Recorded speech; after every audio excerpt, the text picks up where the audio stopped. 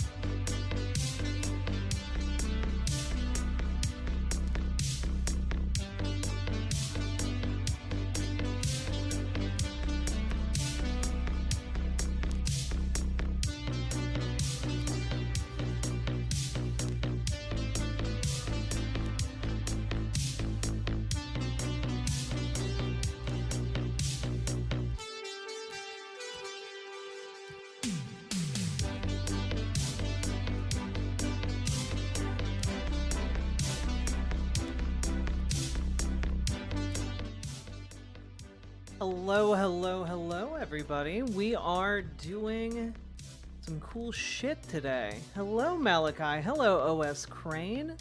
Forgot I need to tweet out the stream.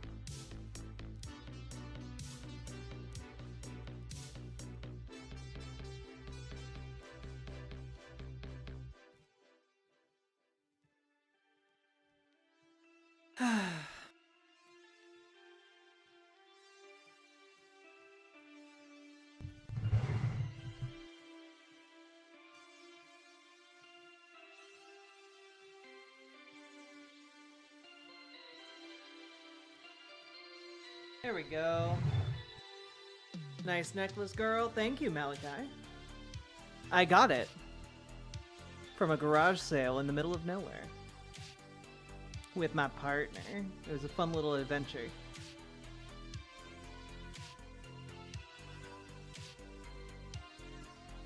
How are y'all doing today? Also, it's just costume jewelry. Like, let's see. We are live to talk about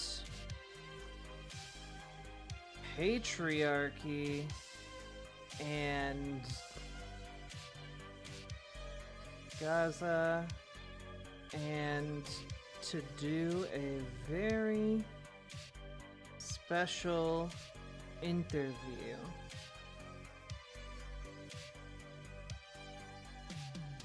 Get in the boat.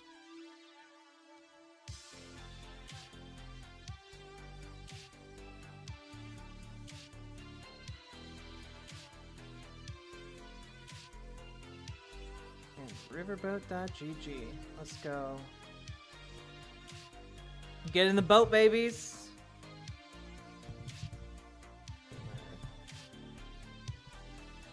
There we go. Thanks. Hey, Nola Ray. Hello, Ukrainian. Hello, Nixon Plumber.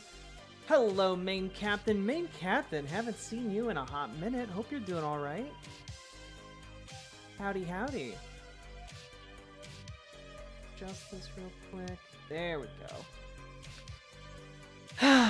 Get in the boat, folks. Also, yes, we do have a dreaded white name in chat. Keep in mind, folks, I will be tracking how many subs get gifted and like the sub equivalents get gifted throughout stream, because Mama's got to pay rent in like 3 days. But if we get to 50 today, we'll watch some analog horror, huh? Also, we're doing some really cool shit, so you know, I'd very much appreciate it. And we're going to be turning off alerts. Or, you know, I'm gonna turn off text to speech. At the very least. Hello, Jennifer Holly. How you doing? The worst time of the month? Yeah. Ari Gaza. I can't look at links right now. I'm not on my main computer. I'm sorry. The alert box. I'm having to do a lot with a little.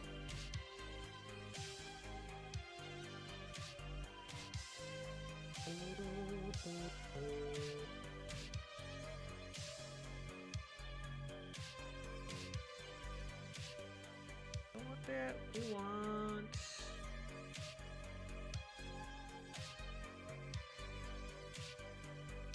Disable. We're disabling all of the alerts.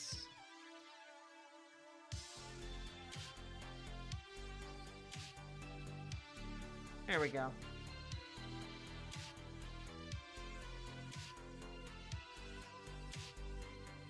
Did we successfully disable that? We did indeed. Soon? What do you mean, what happened? Also, I'm very irritable today, I'm sorry. We're live. There we go.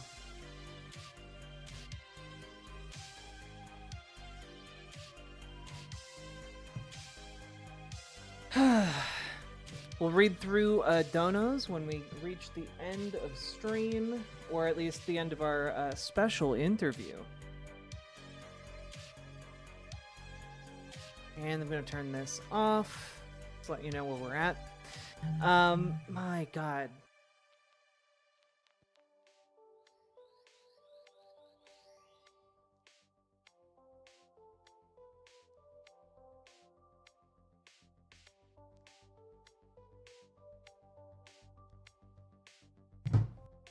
There, my phone is not going to rumble. Yeah, I'm excited for this, guys. It's going to be good stuff.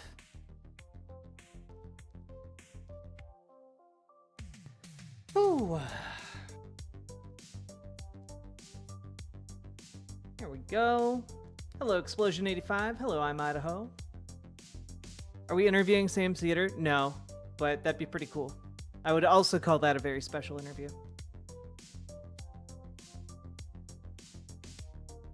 White names make me sick, but I'm too poor to do anything about it. Can someone help? Oh my God. We have a lot to talk about. And it's a Sunday, baby. Sunday fun day.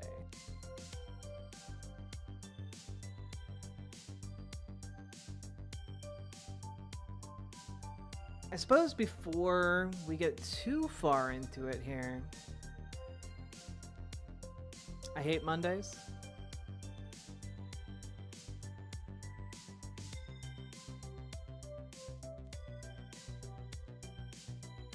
We're not going to get into our major topics yet. I will say,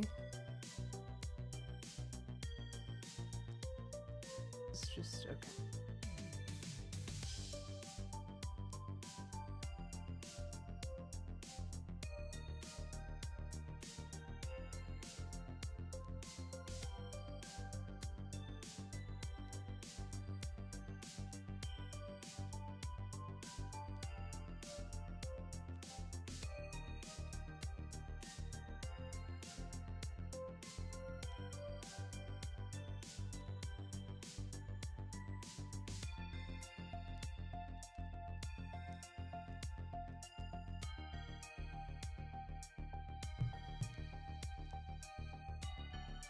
For some reason, when I go to the GG site, the live button isn't there. Is that a glitch? It should be there. It was set to soon for a bit, so you might just have to refresh. It's set to live now.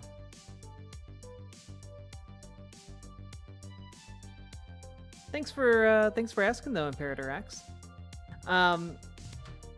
So I'm getting a little bit of traction today, and it feels maybe a bit unearned, but I've had like I don't know, like 100 people follow me today on Twitter, and it's largely over a tweet that I can't show you at the moment because I only have this screen for you guys, but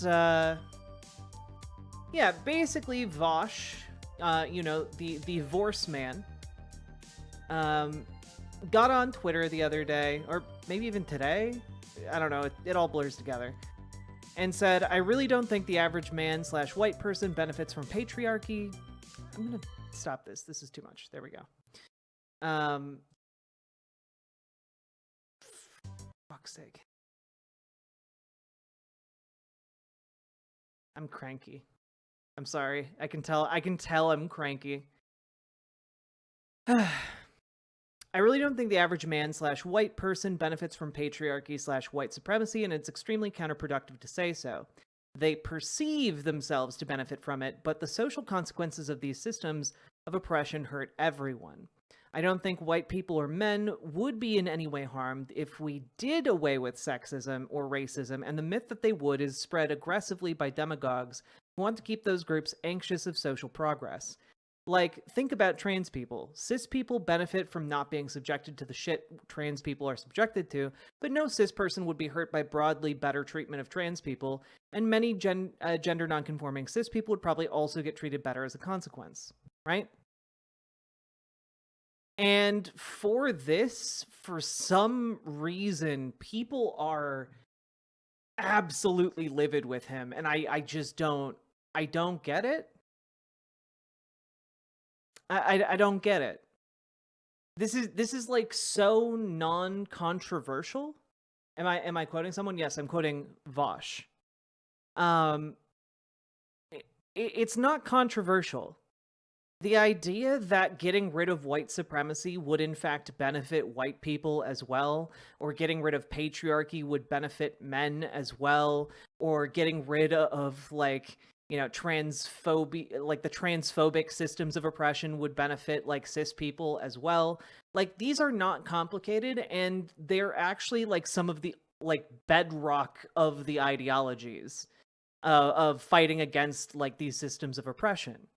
Like, to the extent that this is like if you go into like a course on feminism, this is like the 101 day. Like, you go into the college class, and people are like, hey,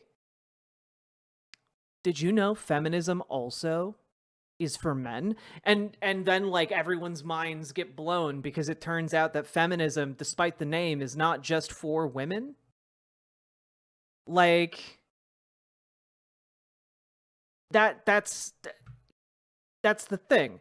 And nowhere in here is anyone saying that everyone gets hurt equally by these systems of oppression. Right? That's other people reading that into what is being said. Because obviously systems of oppression, like patriarchy, affect different groups of people differently. And it's not an equitable system of oppression. It's just a system of oppression. And like, men are less oppressed by it than women, but they would still benefit from the system being dismantled. And this is, again, not high level theory. You don't have to read, you don't have to get like a doctorate in like feminist theory in order to figure this out or learn this. It is basic 101 stuff. You know? And I think, again, when someone reads, oh, getting rid of systems of oppression would benefit everyone, what some people interpret in that statement is all people are affected by it equally, which, again, no one in these spaces says. So I feel like it's a pretty malicious or ignorant reading of someone's general statement saying that, like, patriarchy harms men.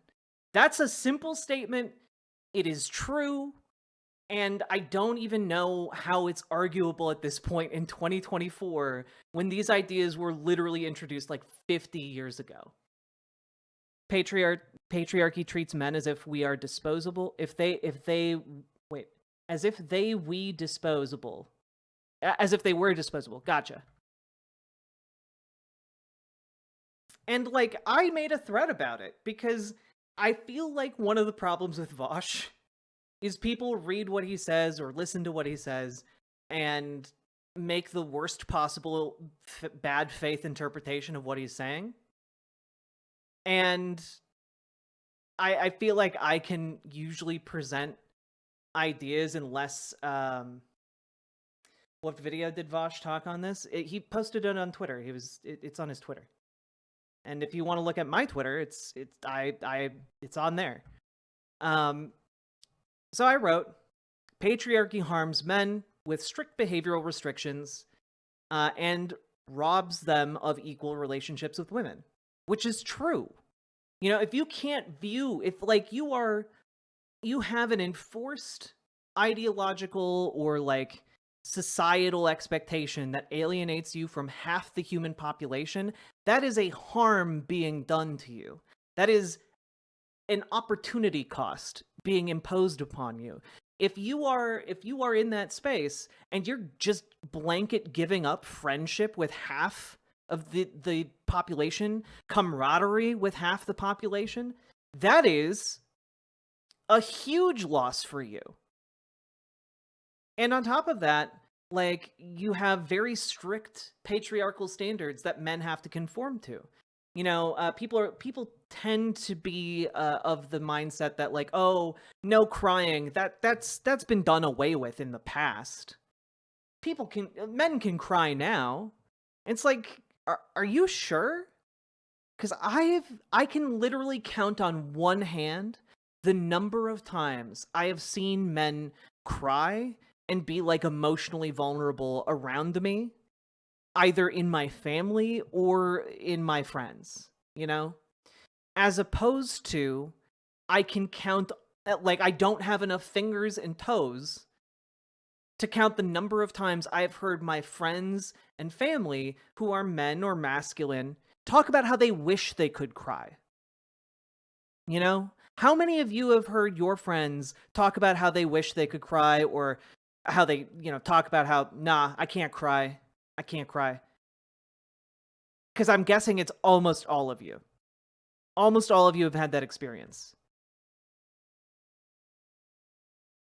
And like, that is still a very, very real constraint being placed on men. It's only been in the last couple of years that I've physically been able to cry more than once a year when it was near a breakdown. Yeah. Like, it is still heavily ingrained into our society.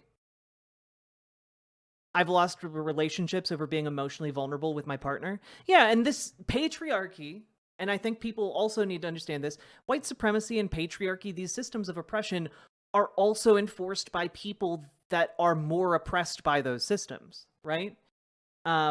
Women will break up with men for showing emotional vulnerability, for crying in front of them, because that's not manly.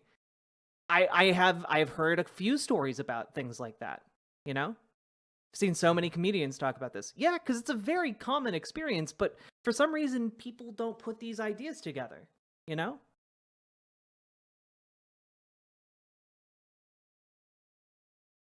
And the other thing to note is that these systems are artificial, right? It's not that men are incapable of crying and showing emotional vulnerability. It's not like men are inherently violent. And I think you see a lot of like essentialization when it comes to talking about men and women in particular, that would absolutely not fly if you were talking about like, black people and white people, unless you were in like an incredibly racist community. But there are people who will say, oh yeah, no, men are just more inherently prone to violence. Men are just, biologically incapable of crying. And that's just not true. It's just not true. You can find some studies that show like, testosterone makes it harder to cry sometimes. That is true. But that doesn't mean like men aren't sad. It doesn't mean men never cry. It just means that like it takes a little bit more, and that doesn't mean like you should still be able and willing to cry. And men aren't that, and that's a result of socialization. So I go on to talk about this a little bit more because I'm autistic. I'm very worried about being understood correctly. So I go on. This is actually commonly addressed in courses on feminism, colonialism, racism, and in diversity, equity, and inclusion programs. This is actually such a commonplace starting point, talking about how, like, for example, ending white supremacy benefits white people. This is such a common starting point that like people will talk about it in like decolonialist classes or anti-racist classes, right? Because there is almost always a moment where someone asks, like, and it doesn't necessarily have to be like the first day or right away, but like someone talks about like, hey, how does patriarchy hurt men? How does white supremacy hurt white people? And if you're in a diversity, equity, and inclusion program, because typically those are done in capitalist corporations, people talk about how that affects their ability to do things. Diversity, equity, and inclusion is also super important in constructing like school curriculums, right? So you'll have teachers talking about the need for DEI, and some teachers are more woke than other teachers and will talk about why you need DEI, because other teachers are like, I don't really see the need for a diversity program in our school.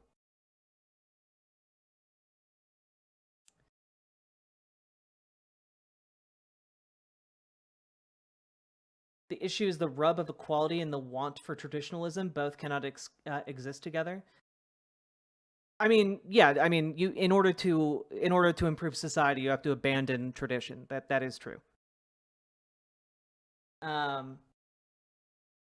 But like this is a very common thing. So common you can find like online courses about how white people benefit from ending white supremacy, you know?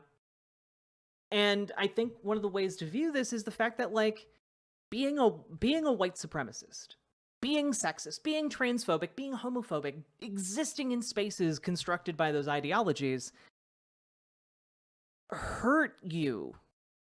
And it hurts everyone who exists in those spaces. Do you think white supremacists are happy people? No, they're miserable. They're completely alienated from the surrounding world. If they live in a diverse community, they're like shunning. They're fearfully shuffling down the street. They can only be friends with white supremacists. It ruins their lives. They may or may not be aware of that, but it's absolutely the case that it ruins their lives. If you're a sexist, women aren't going to want to be friends with you. You're training your brain to be awful.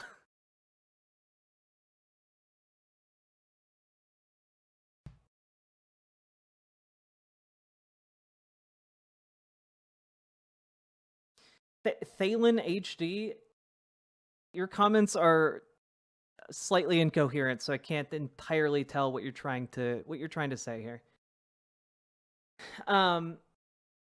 Like, I don't know, dude. Like, imagine you lived in a full-on, like, you know, your white supremacist society, you know, breaks off from the rest of the world.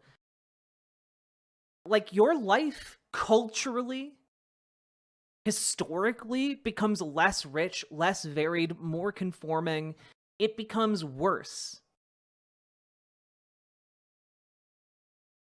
You know, it becomes a worse life for everybody. You eliminate diverse ways of thinking, you become unable to adapt as well. There are lots of knock-on effects. You can find research about this. It's not unexplored by any means. And of course, it goes without saying, I'm going to keep saying this, the harm of these oppressive systems, the oppression itself, is not equitably distributed. Certain groups under white supremacy get oppressed more than other groups. And I think I'm going to have to keep saying that because there are going to be people who are going to misconstrue, you know, the concept of ending patriarchy benefits men. People are going to like not be able to wrap their head around that. So again, the harm of oppressive systems is not equitably distributed. When we talk about privilege in these systems, privileged individuals are simply the least harmed by these systems of oppression. But they are still harmed. And also taking into account, like, usually the people who benefit the most tend to be the people at the top of the economic ladder, you know? They tend to be isolated from the effects. You know. And also, why even bring this up, right? Why even bring this up? Because some people don't really understand that you need to have arguments for this sometimes. Because there are going to be some people who are in the, you know, in group, who is that are less oppressed, you know, that have the most privilege, who don't necessarily understand the nature of their privilege. They don't necessarily understand what this system of oppression costs them. They don't necessarily understand it as anything divergent from the natural world. They think of it as just the way things are, you know? It's unchangeable. It's like the sun. It comes up, goes down. What can you do?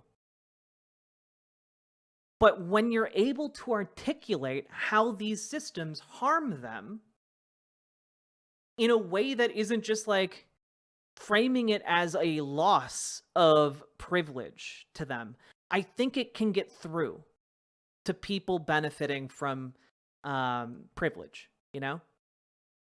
Benefiting here being harmed the least by these oppressive systems. And why should you care about that?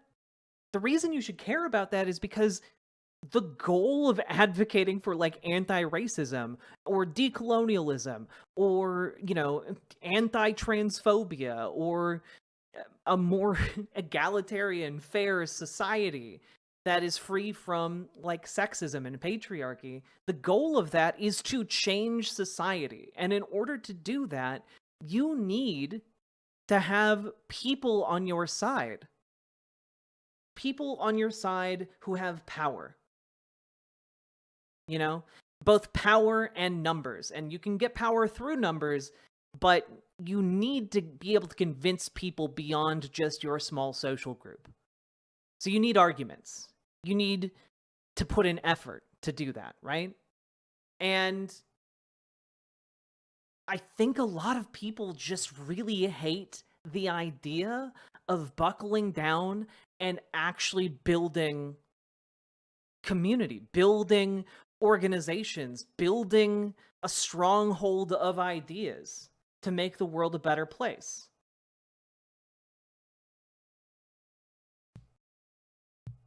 The question that would be asked is, why should we care? And part of our job as people who do care is to convince other people that they should care. You know? You can't just be like, oh, you should care, and someone goes, why? And then just be like, I don't know, you just should. That's not a compelling argument. You know?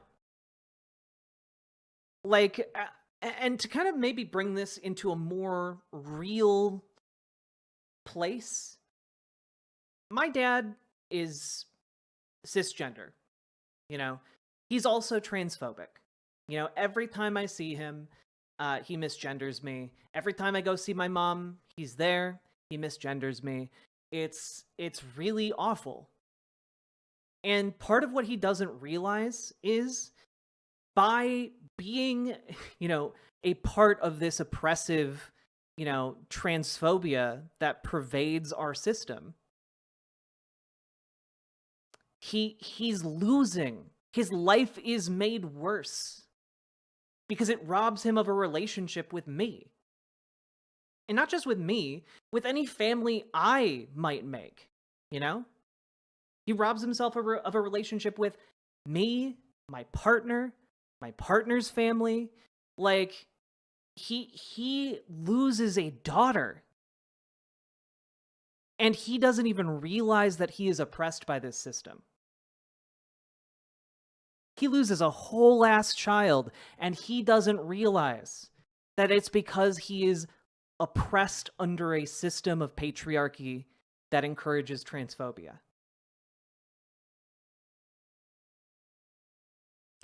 And this is because, in his mind, that's just the way it is. He doesn't see it as a result of like an oppressive ideological system and societal system that's been imposed on him his entire life. But that's what it is. That's learned behavior. That's not just his natural state. He learned that. And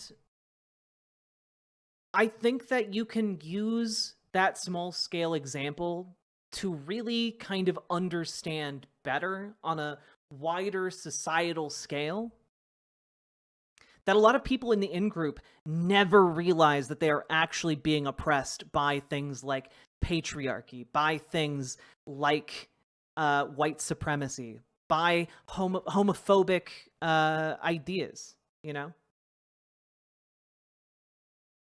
By colonial ideas. They never realize it. And they don't know, because they don't know how they are harmed. They simply go about their business, never wondering or thinking that it could be better, you know?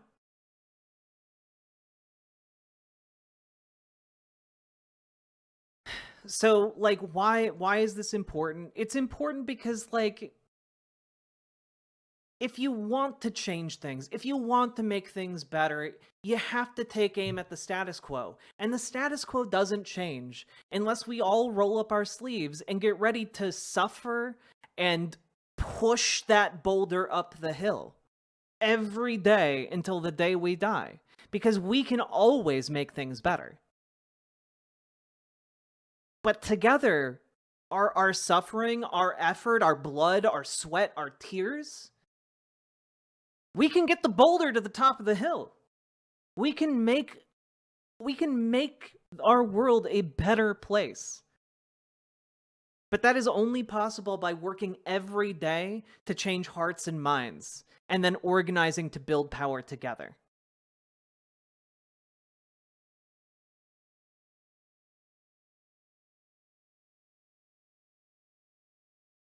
Oh, tie-dyed Draven, I like that you bring capitalism into it, because a lot of these systems of oppression are directly driven by capitalism itself, by economic forces. There's a really great professor named David Graeber who gave a talk. I think we've gone over it. He gave a talk about 5 years ago about the origins of debt and kind of how the concept of debt evolved into what we now would recognize as patriarchy.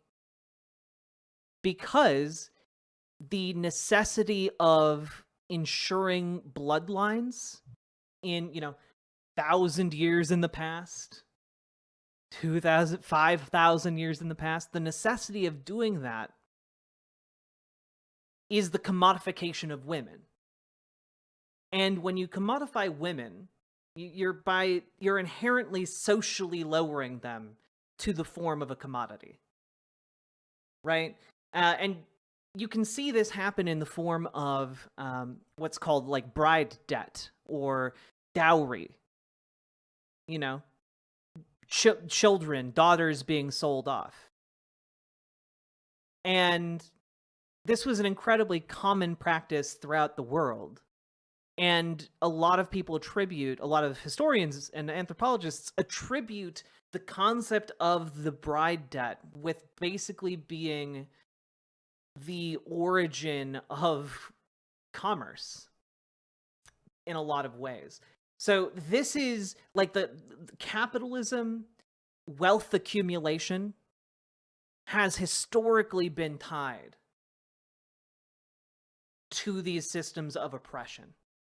And you can see how the commodification of women leads to the commodification of people in general, and that leads directly to things like the slave trade.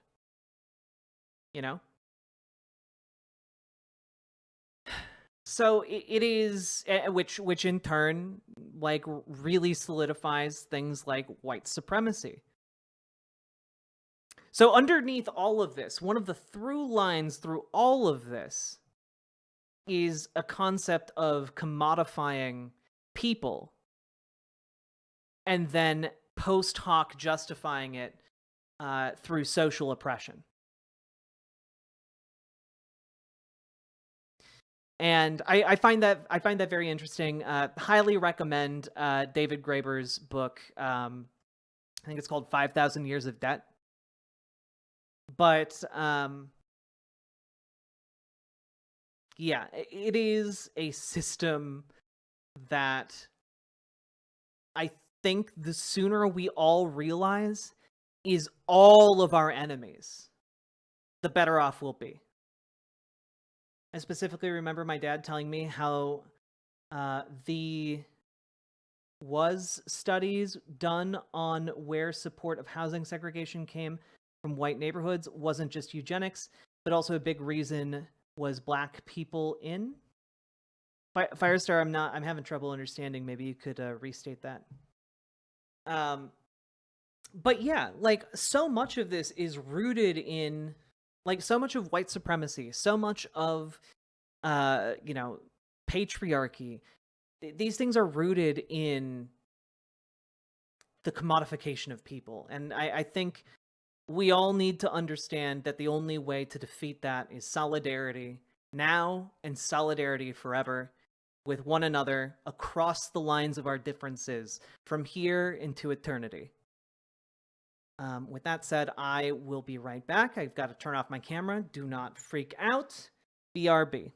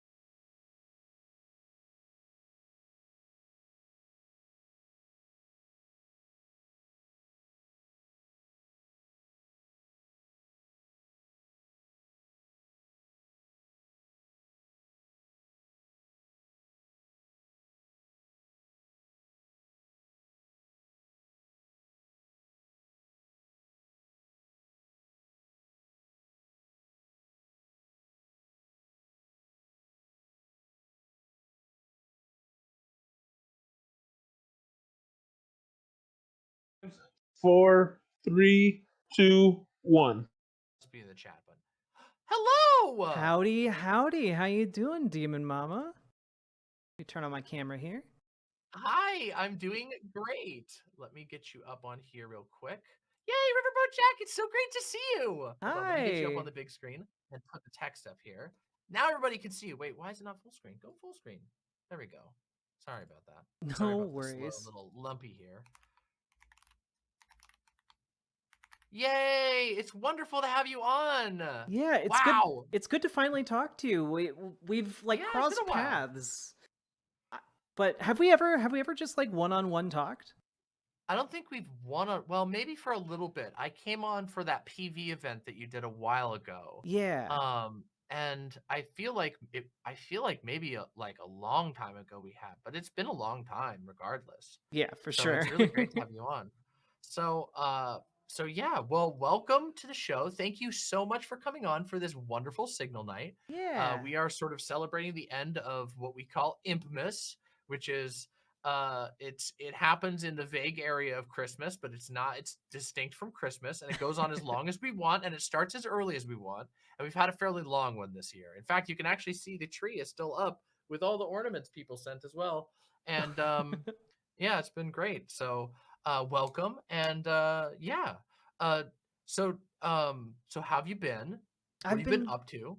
I've been good. I just got back from New York City. I Ooh. first time being there. I went with my partner. My partner and I are working on like a trans femme inclusive lingerie line. And so That's so cool. we went to like a textile show to like look at fabrics and stuff, and then I went and like got like professionally fitted by like a business in New York that does like professional industry fittings. Uh-huh. And it was super super interesting. That sounds Like amazing, honestly. it was really cool, but it also really hammered home the need for what we're trying to do, what my partner Yeah. is really trying to do, and because part of the problem with like lingerie, if people aren't like aware of this, is just that um, sizing is in the lingerie business. Sizing is basically catering towards the most common body type. Mhm. So if you happen to have a larger rib cage, even if you have relatively small boobs, your your ability to wear cute underwear is basically non-existent. Um, Yeah, it takes a lot of shooting in the dark. yeah. Yeah. Well, Yep.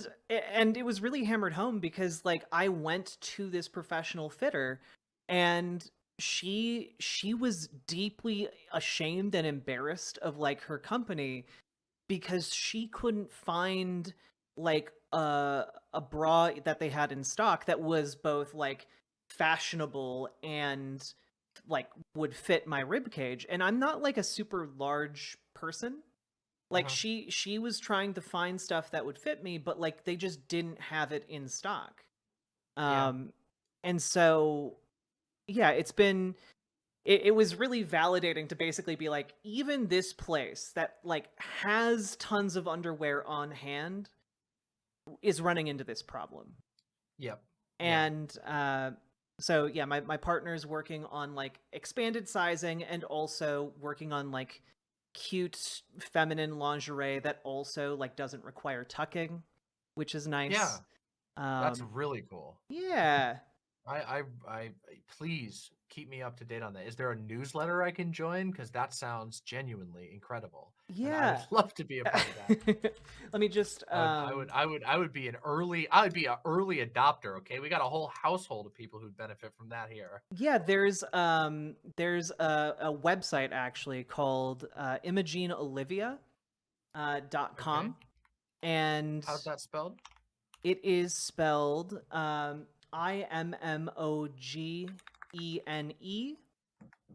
IMMOGENEOLIVIA .com. All right.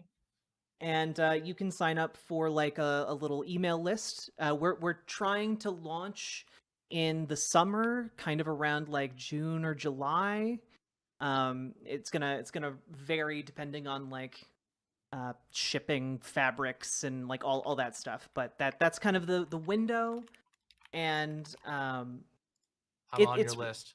it's really exciting. So yeah, we were That there to do sounds that. amazing. So, okay, not to pivot from the real Yeah. reason to go to New York, but how'd you like New York? I loved New York. I'm from the Midwest.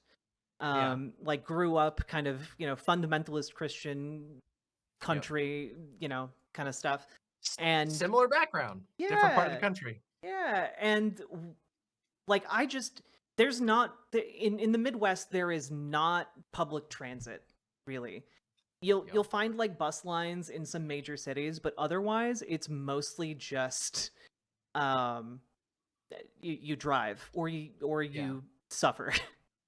And it was amazing to be in New York and like be in our hotel and then go down onto the street, walk like 10 minutes, get to a subway station, and then you sit on the subway for like 20 minutes and you get to your destination. You don't need to drive. You literally don't need to drive at all. It's wonderful.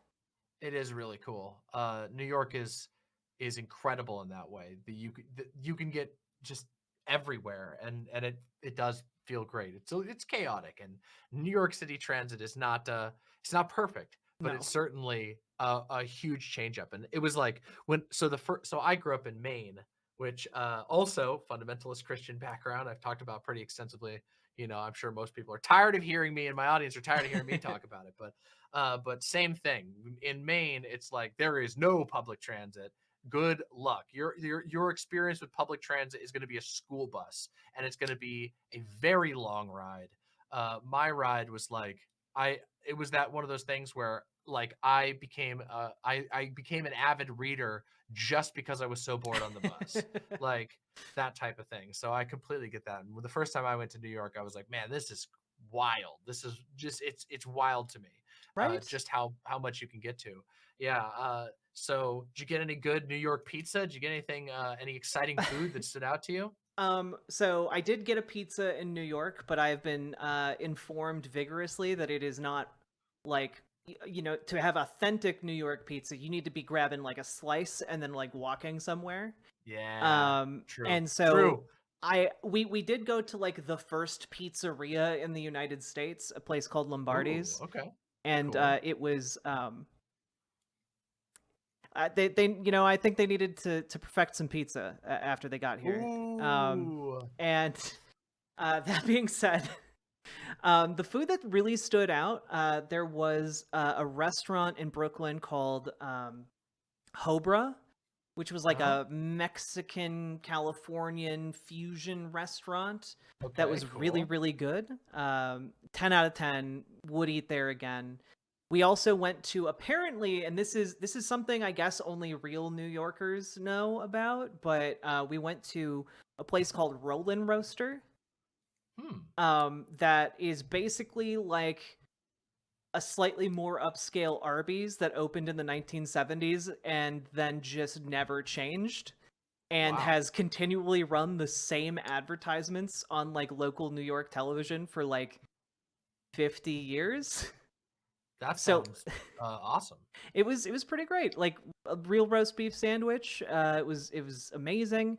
And I do have to say I've been converted to bagels. I didn't really Oh, understand that bagels yes. could be like a meal, and now I get it. Yes, and magical. Yes. In New York City is the place to get the greatest bagels in the world. It is truly a magical experience. And yeah, I was gonna ask about bagels if you got any good ones Yeah. there, because you can't.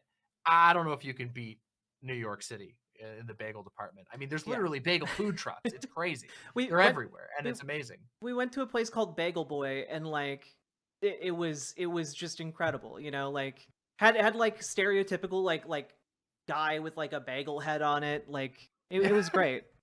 It was great. It that's was great. incredible. Yeah, like a good bagel has a lot of flavor.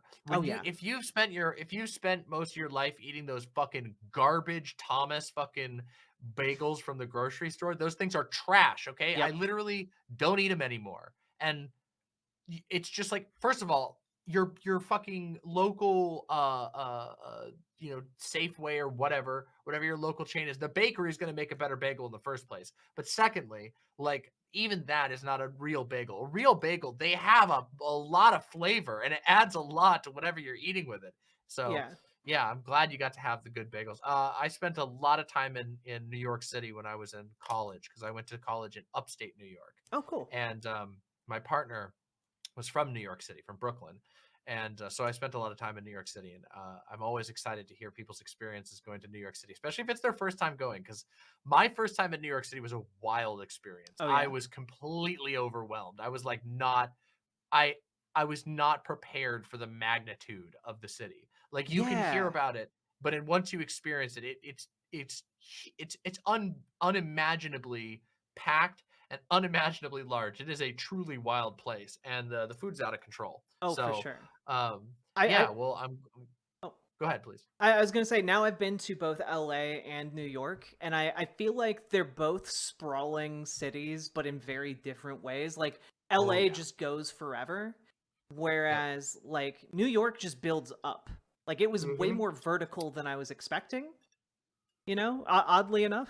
It's dense as hell. Yeah. Yeah, yeah, and And it goes down too. It's kind of creepy when you think about it, like how many layers. There's like tunnels, there's decommissioned train like subway tunnels that are on top, or like the current ones are on top of other ones from the past. There's yeah, like basically like catacombs under the city of no longer used, subway things. It's wild to think about. yeah. It is an incredible city. I've also been. Listen, I'm just gonna. This is gonna attract some ire from the Los Angelites, but sorry, Los Angeles has got fucking nothing on New York, and I know that's gonna make a lot of people mad, It's but also just a lot harder to get around Los Angeles. Like, yeah, for sure. yeah, the Takes transit's just better forever. in New York. The fact that the like highway, the I-5, I think it is, going through the center of Los Angeles is like brutal. Hmm. Yeah. Like the other, Oh, yep, there they go. There it goes. Oh, wait, never mind. All the LA people are saying LA sucks. I'm from LA. It fucking sucks here. Yeah, Nah, the but I agree with you though. Like it can be a very overwhelming city to go to. Like mhm. I'm a bit on the spectrum, and I walked through Times Square with my partner, and that is the worst place on earth. I I I It's crazy. I Yeah, isn't it? hated it so much. It was I got sexually harassed by an Elmo, like while like a Ooh, I'm 12-story sorry. tall like M&M like was staring down, and like it's just so overwhelming that like the police have to like put like a flashing billboard telling you to not get pickpocketed. Yeah, It's it's crazy. wild place. I made the terrible mistake of going to the McDonald's in Times Square, which the experience was something like, well, it's also a New York place, but when you see the Wall Street things where everyone's like, ah, they're all yelling at each other, and they're holding multiple phones and whatever, and like, Oh yeah. you don't even know what they're doing. You're like, this is not a real action. You're just doing something to, like, I don't know.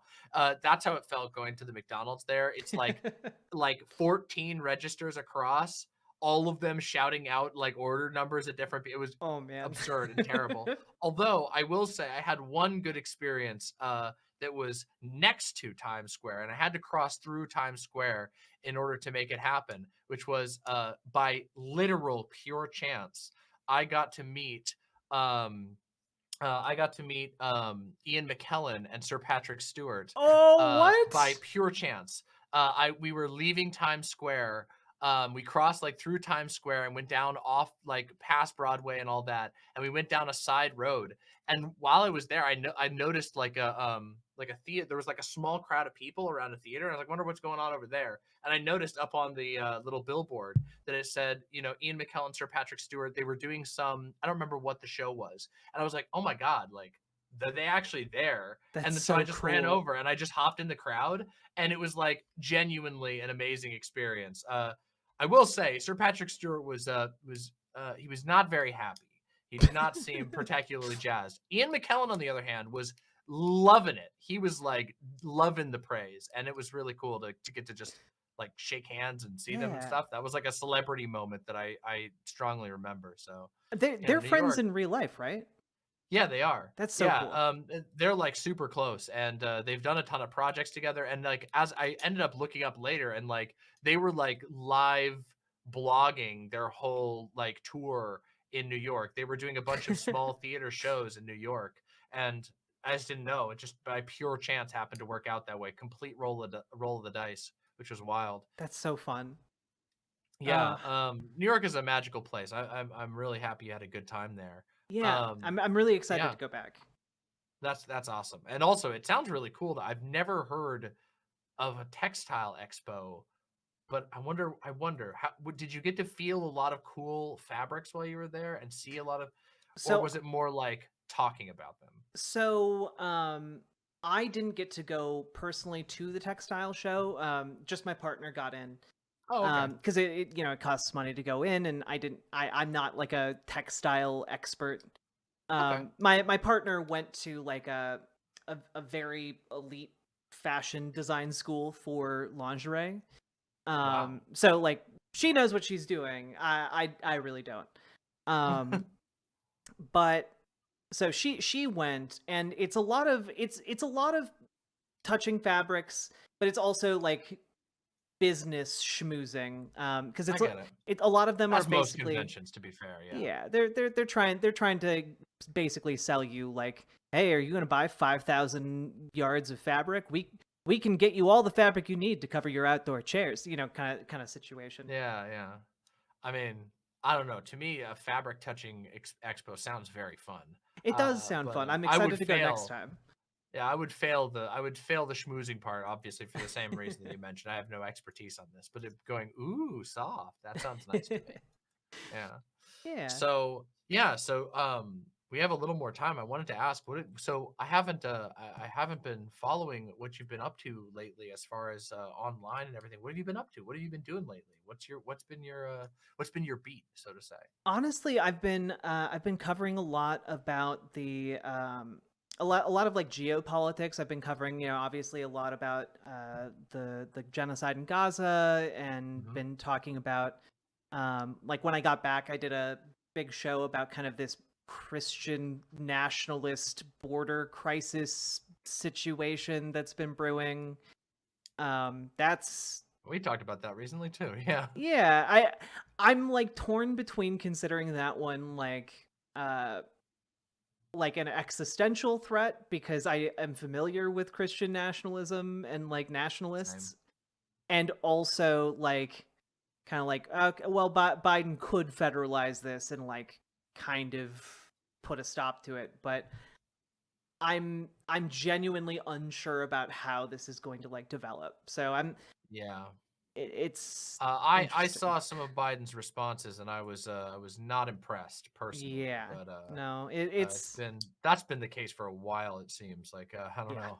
Oh I man. feel like Biden's been isn't it a nightmare right now It's to such just a be sitting here going, oh such my a God, nightmare. is fucking Grandpa gonna fumble it? Is he gonna fumble the easiest win that's ever come? And I'm like, I'm actually like, I know I get a lot of reassurances from a lot of different people. I'm no pollster, and I know even the pollsters don't know what the fuck they're talking about half the time. But I'm sitting here and I'm going, everybody keeps telling me, oh yeah, it's not going to be Trump again. There's no way. And I'm like, and a part of me says, yeah, that checks, because there's not all that many in the Trump cult. Like, it's been dwindling. They're intense and they're angry, but there's still a small group of people.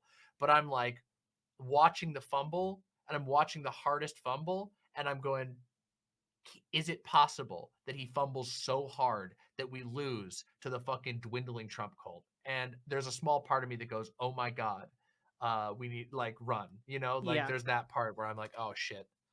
And I really hope not, but I've been shockingly unimpressed with Biden's recent decisions. And of course, then you have like Pelosi today. I don't know if you saw that, Pelosi going on and being like, we should have the FBI looking into these, looking into the fact that Russia is Oh yeah. is funding Gaza, people in support of Gaza. I'm like, oh, get this. Yeah, no, it's We're it's cooked. We're literally cooked. it's literally more imaginable to like the Democratic establishment that like foreign powers are funding like people objecting to a genocide than like Genocide is bad. Yeah. yeah, like they can't imagine that like the common people would ever not like what Biden has accomplished because Yeah. they think he's done wonders, right? Like they look at like the economy, like turning around for some segment of the population. They're like, ah, yes, we've done it. We've secured the victory, and it's just like, what are you doing? No, you Yeah, it's such haven't. a weird thing. I'm like, it's just like I genuinely don't understand like the thought process, because it's not even like, it is one of those things where there's not even an ounce of self-preservation, because you No. would assume that like a cold calculating politician would go, oh shit, we're losing popularity on this. Time for me to change my position on this issue to match what the voters want. That's what you Yeah. think when you go, yeah, politicians are cynical. They'll do whatever for a vote. But then you see the Democrats and you go, they don't even want to do that. What is their motive? Are they just so deluded? Is it that? Is it I just that they're so siloed off and there's no outside information, that it's all calls from inside the house and back clapping? Is that, I don't know. Is it like that insulated that there's just no one who can say you're losing popularity and making decisions that go against your general political base? I don't know. I mean, It's shocking. I think that they are insulated from like the truth. Like people just aren't telling them that like this polling is actually real. Like Yeah. they think this is a temporary thing, that by the time the election rolls around, people aren't going to remember, they're going to vote for Biden, they're going to fall in line, etc. But that's really Why would you even hard. gamble on that? Right, Like, it just right? doesn't make sense. What's the motivation? Well, And it's just like, I don't know. especially because Yeah. some of them have gone beyond just like, oh, people will forget about it, to like actively antagonizing their voter base. Like I don't know I've if you seen a saw lot that. of that. John Fetterman like getting on the rooftop of his offices Yep. and waving like an Israeli flag like at demonstrators outside where he works, and it's just like, what are you doing? Yeah, why would you? Why? And then also like his like whole pivot away from like, I'm not a progressive, when it's Oh like, yeah. dude, you literally ran on. We live in a strange time, and I am not looking for, and the thing of like I meant to say the thing that of people saying, oh, they're going to forget about it or whatever, it's not going to Hmm. matter, is the biggest cope I've ever seen. And it's crazy because they've been saying that like basically since this all started happening, and nothing of the sort has happened. If anything, people are like more angry about it because nothing happened. Like, yeah, it is true that like there's less overall coverage of the situation. Obviously, that happens with every single news story. Like, other time moves forward and other events happen, and so people get distracted and stuff like that and Hmm. whatever. But like, as far as the sentiment that I see online and offline, basically all over the place, like it really does feel like people are more pissed off that like it's like, no, we're not only have we not forgotten about it, we're remembering that you told us we were going to forget about it. And it's Yep. just like, oh Jesus, like Well, again, the doom fumble is like just floating there in the future, and I'm going, oh God, the oh other dear God. the other part about it is just that like they're banking on like his economic wins, right? They're banking so hard on them, and it's just like what most people remember about the economic wins are like, promising student debt relief and then not getting it, Yeah. or like Or the check at the very beginning, the COVID check, yeah, where it was like, oh, actually, we said we were going to give you a $2,000 check, but we actually were including the money that came before. Technically, it was yeah, like trying to weasel out of having to pay for the bill at dinner or something like that. It was yeah. just like, Oh I my don't god. understand it. It also it's driving me nuts because I mean, like I saw like two stories in the last week where it's like half of Americans' rent is now like taking up half of their income, like, or Yeah. it was something along those lines. And then like the other story was more we have a record number of people over 65 continuing to work and not retire, and it's like these are not Crazy. signs of like the economy doing well. This is actually a sign of things getting worse for people at the bottom, you Yeah. know? Yeah.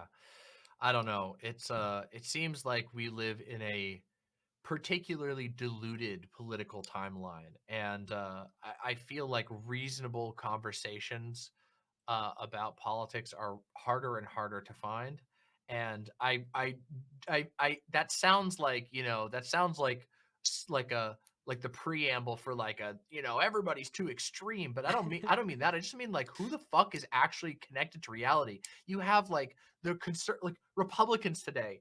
Fucking Lindsey Graham is going on every social media platform and being like, "Bomb Iran now!" And I'm just like, and this is like, and then the Dems are like, well, maybe we should consider making a strong policy on the border since Greg Abbott says there's an invasion. We got to take him at his word. I'm just like, okay. And then you have Nancy Pelosi being like, Russians are the reason why people are mad about what's going on in Gaza. Just deranged. Yeah, no. What is going on? Deranged. It's derangement. I don't know what else to call it. Well, It's diluted. well, and then Biden's response is just like, "Oh yeah, sign a bill into law and give me the executive power to shut down the border. I'll do it day one." Like, what are you doing? Why? What are you doing? What are you You doing? want Listen, I want to put the razor wire down. It's just like, oh, dude, what Yeah, the fuck? Biden's like comms are basically just like, the economy's doing great under me, and I personally want to put razor wire across the river to slash 3-year-olds as they swim across. Like, what are you doing? Why? Deranged. You don't have Yeah. to take Again, this diluted. L. It feels like we're the goose is cooked in more ways than we've seen in a long time, which is wild to say, because I feel like, I've been plugged into politics for a very long time, long before I even started streaming. That's part of why I started streaming, was because I was interested in politics and whatever. And I'm like, man, it's been getting less and less possible to make sense of literally anything. And I just feel like, yeah, I don't know, the Republicans especially, the Dems are really fucking bad, and I don't want to give the idea that, like, Yeah, you no. know the Dems are like just as bad as the Republicans, because again, like I said, Lindsey Graham on Twitter fucking screaming about bombing Iran is just like, that's normal for the Republican Party right now. Mm-hmm. They're screaming about things that do not and should not exist. They've created a total reality warping vortex. And I don't know, I'm like, part of it reminds me of just like, I don't know, like contending with the fact that we've always had to contend with like extreme religiosity and stuff like that, where people work themselves by one means or another into like a worldview that is totally incompatible with anyone that doesn't agree with their worldview. It's Mm-hmm. just they can't. There's no agreement on basic facts. But with Christianity alone, when it's Christianity, it's like there's a religion there. There's thousands of years of history. What the fuck is going on with the Trump cult shit? Like, I don't know. I guess I it plugs into Christianity and they're siphoning off fumes from it. I don't know. Yeah. I I have a theory, and I think my theory is that we're approaching the conspiracy singularity, where it Yeah. all Yeah. just converges into like one abyssal black hole of ideology.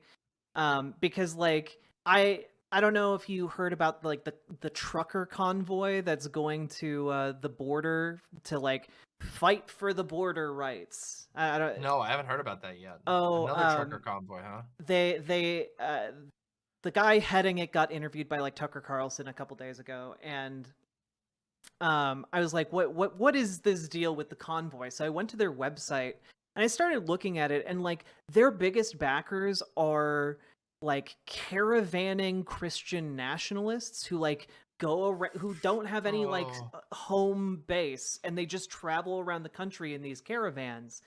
And they also have a presence at like flat Earth conventions, and Oh, like incredible. I mean, and like they all these like several of the people behind this caravan are QAnon influencers, and it's just like it's this growing movement that is like fusing Christian nationalism with QAnon, with flat Earth, with like every conspiracy theory.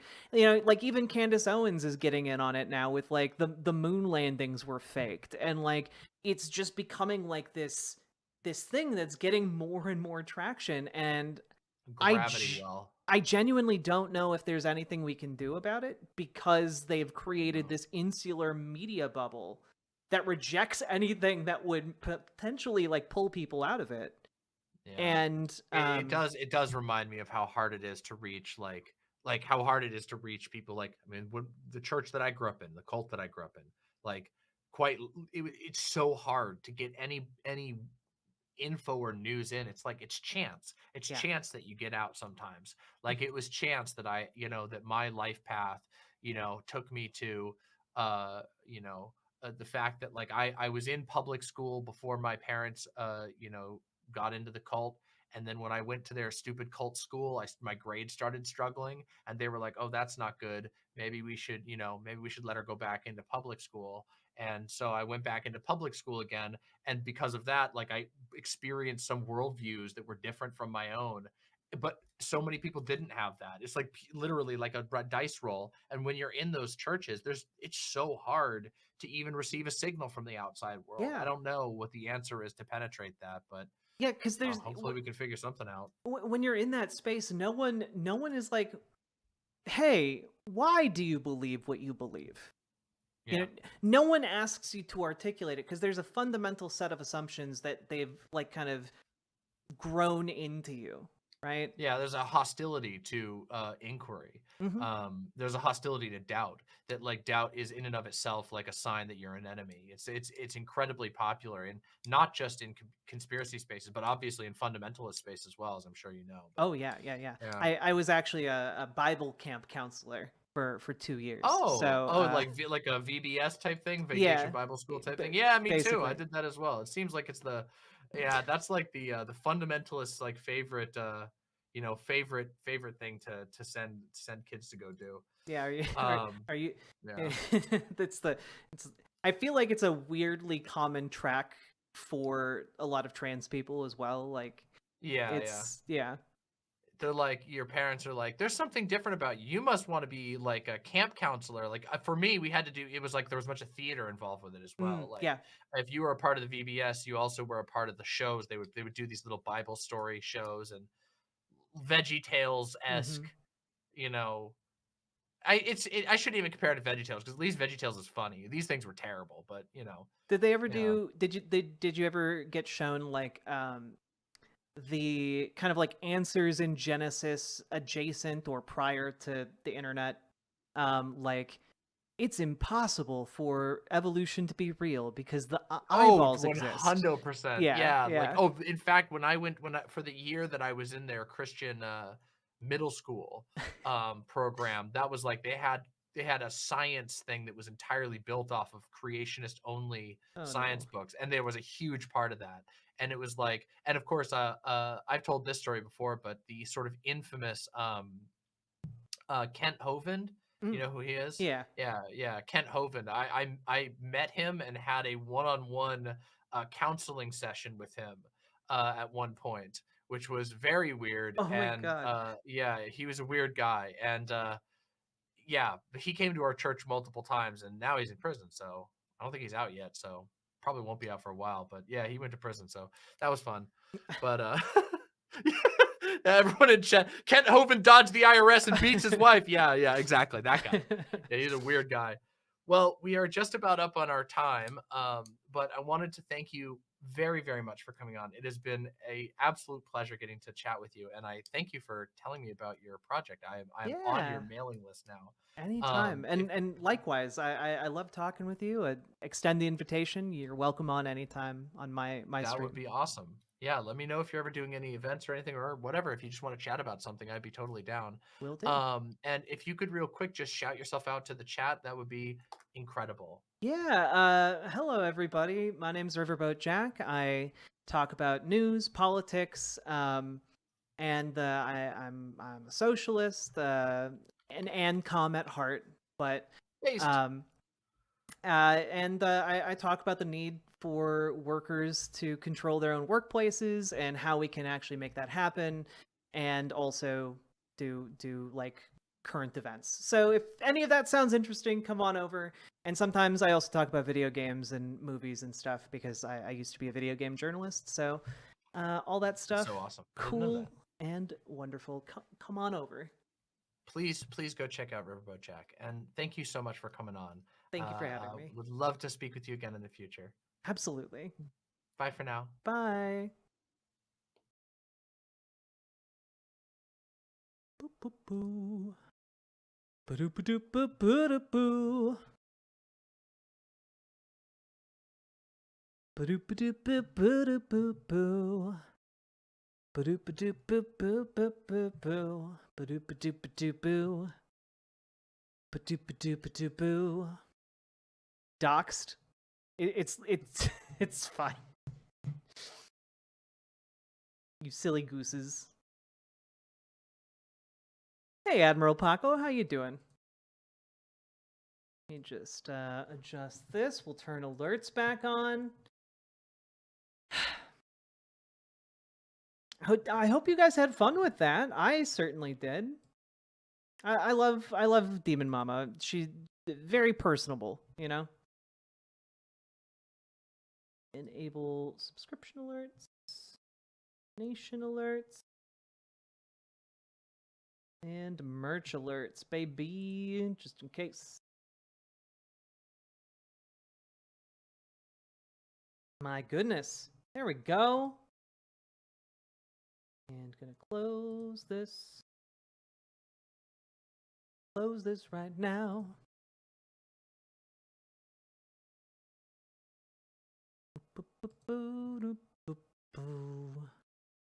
Gonna add my camera.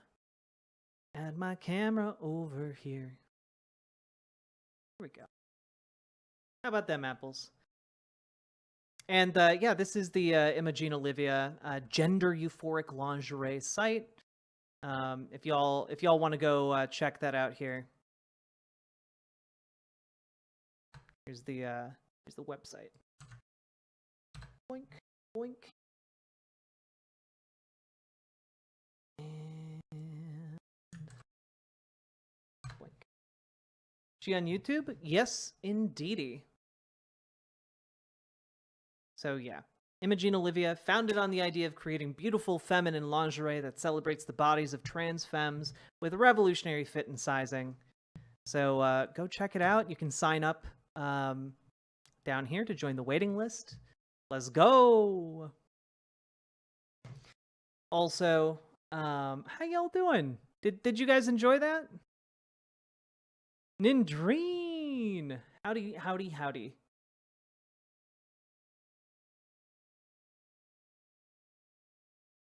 Yeah. Okay, you do hear me. Okay, cool.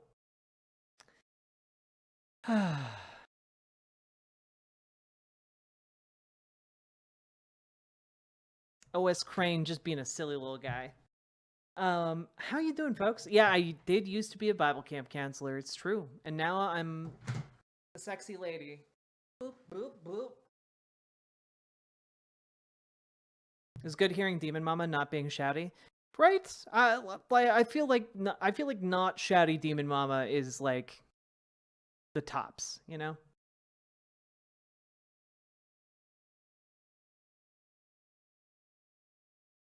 Did the other trucker convoys actually achieve anything? No.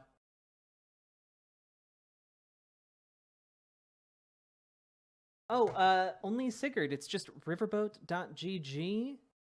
And you can always do !site and get the link that way. No worries.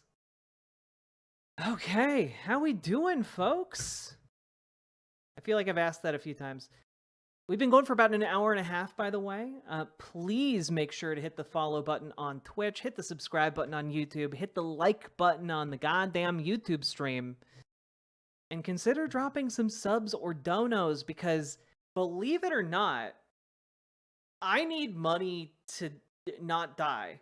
And this program and this show brought to you by viewers like you, so you can actually help me achieve the dream of not dying and continuing to live.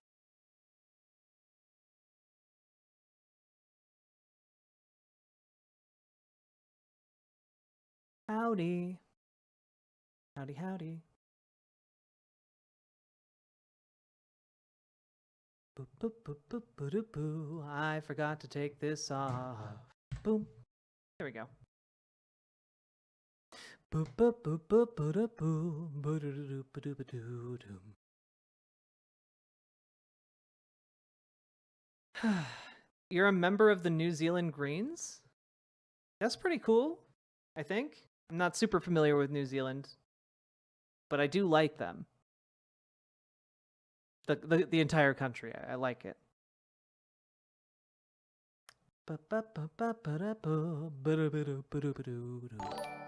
Oh my god, Salmon Moose! Subs for the Jack Not Dying Fund. BWA. Thank you. Thank you. That is incredibly generous. 10 tier 1 sub dono. My goodness.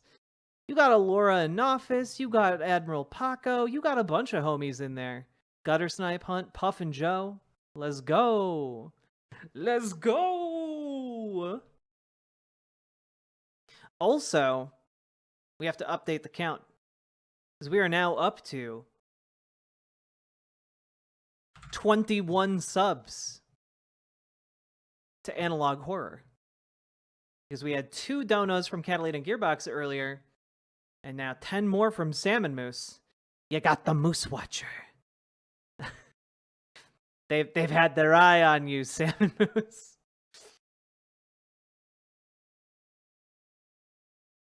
So, for those of you who don't know, Analog Horror is fun, like lo-fi VHS inspired horror, and I'm excited. It's a rising genre on YouTube, and I've been enjoying going through it.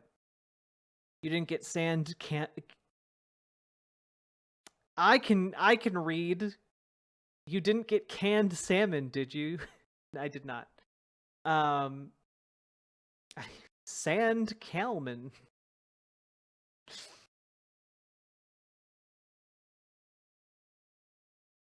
When did you get out of the church?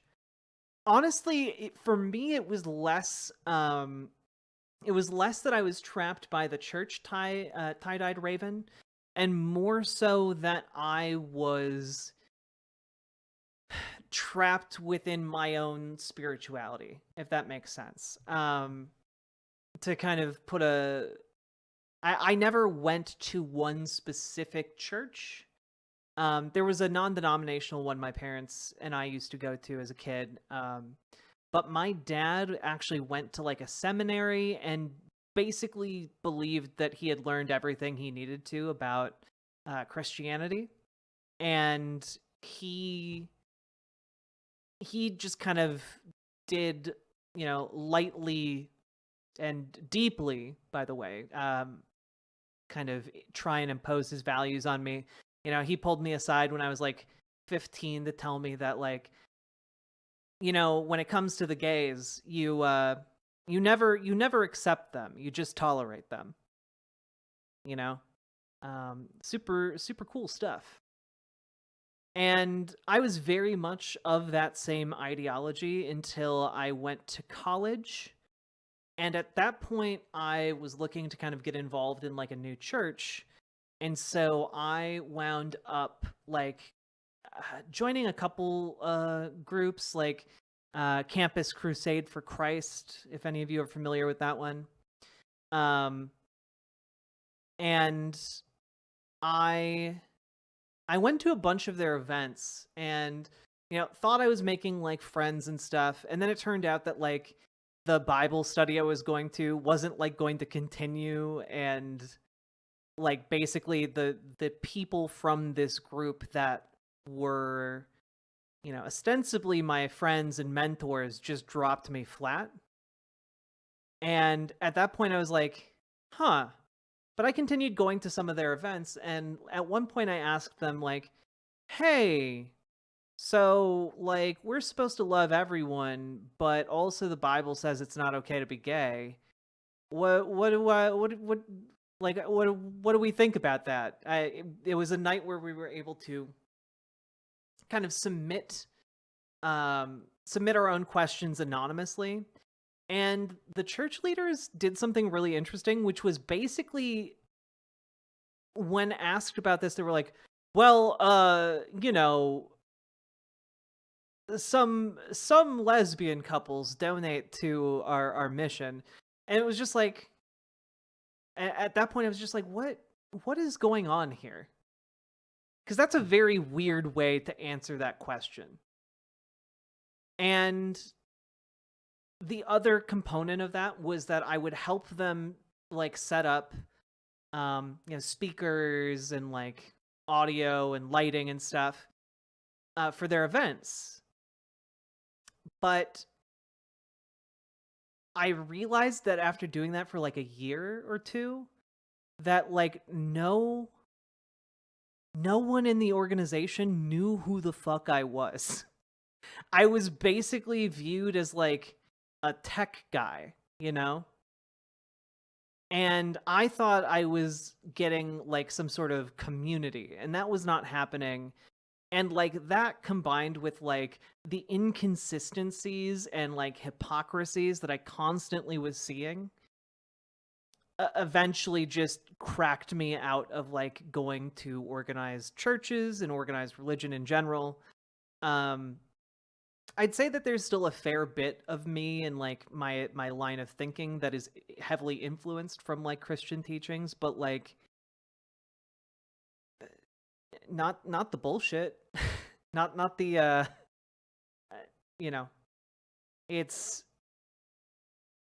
it's just deeply disconcerting to me how, like, evangelical Christianity, how far away it is from even, like, normative Christianity, like, even normative Christianity. Like, to give you guys an example here, growing up I read several Hal Lindsey books, which is, like, starting with, like, The Late Great Planet Earth, which was a book from, like, the 80s or 70s about, like, how basically the time of tribulation is at hand. All of the when people say, like, evangelicals are trying to bring about the apocalypse, it's basically from Late Great Planet Earth saying that we are in the end times, and, like, connecting different current events from the day with biblical prophecy, and it was that sort of stuff that we now see playing out in our current politics, with Republicans catering to their evangelical base by, like, supporting Israel and supporting the genocide in Israel, because restoring the original kingdom of Israel is fulfilling, it's part of fulfilling the biblical prophecy of that leads to Armageddon and, the death of all Jews, of course. That's crazy, Shai Halud, thank you very much for hitting the like button. I appreciate it. Move stuff like moving the capital to Jerusalem was specifically done in order to fulfill biblical prophecy. That there's no other reason to do that. Hey, Dusty Den, where have you been? Nice to see you again. So, that's kind of my story of falling out of like, mainstream organized Christianity. I'm not entirely sure where I stand spiritually. I largely consider myself, the word that's popping into my head is anathema, but that's not the right word. Agnostic. There we go. And that's kind of where I'm at. You know, I know that I know enough to know that I know nothing. I've done a bunch of community work, and it makes people there see that I'm actively atheist, except animal welfare, which tends towards more secular. True. You have the right to be anathema if you want to.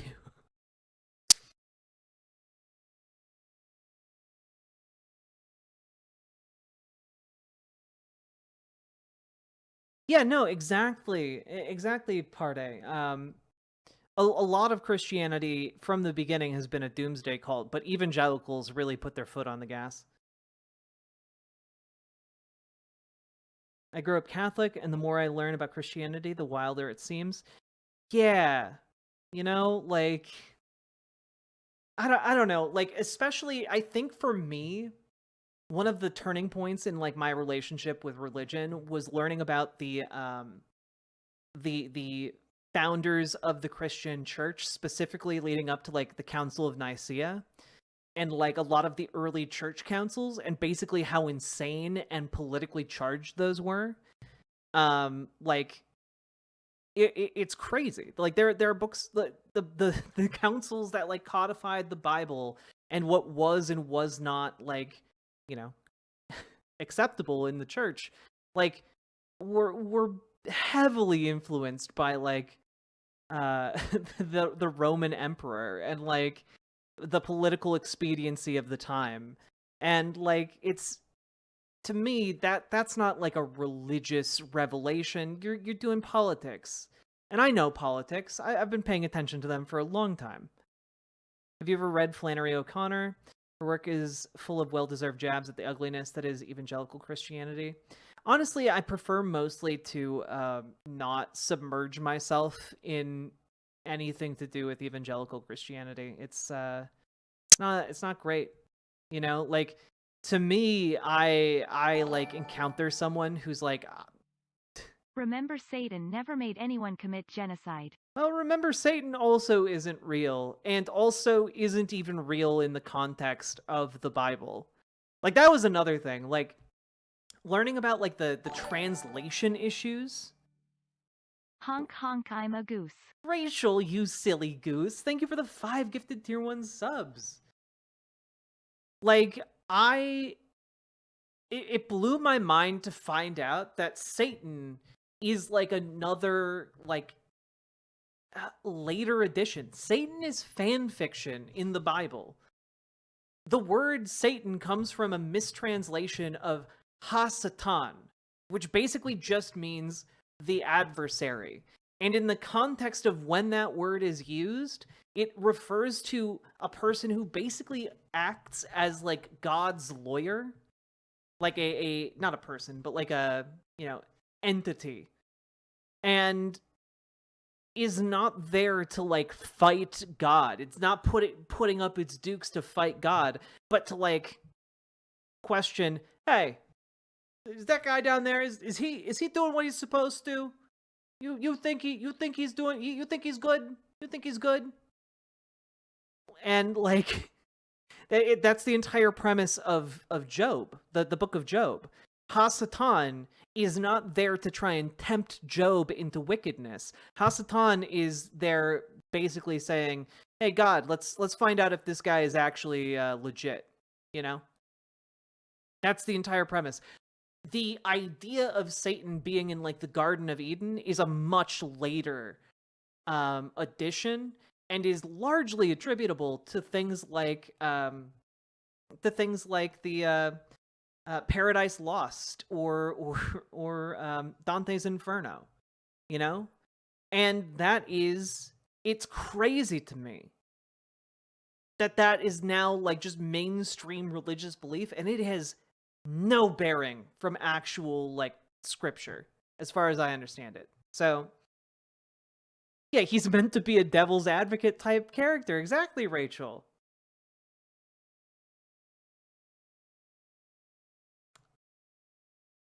When I worked I grew up waspy. Really went to church, standard cultural affiliation. We had mental illness and doses of Christian Science, so it was goofy. Atheist by 11. I feel like Christian Science is a bad sign. Same with like speaking in tongues or like claiming to be immune from like a rattlesnake venom. You know, I feel like that alienates a lot of people. When I worked my way out of Christianity, it was the weirdness of the people who were the most devout that made me question more so than the incoherence of the text. Glad I got out when I did. For me, it was both for me, I didn't know a lot of like openly weird people because I live in Minnesota, and Minnesotans are like passive aggressive as hell and care very much about social niceties. So like, they're not going to show you how weird they are generally, you know? So for me, it was like, it took like, and I'm also autistic, so there's that. So for me it was like, I need the hypocrisy, the growing mounting hypocrisy and inconsistency, as a Minnesotan I can confirm that's 100% true. Yeah, right, Admiral Paco, right? The pastor of my church did the whole tongues and laying on hands stuff. Oh, laying on hands is another bad sign. Yeah, whenever they claim they can do miracles, you need to get the F out. Like it goes from being like an intellectual exercise to being like, oh shit, they're gonna start they're gonna like dig up a grave and try and bring someone back from the dead. I'm not religious. I'd probably say I'm agnostic too. Religious organizations are bad, but most poor and working class people are religious, and churches do a lot for homeless people. Yeah, I mean, I don't mind when churches do good things. Mainly, though, my argument is that I think churches are not a great vehicle for doing good things. I think they're money sponges that prevent the government from doing a lot more good things. Sorry if this is off topic, but if you got a chance, would you be willing to link that guy's Star Wars vid from yesterday? Not the Quiverings, the other guy with the chode tube. Yes, I can do that. First, let me update the count. We are now up to 27 subs. Did you ever let them lay hands on you? Nah, I never like got baptized or anything. I never wanted strangers to touch me, if I'm being completely honest. I was raised super Christian. Now I'm finally free from the cult. Born in Minnesota, forced to move from Minnesota when I was 10 to 11 because my dad got laid off when he moved us to I'm going to assume that's Montana. Wait. MTN moved us to MTN home, Arkansas, and later I lived in Tennessee and Nashville and then came back to Arkansas. Gotcha. Let me see if I can find that for you. Here you go.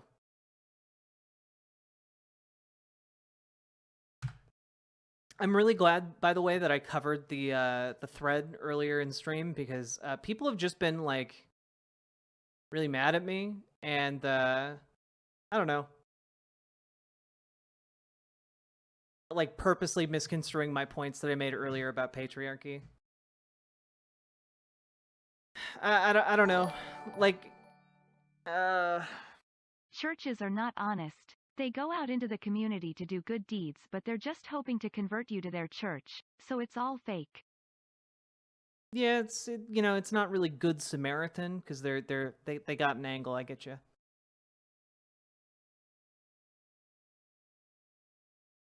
Hey Shakespeare, just watching streams is a privilege to me at this time. Well, I hope I hope this is a privilege you enjoy. I hope you find this to be entertaining and fun. I appreciate you being here, Shakespeare. We're 28. Is this the one with Vosh having a shit take on gender again? No, it's the one with Vosh just talking about how the fact that like when you get rid of if you dismantle patriarchy, it benefits men as well as women, and people are being real not normal about it. Yo! 10 away from the horror. Nothing like a little BWA, a couple of white Russians, and Jack on a Sunday night. Damn, Paladin, what are you doing with all those white Russians? You about to start some organized crime? Huh? What's going on over there? Thank you for the 13 gifted subs. My God. Let's go. We're at 41 subs. My God. VDS hour again, is it? No, like Vosh made a thread. I replied to it with, or I quote tweeted it with a thread of mine. No, someone was sharing around like a screenshotted image of like 3 of the tweets, and I used that and like made my own thread about how abolishing patriarchy also benefits men and why we should care, because like having an argument that can potentially convert like people in the in-group to your cause of like anti-racism is good, actually. And people are being not normal about it, you know? Like I don't know. Like, am I the crazy one here? Am I the crazy one for just saying like, hey, maybe we should be able to get more people on board with being anti-racist. Maybe we should be able to get more people on board with being against the patriarchy. Maybe that would be good.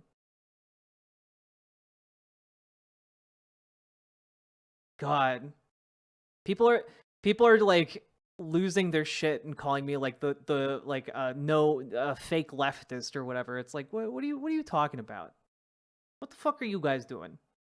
Other than like sitting on the internet, like having like a little piss fit.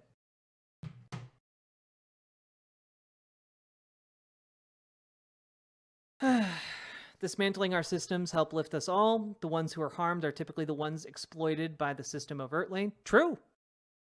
Absolutely true. I think it would take time to convert those kind of people, but I don't think it's bad to try and bring them over.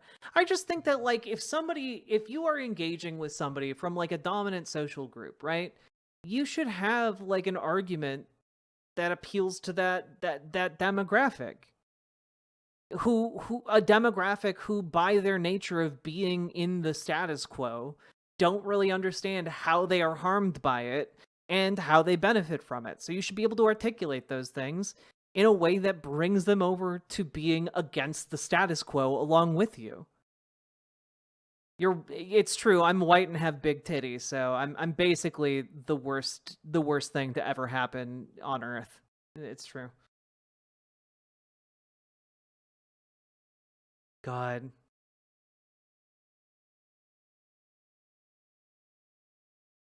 I can't, dude. I can't. Like, yeah, yes. Patriarchy benefits the men who uphold it. No one is arguing that it doesn't benefit men. The argument is that it also hurts men. Like, there are benefits and harms. And the harm outweighs the benefit, even to the group that benefits. If you're not masculine enough, gay enough, or gay, or not misogynistic, you'll benefit less. Seriously, just look at the difference between how patriarchy treats femme gays and mask gays to see this in action. Agreed! Not agreeing! I mean, I agree! I'm not disagreeing! God. Well, the reason, right, that I include this is because I think Vosh is saying what I'm saying, but he's saying it poorly in a way that other people are going to maliciously misinterpret incredibly easily, right? As opposed to patriarchy harms men with strict behavioral restrictions, and by robbing them of equal relationships with women. Like, that's not a controversial thing to say. It's just not. And people are losing their shit about it. You think it'd be easier to talk people into not producing angry, lonely, unpersuadable weirdos? Winners and losers, the longer I do this, the more I think that there is a section of, like, online leftists who do not want to win, who do not want to actually get rid of, like, our oppressive systems, and just want to be, like, the most, the most pure and self-righteous person in the room. And I hate it. I hate it so much. I want to actually dismantle patriarchy. I want to actually dismantle white supremacy. And in order to do that, you have to convince people. You have to actually bother to come up with arguments and convince people.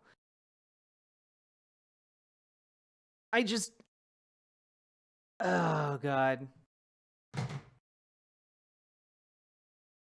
And I wish people wouldn't read what I'm saying and go on to be like, yes, you're in this thread, you're talking about how these oppressive systems actually harm the people in the in-group, but have you considered that they actually harm other people more? And it's like, yes, but that's not what the thread is about.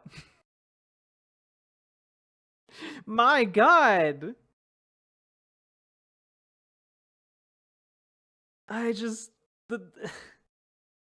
If you want to ask me about that shit, you can just ask me about that shit, or come in my stream. That's a lot better. I don't have time to respond to everyone on Twitter.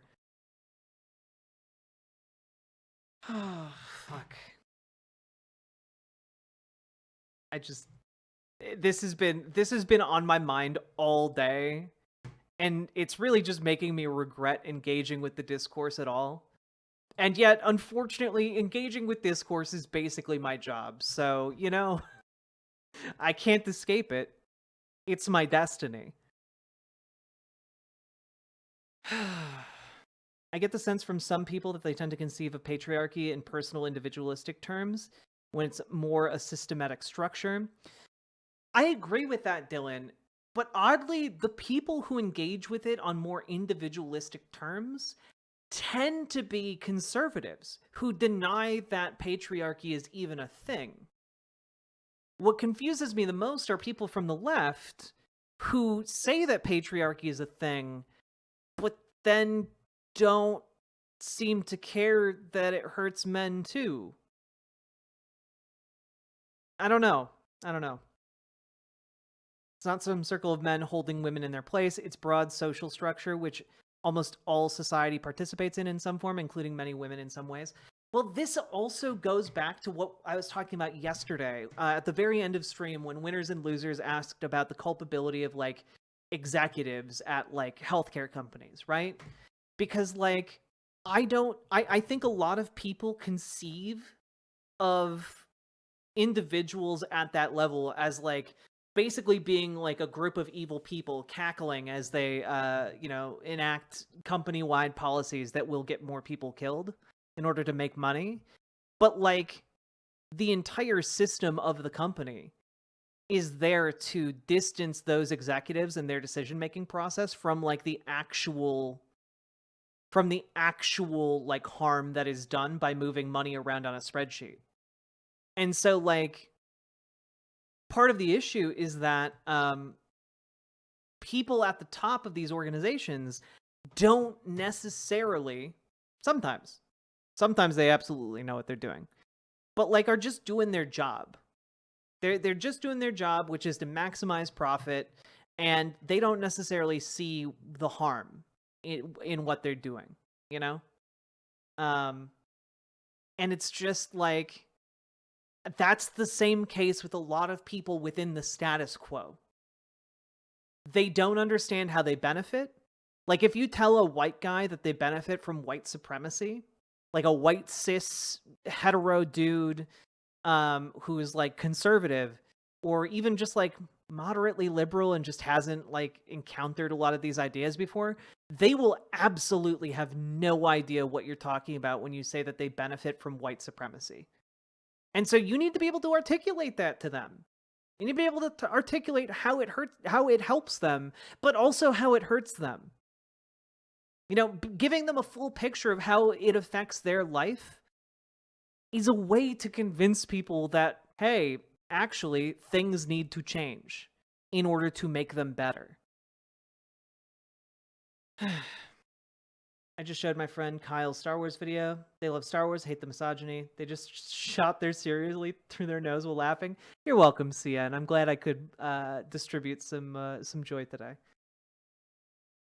Everyone's too scared and worried and has to feel safe to be persuadable, so people cling to what's familiar. Thus, we're overrun by validation-seeking behaviors. That could be.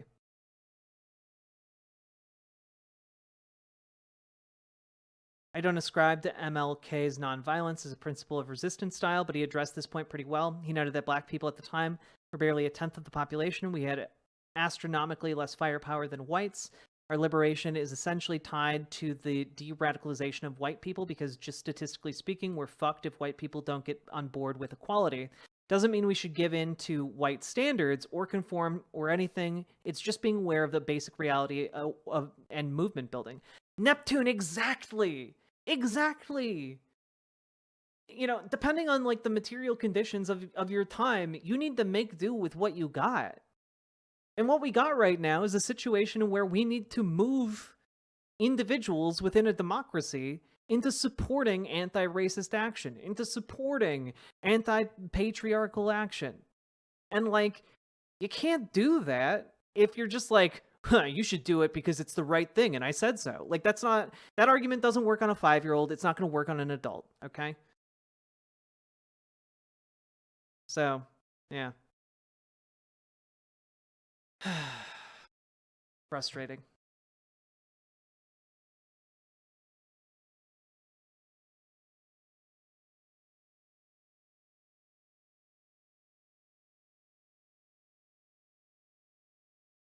But I enjoy punching Nazis. I mean, I would never discourage you from that point of action, okay?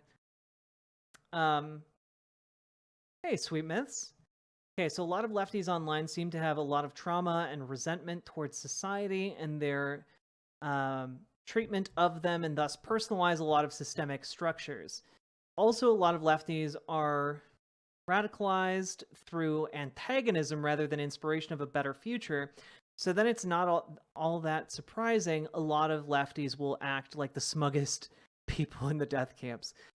You know, I agree with that. I think that I think that widely the motivation on the left, from what I've seen, in a lot of communities is to be the smartest, brightest kid in the class and to be the most right at every given point in time and to like gain social prestige within their like, you know, online or IRL groups, right? As opposed to actually getting results that might make things better, you know? Because that's hard. You actually have to work. You actually have to like phone bank. You actually have to like go door to door knocking.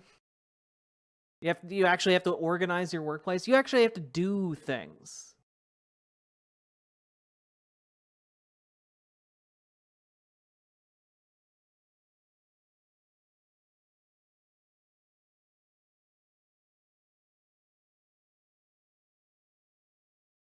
Community organizing is hard. True. But that's why I every part at every stage of the election cycle, I'm trying to get you guys into organizing, not just so that we can change like local, state, and national politics, which we have done, by the way, over the course of, you know, the midterms and last election cycle, but like also so that you guys can build the skill sets you need in order to accomplish your own changes in your own communities.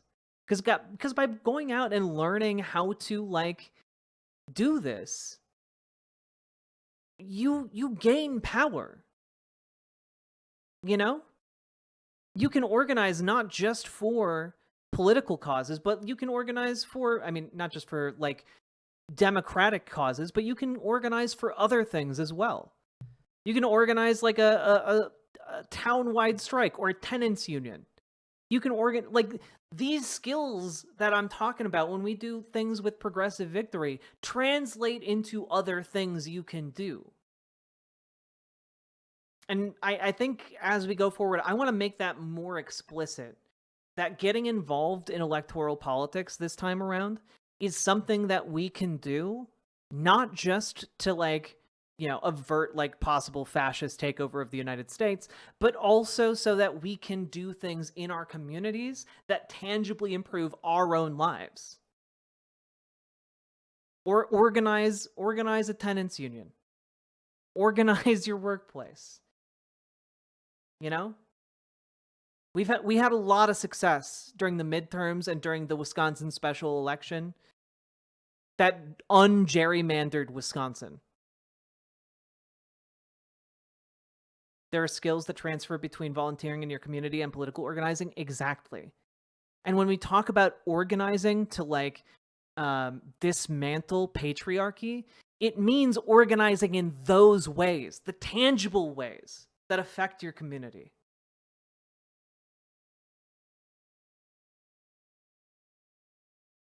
But Jack, that's boring.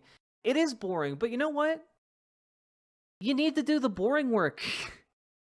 You know, you need to like practice. You need to practice walking, falling flat on your face before you can get good enough to start running.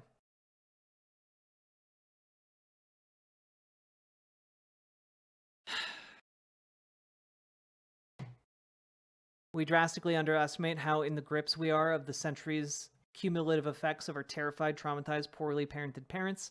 Stressed out children become stressed out parents. True. True.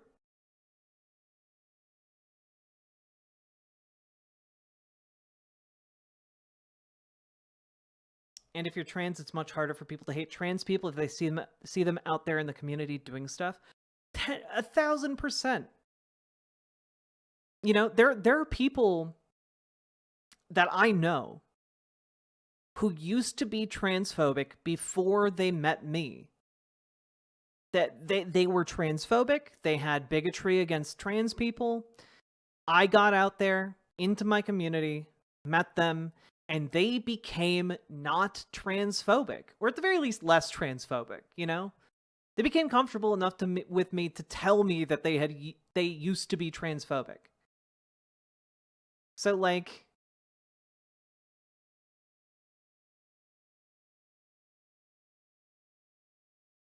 yeah, exactly, young black economist. Like, unfortunately, none of us are Kennedys, so we can't just like hop the line. We actually have to go in, roll up our sleeves, get to work, and build up our experience and expertise from the bottom.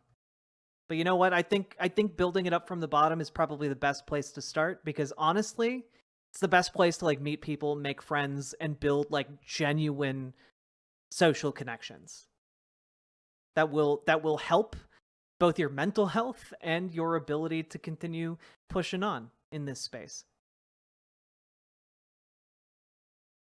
Chicken's done cooking? Ooh, go eat that chicken. Thanks for stopping by, winners and losers.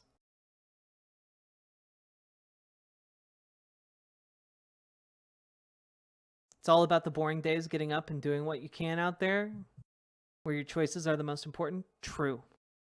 Yes, become a power bottom. I like the way you think, Shia Halud.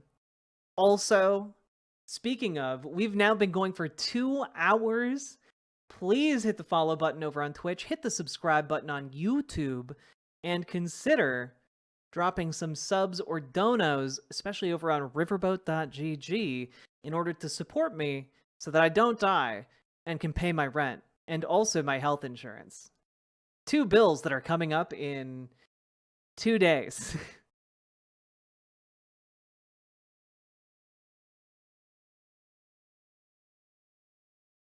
Oh God, yeah, Paul, yeah, Shakespeare. I understand. I understand. Time for transphobia. No. But also, no, they deserve rights. They're, you know. I'll also, let's be clear, poly people and Jesse Gender are not quite on the same level of awful.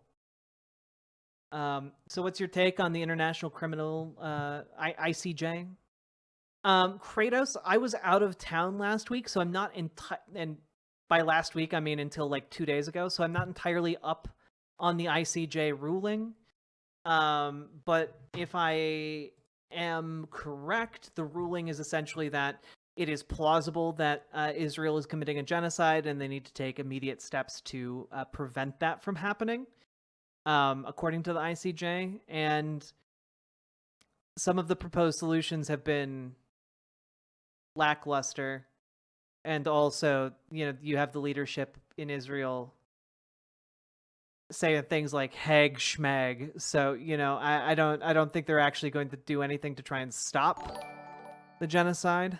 Actually, I hope New York was fun. Sweet Miss Music. It was so much fun. I love that city. I can't wait to go back. I had so much good food. Went to Roland Roaster.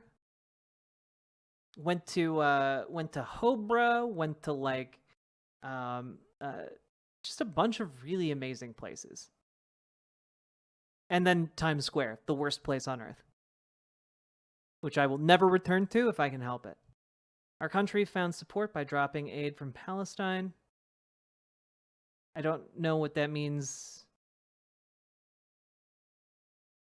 I don't know what that means. I need more context. Also, Sweet Miss, thank you for the 5 gifted tier 1 subs, and we are now at 46 out of 50 subs. Let's go, folks. Yeah, it's bad. I avoid it whenever I'm there. Yeah, I hated that.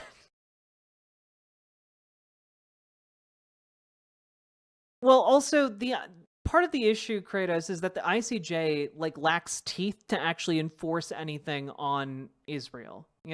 That's the problem with a lot of like UN with like a lot of UN enforcement mechanisms. Smash Times Square. Kick it right in the BWATTON.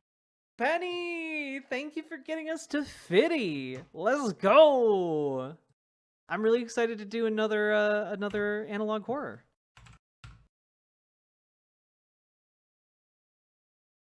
Not so fast food restaurant. Australia and a bunch of other nations have elected to stop sending aid to the region. Oh, well, good. Wait, stop sending aid to Israel, right? They're stopping aid to Israel, right? Not the aid to the Palestinians, right? Oh. They're stopping aid to Okay, that's bad. That last one was, yeah, that's not great. Oh boy.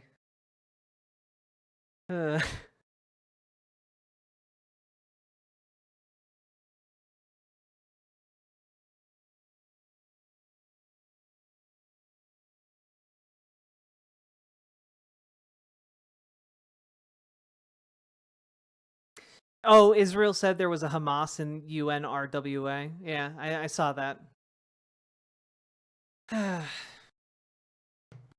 God, literally, like every possible angle is being exploited right now.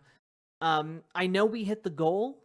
We hit the goal of analog horror. It's still gonna come, but since we're talking about this already, we're going to talk about Israel because it's important, and then we will get to our analog horror. Okay.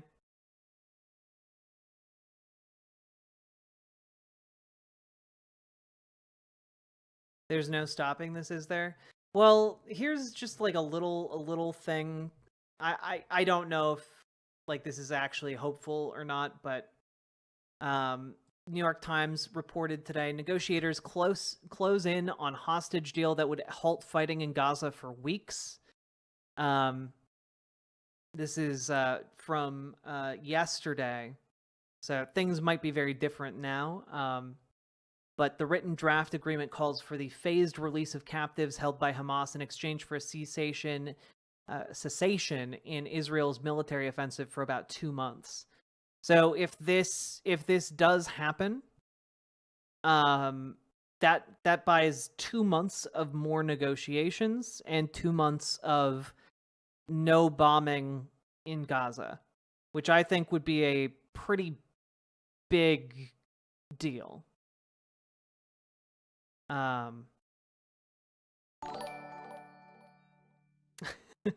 Penny broke my yellow name. Boo W.A. Salmon Moose, thank you for the tier 4. I appreciate that immensely. May you go and enjoy your radiant yellow name. But yeah, I know 2 months isn't a lot, but 2 months is time for the international community to put more pressure on, 2 months to be able to come up with like plans, 2 months to maybe get an evacuation corridor of some kind to get people out of the zone. Like, this is valuable time in a place that has been bombed nonstop for like the last, I don't know, since October 7th. Like, it's an opportunity for this to merely be like an ethnic cleansing instead of a genocide, which is, I mean, the bar is so goddamn low, guys. It's so low. But like, what we're looking at is like annihilation of everyone in Gaza versus like potentially getting them out.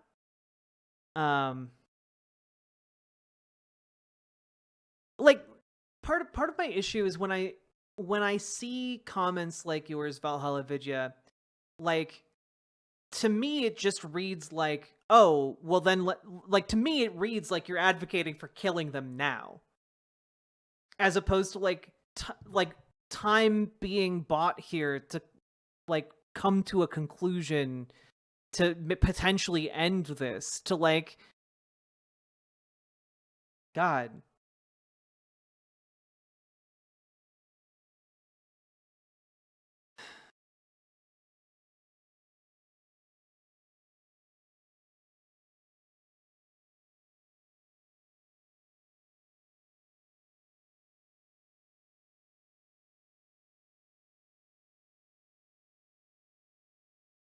I don't see a 2-month halt ending it though. Well, yeah, because none of us know what all the pieces are. None of us know that. But what I do know is if they continue bombing right now for the next 2 months, a lot more people in Gaza are going to die. What I do know is that every day that we are able to get no bombs being dropped in Gaza is good. That's good. 10 days? I'll take 10 days of no bombs being dropped on Gaza that's 10 days for us to potentially make it so that 10 days becomes no more bombs in Gaza. The conflict is over.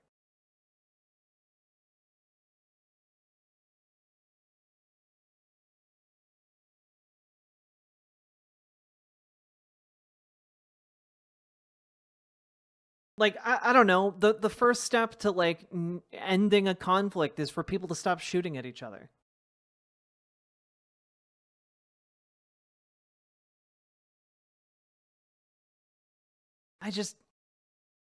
I don't know, like, I'm sorry that the negotiations aren't potentially bringing about like the end of the hostilities, but like, we were never going to get that, right? Like, everywhere is Hamas, the world is Hamas. True, Nama, the nemesis. You nailed it. Hamas could be anywhere, lurking. Even in the closet right behind me.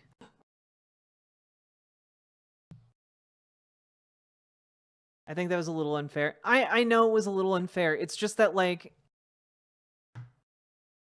right now, the current deal... right now, the current deal is bombs are going to be dropped on Gaza for the next 2 months, nonstop. I would like that to not happen. And if that successfully, like, is... that, like, a ceasefire for 2 months happens... that opens the door for more negotiations to potentially end the conflict. All I'm saying is this is not an end to it. It's not like the end of the tunnel, but like this could be a glimmer of hope for there to not be a genocide. For there to not be a complete elimination. I mean, there's already been a genocide, but like not that we could potentially not have the complete elimination of people in Gaza. You know, like that's... I feel like I'm on crazy pills. Am I making sense? Am I making sense? I just need to know that, like, you guys understand what I'm saying. Yes? Okay. Cool. I've had a very anger-inducing day prior to getting on stream, so I'm sorry if I'm snapping and being unfair to you folks. This is also a very charged subject, so I appreciate you guys letting me know that I'm making sense. I know that's like a weird thing to ask. Like, I just wanted to open this segment up with like potentially good news, because like the rest of the news is bad. The rest of the news is bad. This is currently one of the most popular songs in Israel. It's a song called Harbu Darbu. All right? And I looked up a translation of it in English, and it is horrific.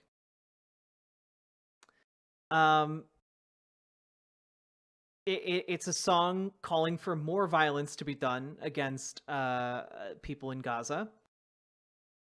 And I'm going to read some of the lyrics. I don't know how much of this I'll get through, but this is, again, a popular song, and it goes, "A bunch of fucker rats getting out of the tunnel, acting like thugs. You idiots, I swear there will be no forgiveness.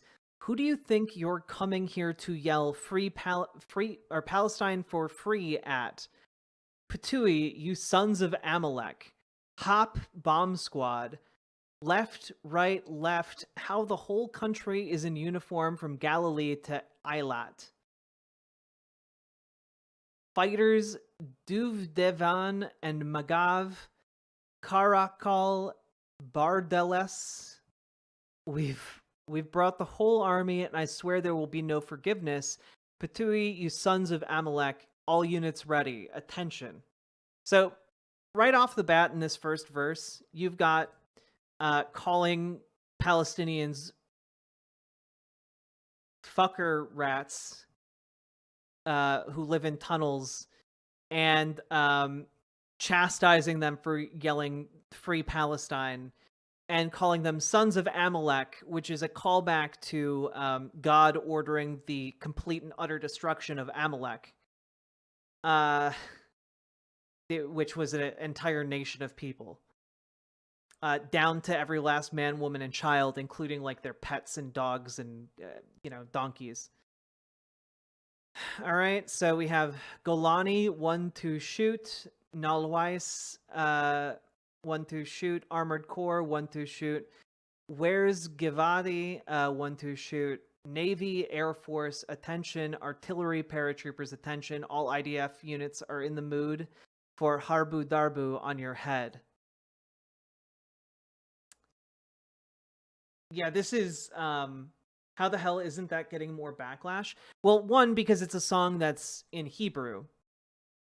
So, like, it's not getting a ton of media play in the United States right now, but this is apparently a very popular song in Israel. We got the chorus here. So, get your ass ready because the Air Force is coming. You can feel the tremors till Tel Aviv. All the girls are checking out the soldiers, and that guy on the news suddenly looks handsome. Smash. They yell at me, free Palestine. But for some reason, to me, it sounds like a holiday sale. Half a minute, and the whole country is in uniform. In the reserve forces, active duty, everyone, 1-2 shoot. For mom and dad, all my friends are on the front line. One for grandma and grandpa, writing names on the shells. For the kid in the Gaza envelope. Like, God, dude. In the upper Galilee and the center too, everyone is ready to fight like hell, all units ready, attention. Golani 1-2 shoot. You got the got this again. I believe Harbu Darbu, by the way, is talking like drop the bombs. I think is a rough translation. All IDF units are coming to drop bombs on their head. Is this a mass shooter manifesto? I mean, it's encouraging people to join the IDF and kill Palestinians. So, kinda, yeah. another X on the weapon because every dog gets what he deserves in the end. This is very much like a mass shooter manifesto. This is like a poetry in a deep, like, written in a deeply disturbed teenage mass shooter's like notebook. Wait till we rain down a storm on you, you fuckers. Every dog gets what he deserves in the end. Everyone who planned the massacre, supported, executed, murdered. Every dog gets what he deserves in the end. You're in trouble. Every dog gets what he deserves in the end. Did you hear me? Every dog gets what he deserves in the end. Nasrallah. Every dog gets what he deserves in the end. Muhammad Deef. Every dog gets what he deserves in the end. Henia. Every dog gets what he deserves in the end. Abu Baklawa. Every dog gets what he deserves in the end. Mecca, Bella Hadid, Dua Lipa, Mia Khalifa. Every dog gets what he deserves in the end. All IDF units are coming to do Harbu Darbu on their head. So, in case you missed it here, this song is calling for Bella Hadid, Dua Lipa, and Mia Khalifa to be shot like dogs.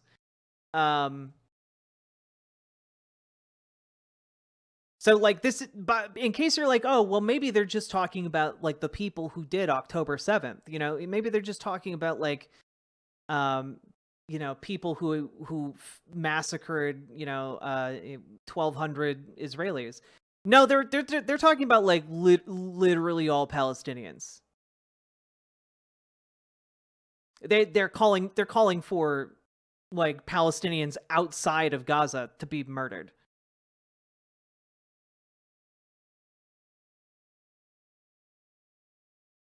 Like, it's crazy. Can we? I'm gonna play, like, I don't know, half a second here.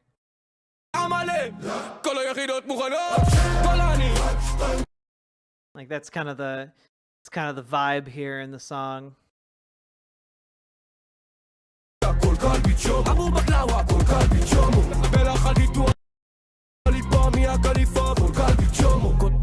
Yeah.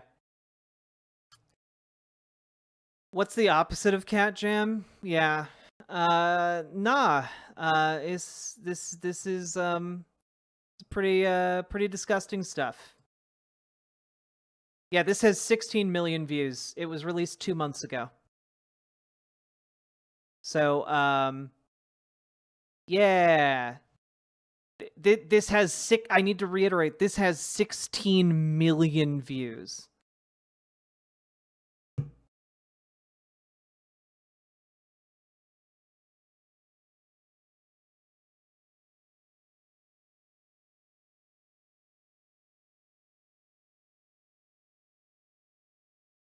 Like, my God.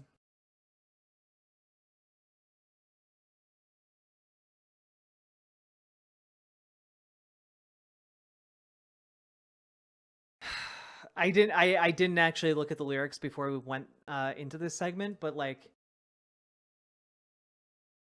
yeah, I mean, right now there is such an incredible bloodlust within the Israeli body politic. It's really hard to overstate.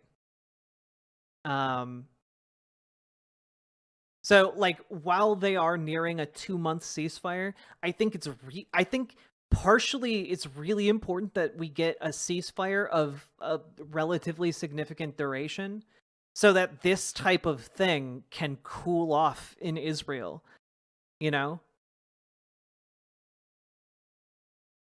This, like, time needs to pass so that these people aren't, like, pumping up pro-massacre songs. I can't. It's awful. It's awful. And that brings us to Benjamin Netanyahu, who is deeply struggling right now politically. And you can tell that he is struggling politically specifically because this is what he's doing with his time. Israeli Prime Minister Benjamin Netanyahu hits out at hostages' families for helping Hamas. So the Prime Minister of Israel is trying to claim that the families of hostages taken by Hamas are helping Hamas.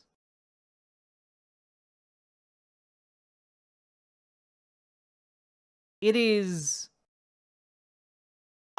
unspeakable. No, literally, like the joke Nama the Nemesis was making earlier. It's real. It's real. Everyone is Hamas. Oh, your brother got kidnapped by Hamas. You're Hamas. Like it's beyond parody. It's beyond parody. Like this is just a joke. This is insane, dude. So let's take a look here. Israeli Prime Minister Benjamin Netanyahu said protests organized by families of hostages in Gaza were helping Hamas. So basically, the families of hostages, in order to catch you up on this, the families of hostages that are currently in the Gaza Strip, the hostages are, their families organized protests against Netanyahu and the way that the conflict is going, specifically because the IDF keeps killing the hostages. They keep dropping bombs on locations where the hostages are. And so they're protesting the government because the government is killing the hostages. And in response, Netanyahu just points to them, you're helping Hamas. You're Hamas. My girlfriend is Hamas. You wouldn't know her. She goes to a different school. Speaking at a Tel Aviv press conference on Saturday night, Netanyahu criticized the hostage families' protests. Quote, "I understand that it is impossible to control one's emotions," he said, "but the hostages' protest movement doesn't help and only hardens Hamas's demands and delays the results that we want," the Jerusalem Post reported. The hostages' families hit back in a statement, per the Jerusalem Post.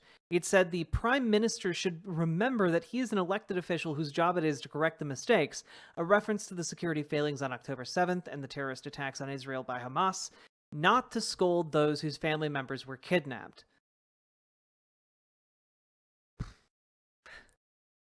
Netanyahu added that the goal of his government was to eliminate Hamas and the war would not end until the mission was completed. Quote, "There are people among us who doubt our capabilities, but they are a minority." He also said about the October 7th attacks, the investigation should be open after the end of the war, not during its peak. So, yeah. Dude's literally just like, nah. Oh, you want to know what went wrong to cause October 7th? Well, we'll do an investigation after the war is done. Like he's like what? Like this is cartoonish power grabbing. Like Netanyahu, by the way, for those of you who don't know, has been under investigation for so many fraud charges against him. So many fraud charges. To the point where he was about to lose power. And in fact, did lose power. He lost to another coalition leader and was able to weasel his way back in a desperate attempt to try and avoid being charged with these crimes. And in fact, this was one of the motivations behind him trying to basically do a soft coup where he would make the ruling party's prime minister beyond the reproach of their judicial system, basically making himself into a dictator, And that all happened right before October 7th. And now he has war powers that are extended until the war is done. So he has every incentive to continue this war as long as possible. Even if that means like, oh, we defeated Hamas in Gaza, but oh no, we just have to invade Lebanon. Like It's turning into that sort of thing. Yeah, this is a war. You know, they're gonna genocide the people in Gaza until they actually engage in a war with Lebanon. Yeah, literally Netanyahu defended Hitler and did Holocaust denial, saying that Hitler didn't really intend to do the Holocaust, but the Muslims made him do it, essentially. It's insane that he's in power in Israel.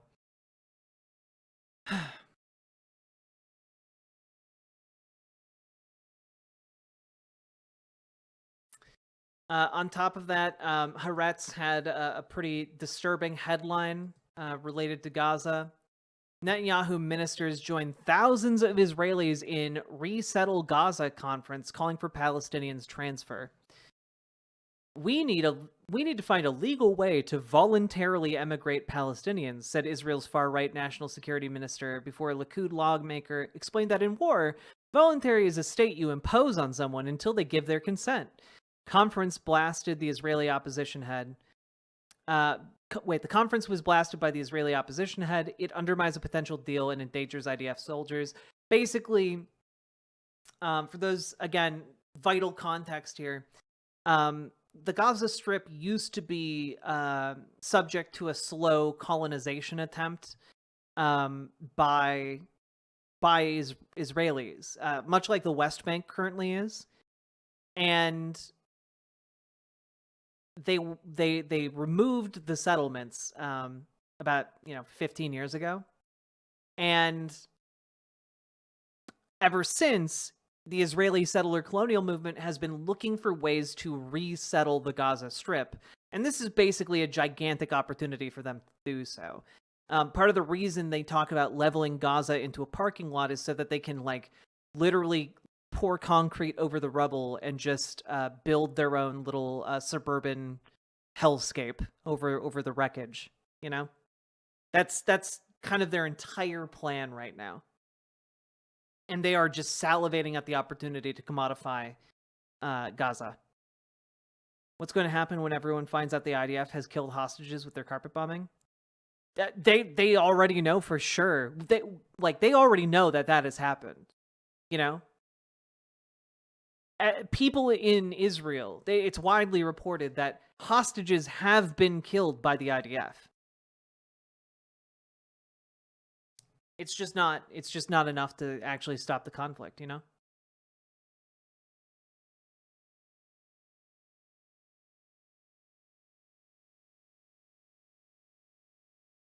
Yeah, that is what pushed the families to protest Netanyahu, right? That they're kidnapped kids were killed by the IDF.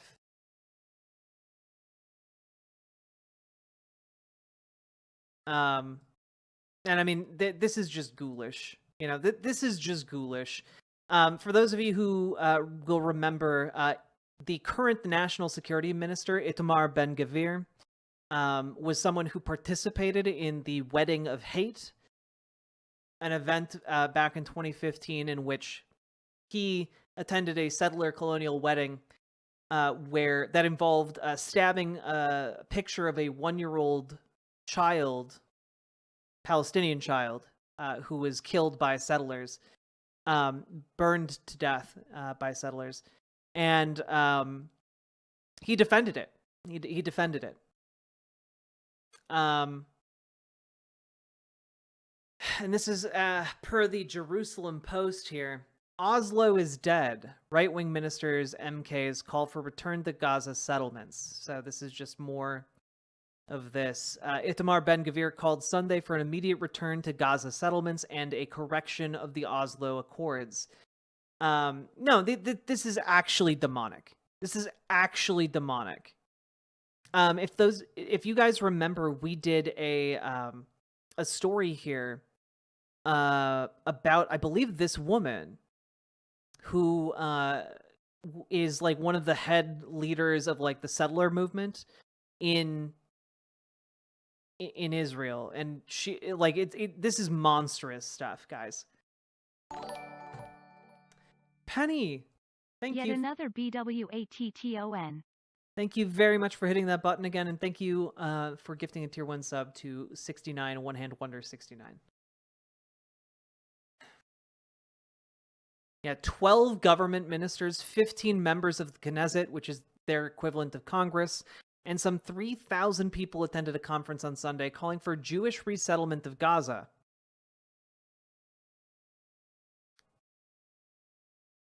I just...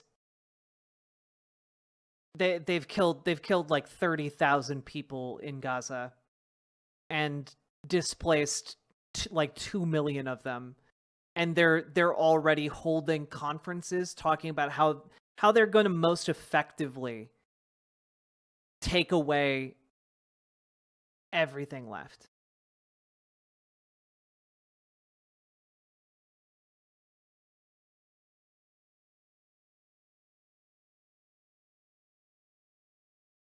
It's so hard, man.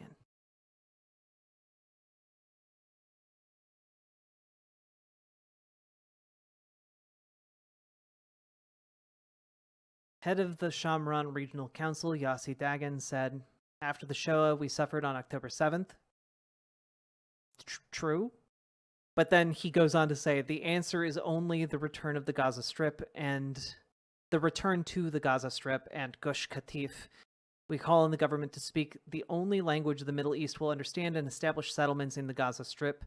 We are here to take the first step on the long journey. It will be difficult, but the only other alternative is Shoah. I just...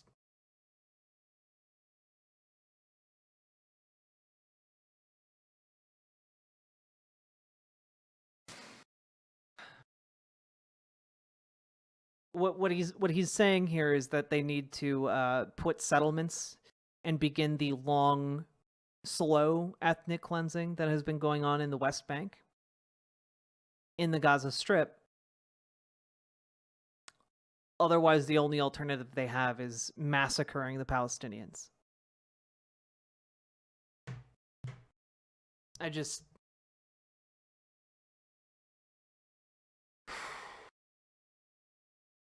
They've started pulling construction workers from India to replace the thousands of Palestinian workers that lost work privileges after the 7th. They need a workforce to rebuild the settlements. Yeah.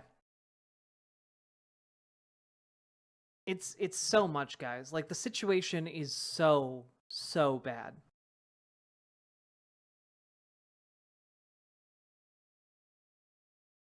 Relatedly, Biden is extremely and historically popular in Israel right now, polling higher than any U.S. president at 87%. Not sure what to make of that exactly, but it's interesting. And maybe someone's feeding Biden the polls on how he's doing in Israel versus the polls on how he's doing in the United States.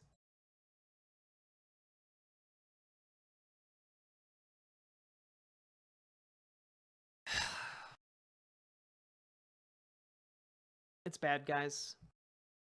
There's no way to sugarcoat it, other than to return to the beginning of the segment, which is to reiterate that I genuinely hope that they get a 2-month-long ceasefire to potentially cool this conflict off and bring about a lasting peace that does not involve these ghouls being able to forcibly continue the displacement of Palestinians in the Gaza Strip via settlements.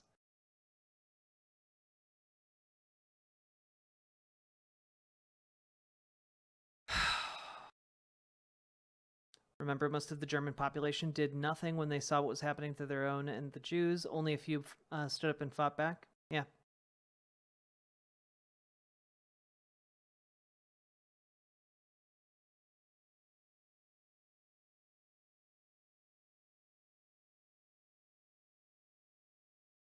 Hey, Polly has his cracker. Yeah, you missed a lot. We just finished our Israel segment. And I feel like I want to cry. But you see why it was so important for me to open up with that possibility of a 2-month ceasefire, because if we don't get that, if we don't get that, the potential for escalation to full on annihilation is is present, and very little is being done to avert that, at least publicly, that we know of. Yeah, not only is Itamar Ben-Gvir in like the national security secretary of Israel, he's also in the war cabinet. So that means he's like one of 5 members of the war cabinet. He's in charge of prosecuting the entire elimination of Palestinians in the Gaza Strip.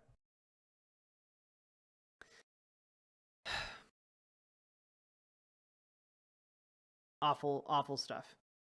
Yeah, he's also a convicted terrorist. Maybe I should have led with that one. Well, yeah, and Punky Gal, if they ever did finish up in Gaza somehow, however that might end up, they're almost certainly going to turn their attention to Lebanon.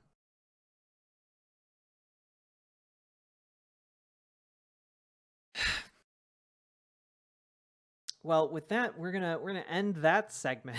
How about that? Folks, we've been going for about 3 hours. If you've been getting anything out of the show, enjoyment, crippling depression, consider hitting the follow button on Twitch, hit the subscribe button on YouTube, like the YouTube stream, and consider dropping some subs or donos, because this show is brought to you by viewers like you. And without your subs and donos, I could not do what I do. So thank you very, very much for allowing me to make this type of content and put it out in the world, because I think people need to know about this stuff. People need to know that, like, this is happening, you know?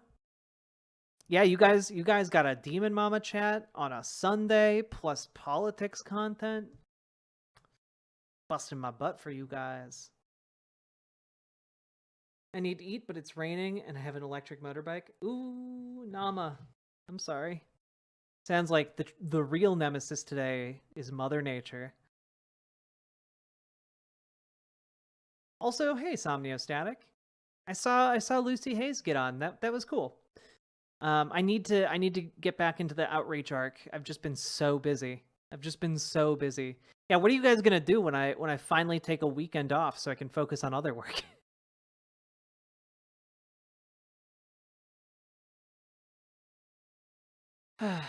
Hey, Ran the Fool. We're both very Polish, as you can tell. Tips for spankings? I mean, how much are you tipping me? I guess. There's probably a way to make that work. What kind of outreach?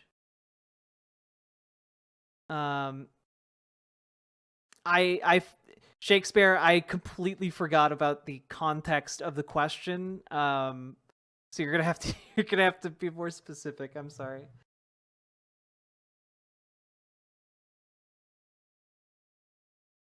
Have I seen that Russian mom who ran for president and was arrested? I have not.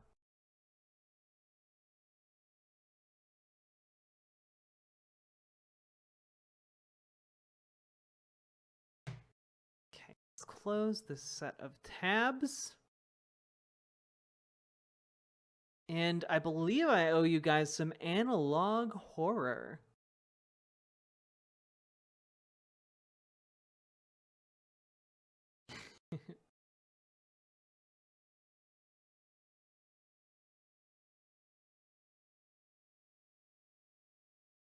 Oh, Amber Brains. If I take a weekend off, it's not going to be to recharge. It's going to be to do work on an editing project. Yeah, it's time for us to do some analog horror, baby. Play scary game. I would love to play a scary game, but we're gonna do analog horror. I did learn about an analog horror game. What was it? I wanted to check it out. Let me it's real quick. What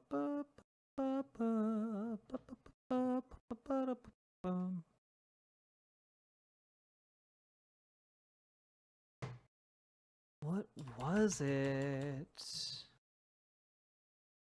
Liminal Land, Faith. No, but I do need to finish Faith.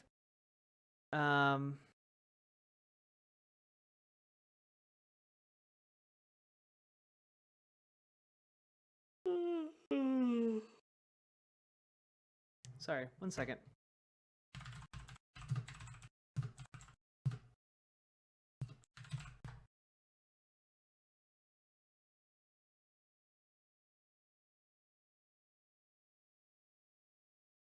Did you see the theory vid on Interdimensional Mall I posted in Discord, the gas leak theory? Ooh, I did not see that. Was it Amanda the Adventurer? That did look really good. I thought it was something I stumbled across on my own, though.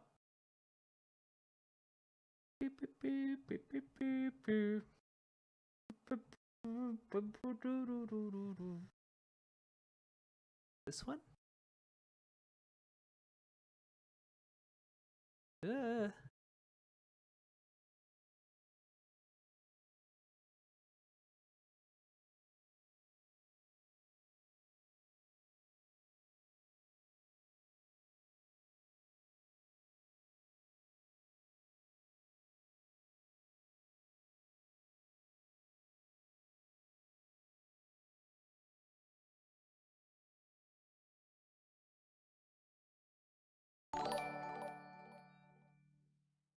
When I said tips for spankings, I meant you spanking me, hee hee.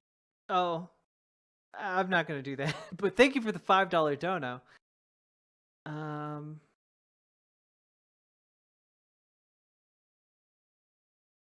That was unhelpful. Unhelpful little look-see.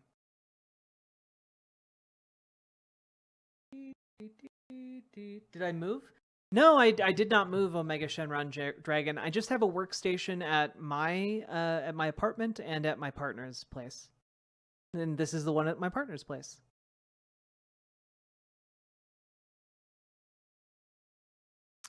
Oh, I think it might have been Black Iris. It might have been the Black Iris.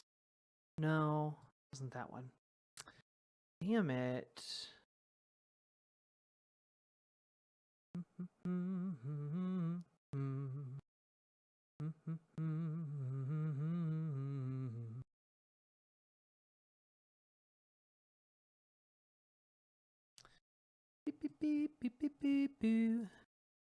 I don't know why I'm like humming the Luigi's Mansion music.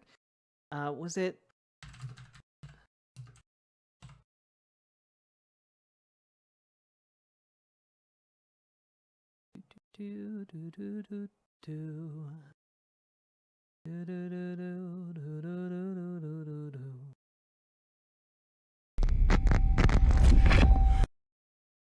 I didn't know Caleb Boppin was a Riverboat fan. What? No.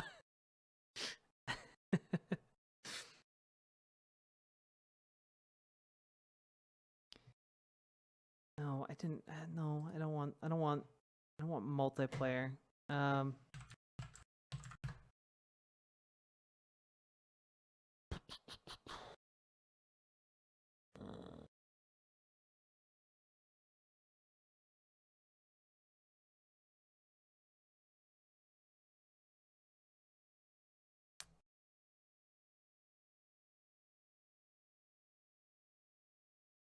Not this one either.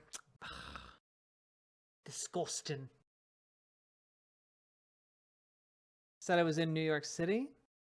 It was good. I really enjoyed my time in New York. The subways are cool. I got to eat like a lot of really great food. Went to Rollin' Roaster. Ate some great ramen. Had ramen. Got omu rice at another place that was absolutely divine. Went to Cuccios. Got some of the best baked goods I've ever had in my life. It's some good stuff. Food in New York is pretty good. Who'd have guessed, huh? Gotta get some Cuccios. You know what I'm saying?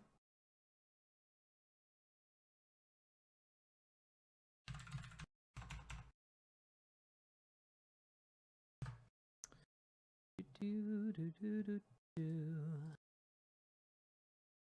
Do, do, do, do, do, do, do, do, do, do. Is it this one?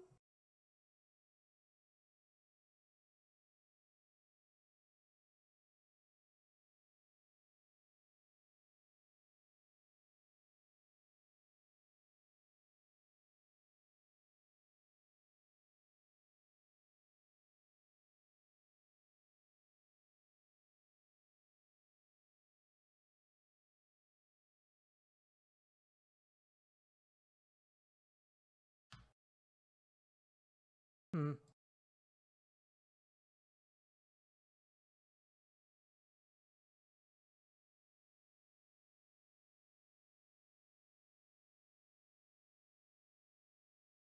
Yeah, nah, I'm not finding what I want, and it's frustrating me. So we're going to.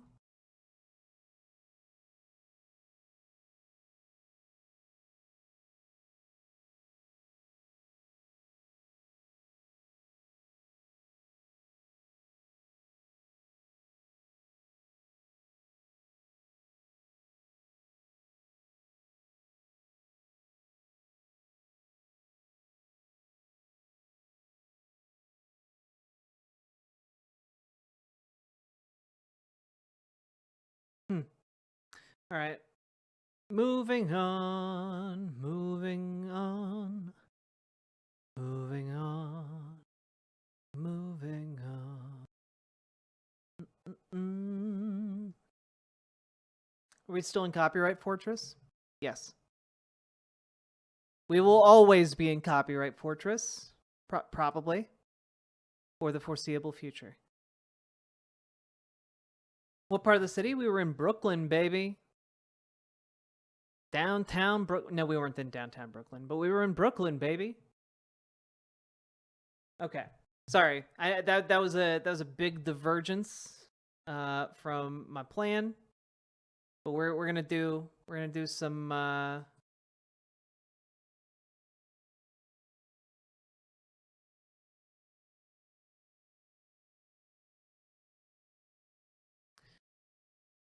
we're gonna do some analog horror. All right? We're doing some analog horror. We're doing I don't know if this is analog horror or not, but it is technically the next video after the video called Sinkhole. So, folks, we have now watched a number of the seasons of the analog horror series created by Vintage 8. Now, Vintage 8 has basically, to summarize in the most succinct way I can, an approach to world building that is just everything is real. Every conspiracy you've ever heard of is real. Every supernatural thing you've ever heard of is real. Every religion is real. All of it is real, right? So the first season is about the spread of an intelligent virus that is able to spread itself through the water. There is a season about basically like gods are real, like Olympian gods are real, and they're hiding among us, and they're being hunted by people from another universe who are moving backwards through time, and that manifests literally in them walking backwards after the people they're chasing.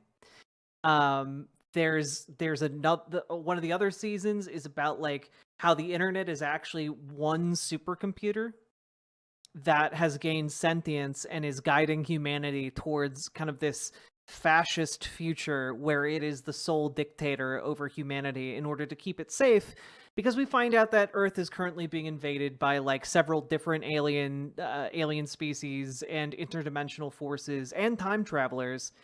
And then we also find out that spirits and spirits are real. In the next season, called Children Under the House, we learn that the spirit world exists and that, ghosts are real, and that's cool.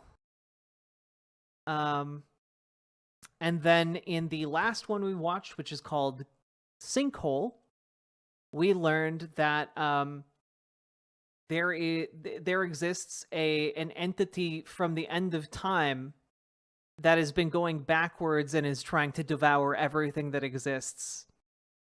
And also it's sentient. And there's a cult that worships it. And now we are on the next season. I think it's a season. And it's called A Analog Horror Hybrid, A New Home for Mr. Barlington.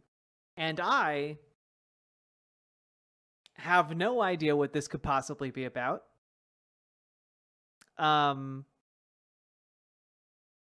So we're going to find out. It is included on the Those Doing a Deep Dive playlist. So I assume it is officially part of this series, so we're about to find out. Legally distinct Winnie the Pooh. But yeah, with that, hit the follow button, get a drink, grab a snack. We're about to dive into this and do some lore building, theorizing as we go through it. Hope you enjoy. Loading it up. Oh.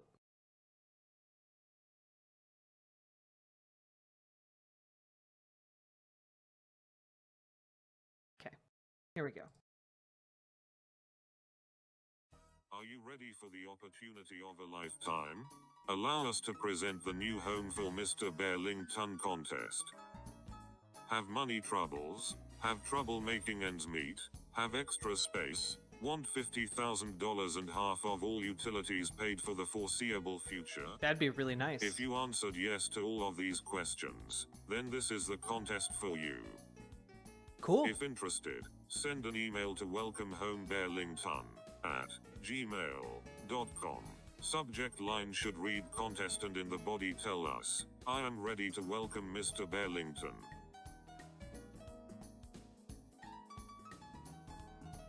Now for the rules. Listen closely, as not following the rules can disqualify you from a wonderful opportunity. No purchase is necessary to enter our contests. Only one contest entry per person. Contestants Reasonable. must be over 18 years of age and a legal resident of the 50 United States or the District of Columbia to enter unless otherwise specified. Cool. Contestants entering do so at their own free will and accept the outcome. Entries must be sent using the formats provided and sent to correct email addresses. Where applicable, keep your email address current. If we cannot contact you by email, you forfeit your winner's status. Make sure your email filters do not prevent us from contacting you. Contestants can... All right, I have to say, I really don't like the own free will and accept the outcome being in red. That's a nice touch. I dislike it already. Quit at any time. Don't miss out on the easiest contest in contest history. Invite Mr. Barlington into your home today. Win big and open your home to the last roommate you'll ever need. Is that bear gonna All kill questions, someone? concerns, or suggestions should be addressed to welcomehomebarlington@gmail.com.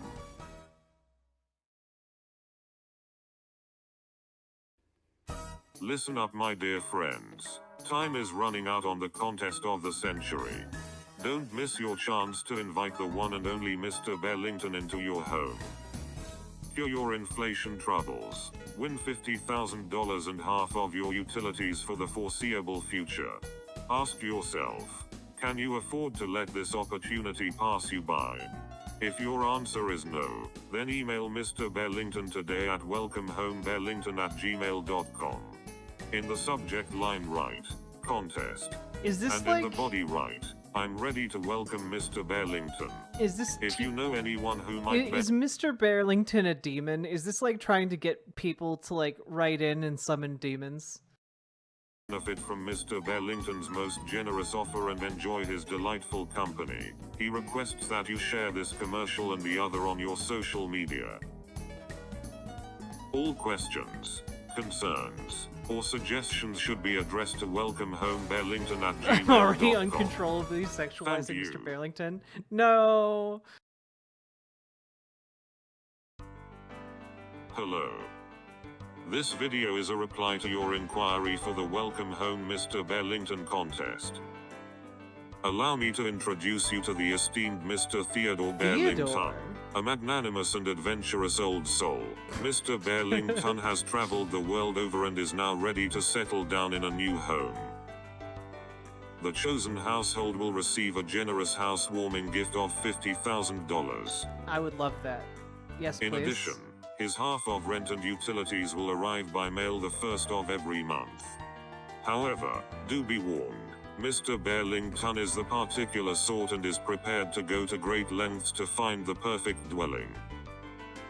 Mr. Barlington requests that only individuals living alone should respond. Those living with pets or children need not apply. If you are interested and a person of merit, then please email Mr. Barlington at welcomehomebarlington@gmail.com. You have to be In alone. the subject line, write invitation. In the composition, write why Mr. Barlington should choose your home. Don't spare the details. Finally, please include no more than 3 pictures of your dwelling and 1 picture of you. Remember to do your best. You are competing against hundreds if not thousands who would love nothing more than to have Mr. Barlington's company. Thank you.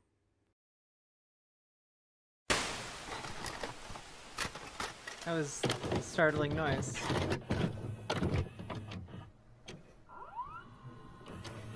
Hey, good for Gabby. Nice to see you back.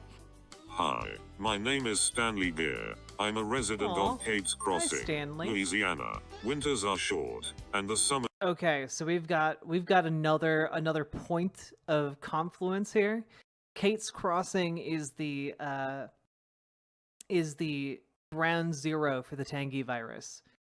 So it has now come up several times in this series, and I am beginning to wonder what is the importance of this place? summers are long here, so the weather is always perfect. It's an hour away from New Orleans if you're looking for a little fun, and 20 minutes away from the river if you like outdoor life. But if neither are for you, then it can be a pretty peaceful place to call home. We have a great library and plenty of great restaurants. My apartment is super quiet, spacious and comfortable. Neighbors are nice but everyone really keeps to themselves here. Rent is reasonable for the location. We live a block from the university as well, some of the nicest places in town. It's been a while since I've had a roommate, but I think my place is the perfect home for Mr. Barlington. Mr. Barlington is interested in making your residence his forever home. Truly, you are a person of taste and style, but are you a person of great character?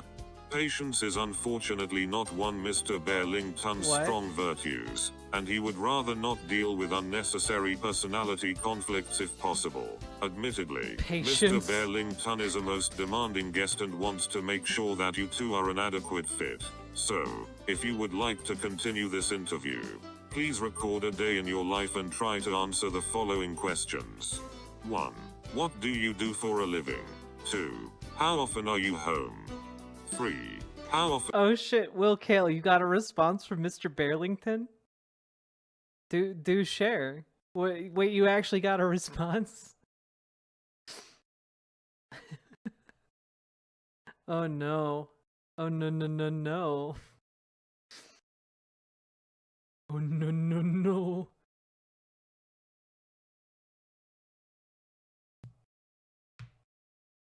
This video is Fed posting. It's an ARG. I knew it. Hell yeah, let's go.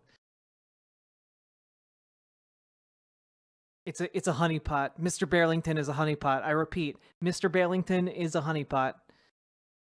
And do you like to travel? 4. What is your morning routine? 5. What is your nightly routine? 6. Do you have plenty of friends? How often do I hate this question. I like not this question, but like this line of questioning. Just how isolated are you? Tell me more. friends visit? 7. Do you like loud music? 8. What types of food do you like to consume? 9. Do you have cable and a good Wi-Fi signal? 10. What would his portion of rent and utilities be? 11. What is your shoe size? What? 12. Left or right-handed? 13. Are you close with your family? 14. How did you hear about our little contest? Upload your video to any major video sharing site, then send us a link to welcome home Barlington at gmail.com. We will get back to you as soon as possible. Will Thank you. anyone miss you? Oh no.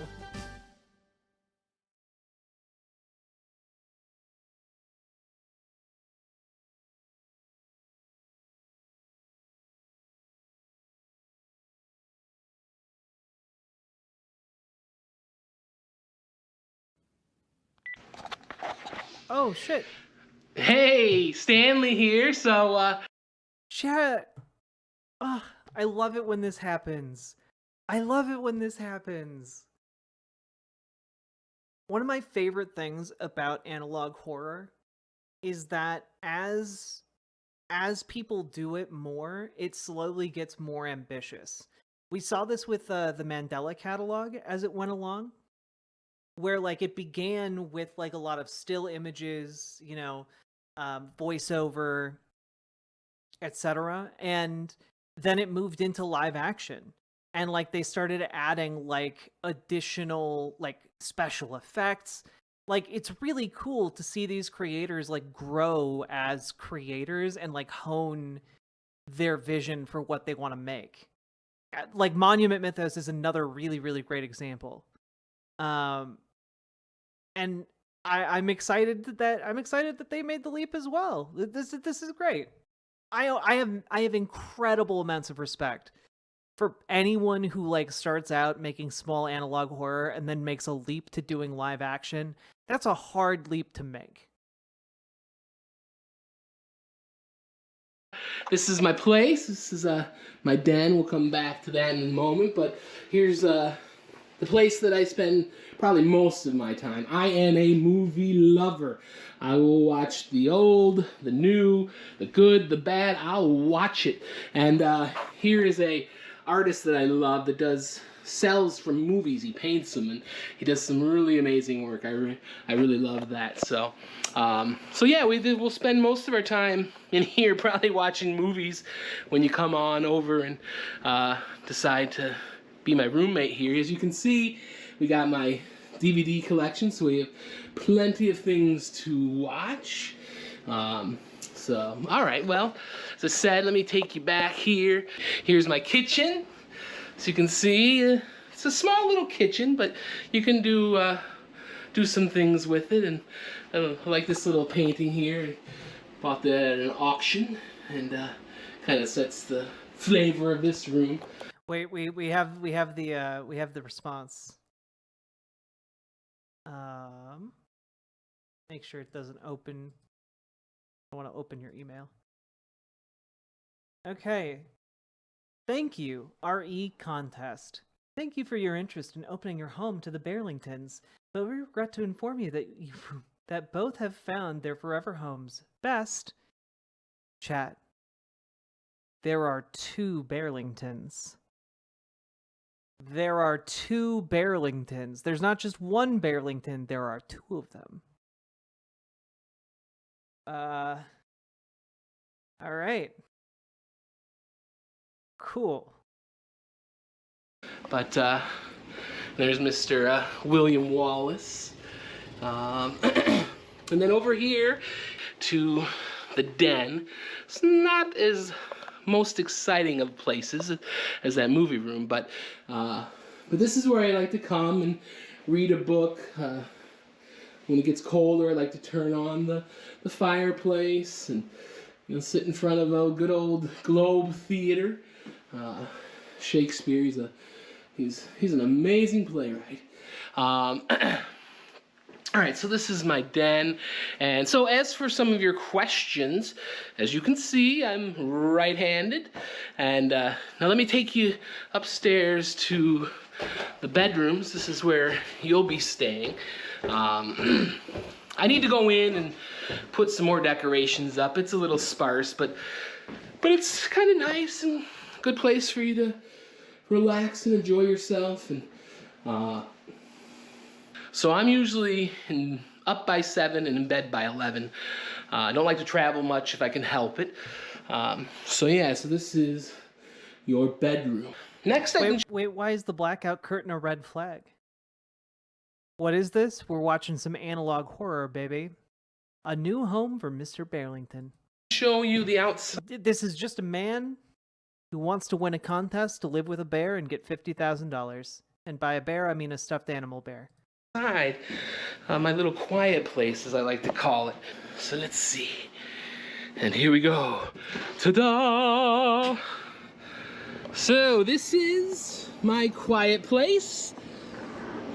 I usually drink my coffee here and end my day here. I don't like to, this is the Zen, my place of Zen. Questions. I don't like to have people over, and I can't cook, so I mostly eat TV dinners. I'm not close to any of my family. I haven't seen any of them for over a decade. Okay, Shakespeare. I was thinking that as well, but I didn't want to say anything. So if you decide to come and become my roommate, we'll split the rent, and that will be $500. Food's about $200. Power.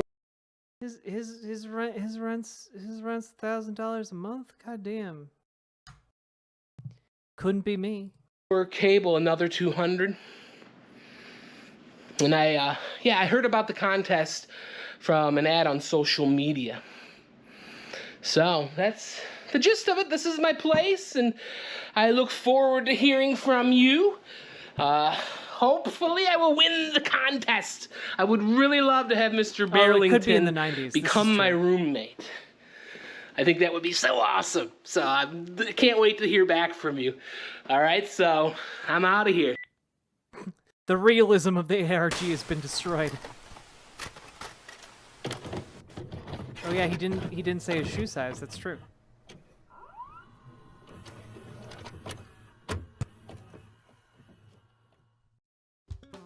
Congratulations. We are pleased to announce that Mr. Barlington has chosen your dwelling as his new home. If you are no longer interested, then please send the tapes back to the return address. However, if you would like to welcome Mr. Barlington into your home, then please email welcomehomebarlington@gmail.com and tell us that he is welcome in your home. You can expect Mr. Barlington to arrive in 2-3 days. Along with first month's rent. Please be home and check your tracking. Mr. Barlington would hate to spend his day in the box. We expect you to film Mr. Barlington's unboxing as well. Follow any and all instructions. Failure to do so could disqualify you from the contest and deem you unfit to be Mr. Barlington's new roommate. If you have any questions, then please— Wait, what was that black logo? Wait, what? Oh, yeah. I'm not sure what that is. We haven't seen that before. Good eye, my rear end. Days. Along with first month's rent. Please be home and check your tracking. Mr. Barlington would hate to spend his day in the box. We expect you to film Mr. Barlington's unboxing as well. Follow any and all instructions.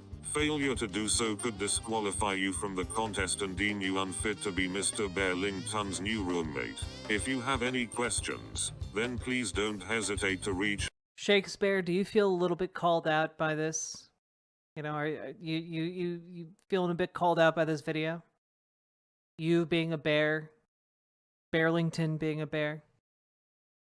Out to welcome home Barlington at gmail.com and we will get back to you. Thank you. A second Barlington has hit the stream. No.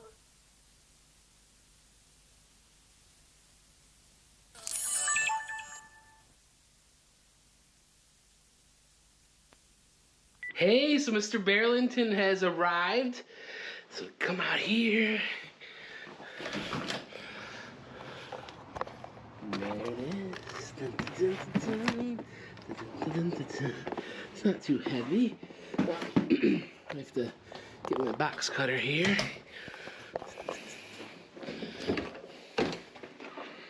Oh, wait. Box cutter. Wait, go back? Go back to what?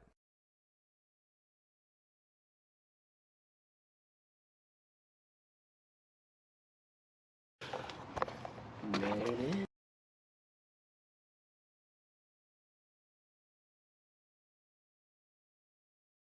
Wait, one of his utilities was to tangy water? Oh, good catch. Good catch. Yeah, he lives near the Tangiopia River. I'm butchering it. I don't remember the whole name of the river. But he lives next to where the Tangi virus operated. So this makes sense. This would probably be before the outbreak, though. Hey, so Mr. It's not too heavy. I have to get my box That cutter man can here. comfortably afford rent. Same. I am jealous. I want $50,000 and someone to pay half my rent.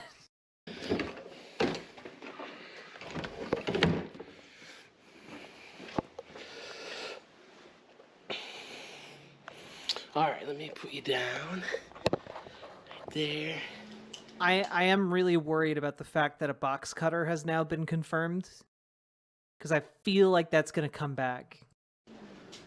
Moment of truth, here we go. Oh, the name of the river in this is...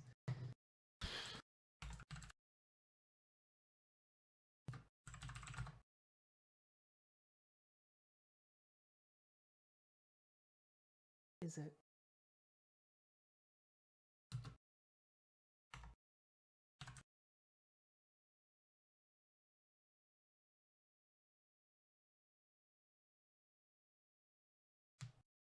Is it not a real river? I guess I just kind of assumed it was a real river.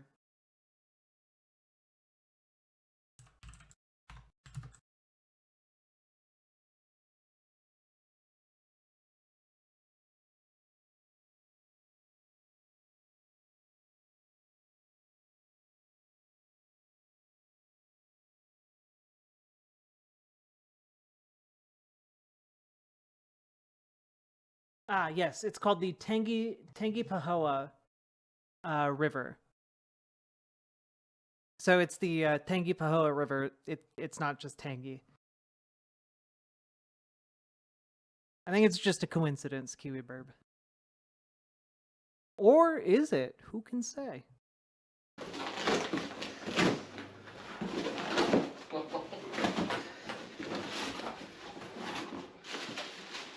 Oh, there he is. Gonna see this. There he is, Mr. Barrington. Oh, he's really cute. This is great. Love his little hat that he has on there. Isn't it nice? Put you down there. And what else? We got tape here. What does it say? It says, play me. Oh, there you go. Play me. All right.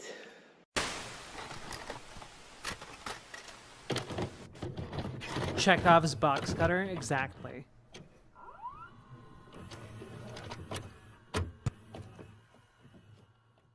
Wait. I got banned from a Build-A-Bear workshop because the adult toy company I worked for made a pony play bear, their mascot, and auctioned it off. Would my sister Barlington approve? Is that true? Oh, God. I don't see an address label on that box. Well, that's because they don't want the box to be sent back.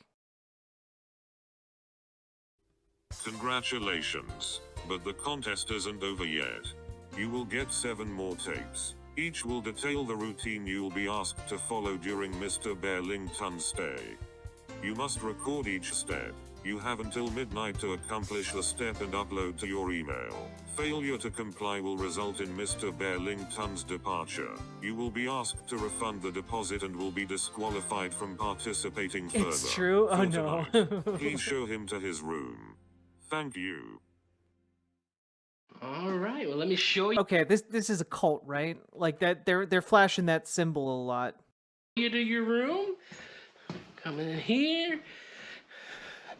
Nice little bed for you to sit on. And... All right. Sit him upright. See Give you him some later. dignity.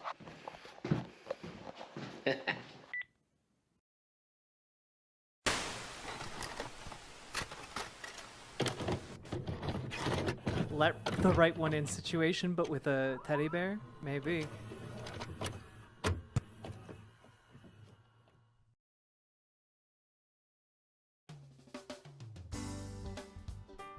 For his first day, Mr. Barlington would like to spend it by the window. And please offer him a glass of water with 2 cubes of ice. And remember, follow the instructions exactly. Any mistakes will cause you to be disqualified and you will have to refund the money. Thank you.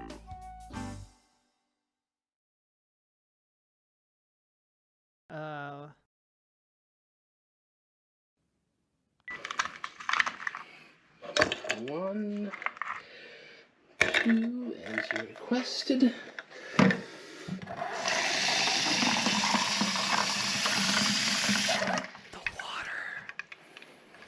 water, Chad. Are they gonna infect him? Are they gonna infect him with the Tangy virus? No! Oh, my man. My man over here about to die. No, stop.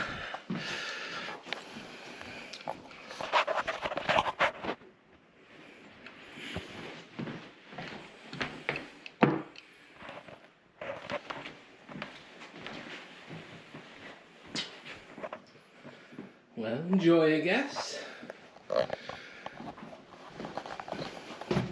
Guys, he's drinking the... I'm sorry. Pardon?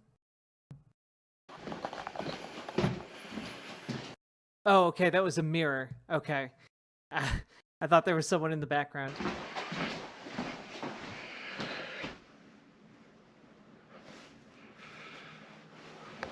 Did he drink the water?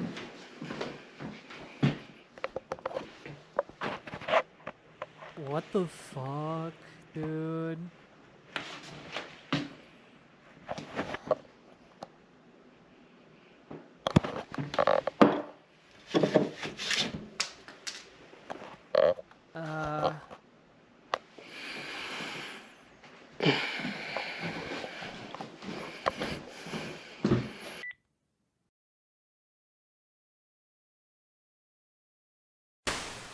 Okay, now would probably be a good time to confide in you, chat. I am low-key terrified of toys coming to life and trying to murder me. Like old-timey dolls. Nah. Get them out. I will not sleep in the same room.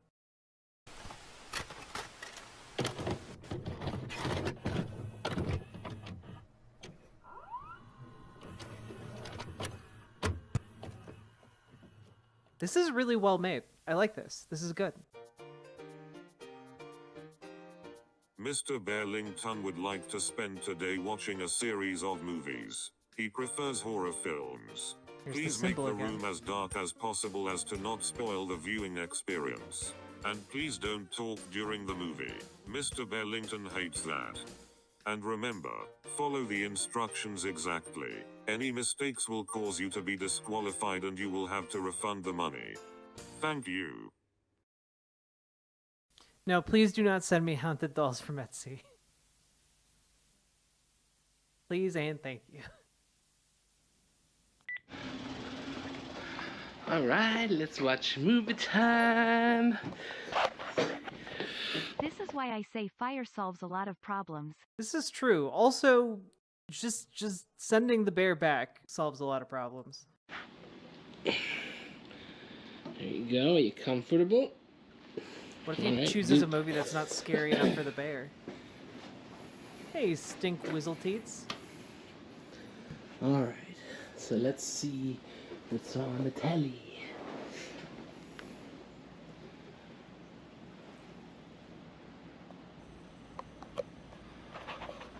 Oh, that looks scary. Don't talk during the movie. Oh, they say that was green pea soup. Oh, this is the scariest movie in the world.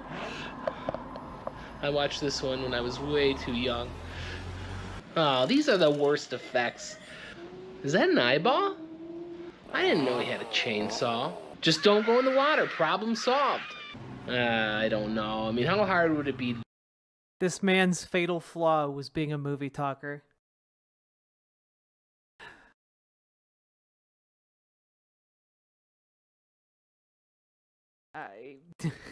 Oh no.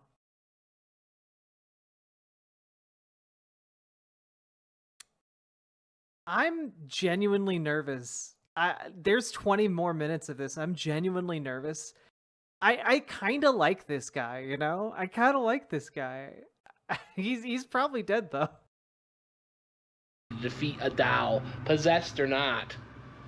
Werewolves are the least scariest of the monsters. Wait, how hard would it be to defeat a doll, possessed or not? I feel like those are famous last words right there. I mean, no way you'd find me out in the woods at night. No AC. I don't get zombies. I mean, who can't outrun a corpse?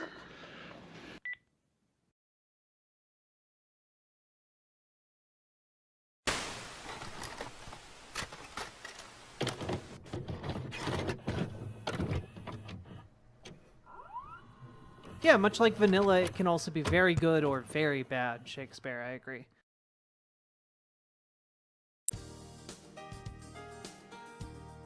Today, Mr. Barlington would like to listen to music.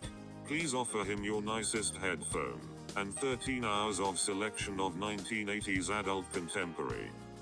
And remember, follow the instructions exactly. Any mistakes will... I don't even... I have to be honest with you, I have no idea what adult contemporary music even would sound like.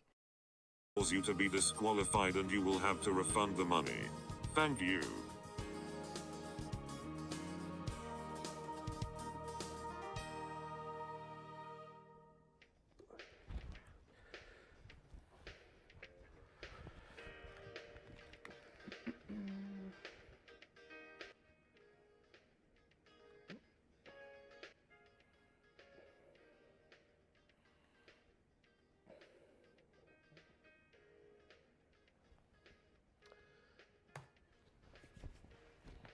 Well, good luck with that.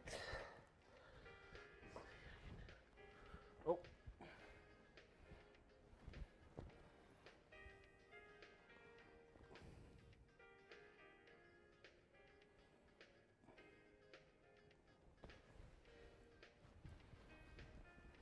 Man, just put him on the couch.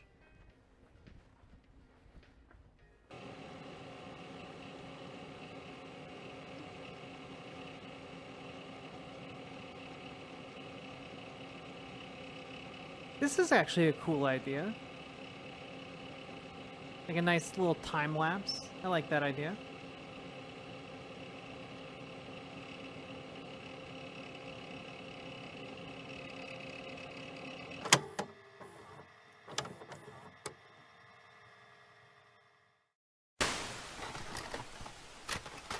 Also, I don't know how they got the sound effect for the beginning of the recording, but it has like a gunshot like sound to it, and it gets me every time.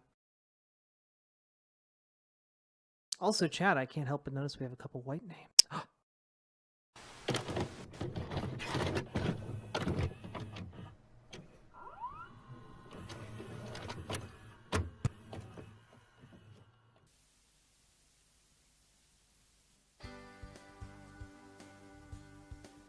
Congratulations. You are halfway there. Mr. Barlington is becoming more and more comfortable in his new surroundings, so that means you are doing a wonderful job.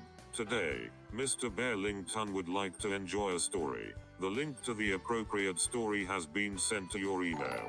He would prefer. Oh, yay. Another BWATTON. Penny, thank you for gifting Catalina Gearbox a sub. I appreciate it. Also, I really don't like that they're providing him the story to read, and it has that weird cult symbol on it. And I feel like this is all about to go downhill. Please use different voices for different characters. For that you read it. Please use different voices for the different characters. And remember, follow the instructions exactly. Any mistakes will cause you to be disqualified and you will have to refund. And another one. Yo, Penny, thank you for ensuring that the white name Scourge is held at bay, that they never gain a full foothold in our territory. Thank you. The money. Thank you.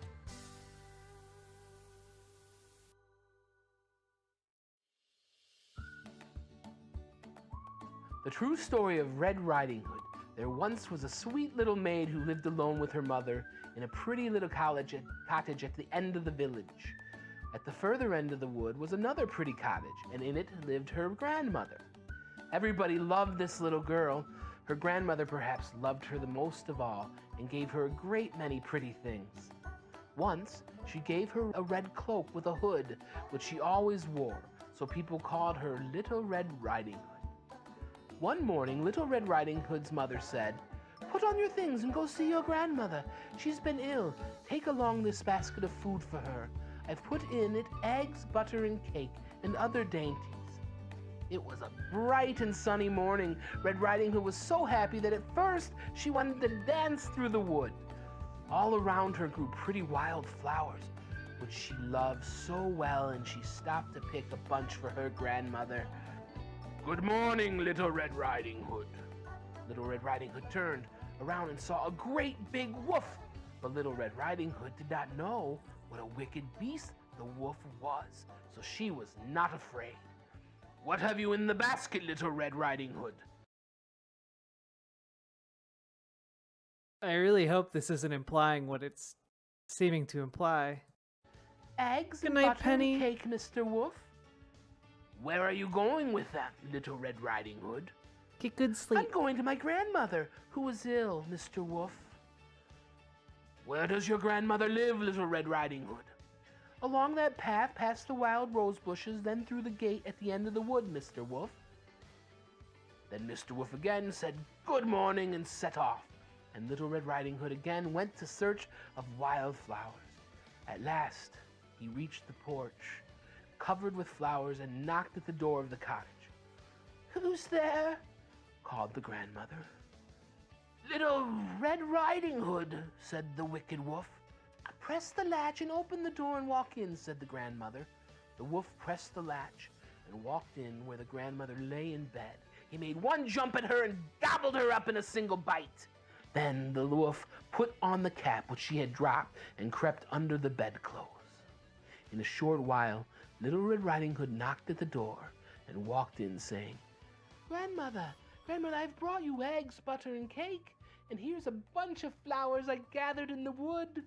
As she came near the bed, she said, "What big ears you have, Grandmother." "All the better to hear you with, my dear." "What big eyes you have, Grandmother." "All the better to see you with, my dear." "But Grandmother, what a big nose you have." "All the better to smell you with, my dear." "But Grandmother, what a big mouth you have." All the better to eat you up with, my dear, he said as he sprang at Little Red Riding Hood and swallowed the young girl in a single gulp. No one ever saw Red Riding Hood or her grandmother ever again. It would be kind of amazing if nothing happens. Kinda, yeah. Huh, I thought it had a happier ending.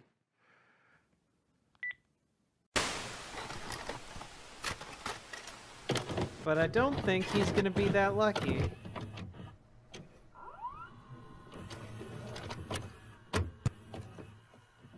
Maybe he'll turn into a giant stuffed bear. That would be incredible. There's no better way to get to know your roommate than some good-spirited competition. You may choose any game you would like. May the best man win. However, I should point out that Mr. Barlington is not the best loser. Honestly, he is quite terrible. If you want him to feel welcome, I would encourage you to let him win the game. Submit if you will. Thank you and good luck.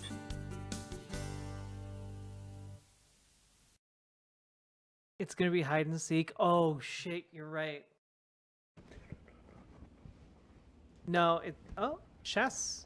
Okay.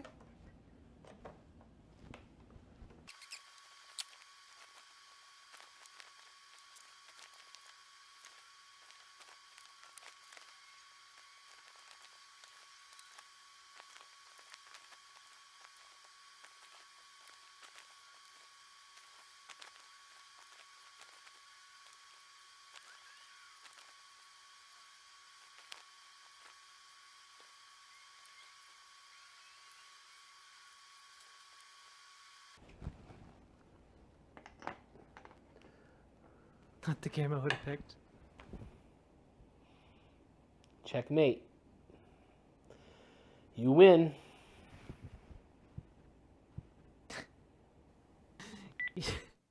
Barrington, you son of a bitch, you've beat me again.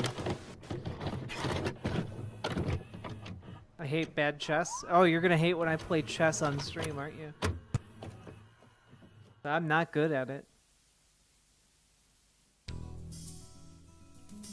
Oh shit, chat, we This got contest we got is almost two more. over, and Mr. Barlington would like to see his new neighborhood. Be a good roommate and show him what his life will be like once he moves in.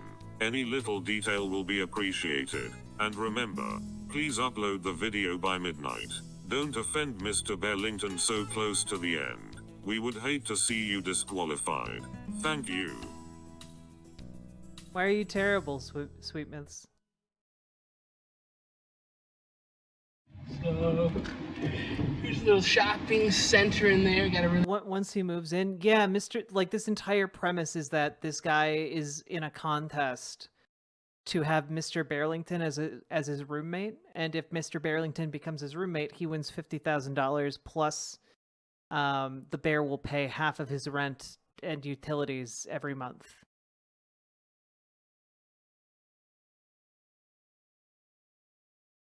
Oh, at chess. Gotcha. Yeah, I've played like chess.com chess. I should get back into doing that. It's fun. I like it. really good Chinese. Maybe we'll do like a I play chess against members of chat. That was fun when we did it last time. Food restaurant. And a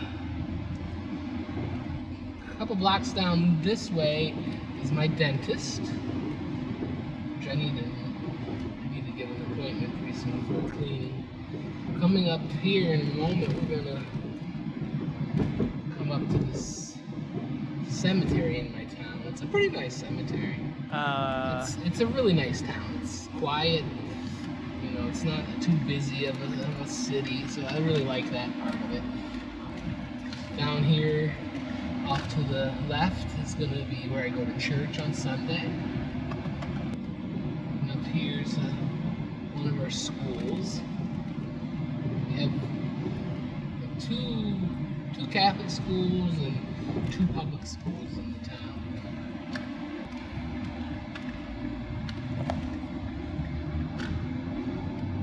Down here is kind of heading towards downtown and heading back towards my place. We got some restaurants,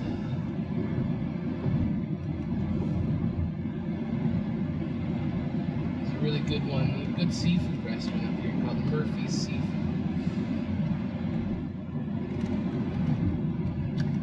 Yeah, you eat at the seafood restaurant, and then you go straight to the cemetery. It's a great town.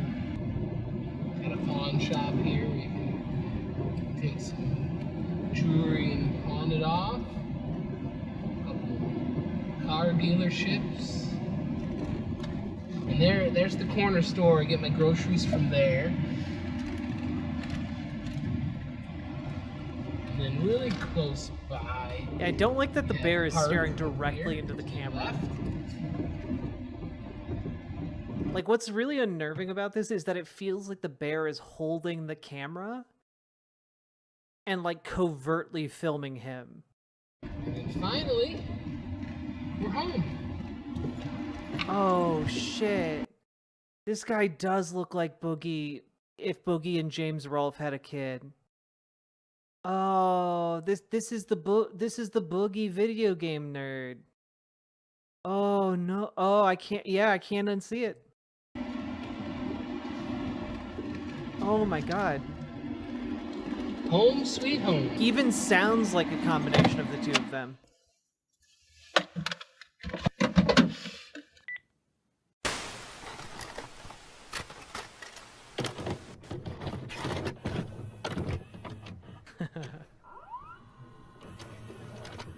Was the bear always staring into the camera though? I think so, this time? Mr. Barlington is pleased with how well this is going. Today, he would like to enjoy a meal with his new roommate. He would prefer the meal not be fast food or a TV dinner. Sacrifice some of your time and prepare a home-cooked meal. After all, my friend, there is no better way to bond with a new roommate.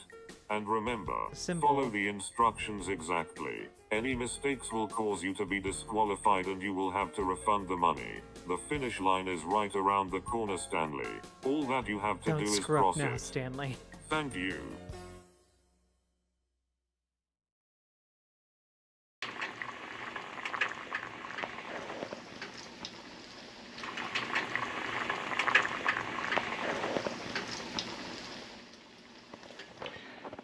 Chef Stanley at your service. He's gonna love this little meal.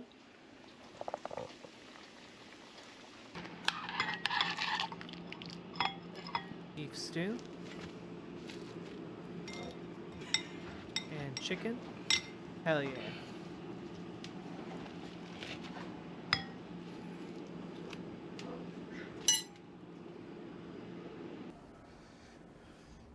Here you go, Mr. Barlington. Well, I'm not much of a cook, but I have to say I outdid myself this time.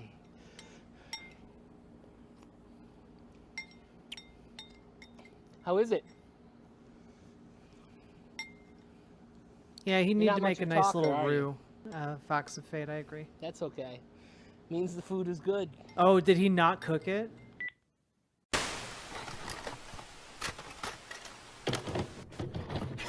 Was the beef stew from a can? Oh shit.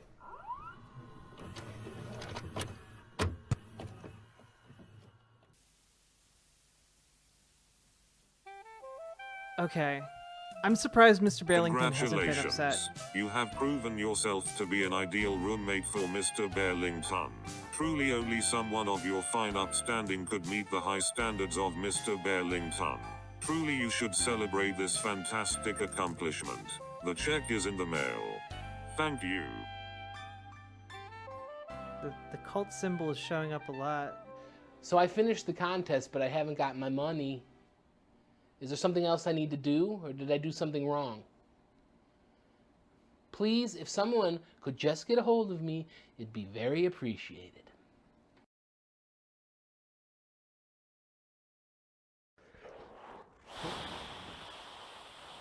Is the bear just gonna keep getting closer? It's been a month and I still haven't gotten my money.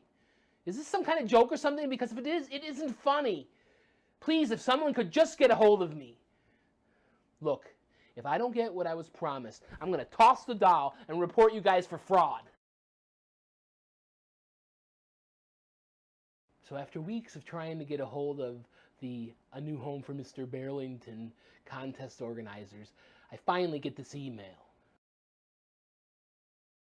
Give the bear to someone else. Look, this contest was obviously a joke. The only reason I'm making this tape is to show these guys for the frauds. Oh, this is like some sort of chain letter thing. This is like the movie It Follows, except it's a bear. He's got to give it out. He's got to give it away to someone else. He's got to find someone else the bear likes better. They are. Maybe I can help someone else from wasting their time. You know, I hope whoever it was, you got your last, because I am done, jackasses. You can have your stupid bear back.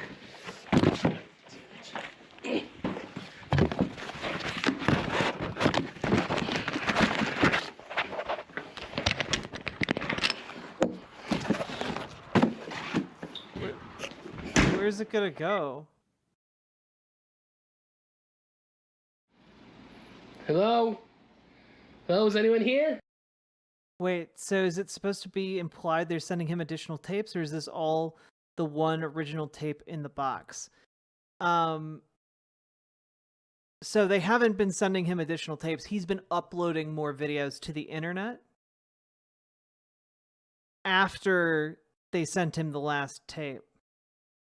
You gotta be playing with me. That's it.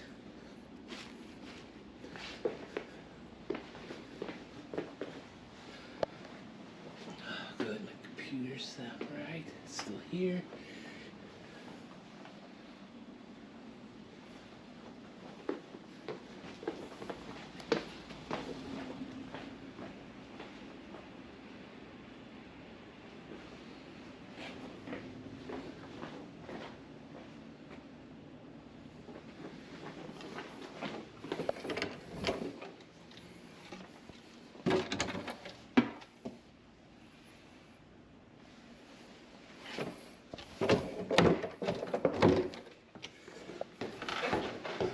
Hello?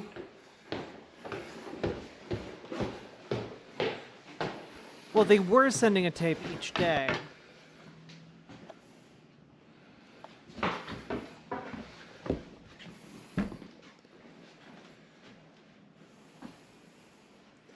This is ridiculous. Is that some kind of joke or something?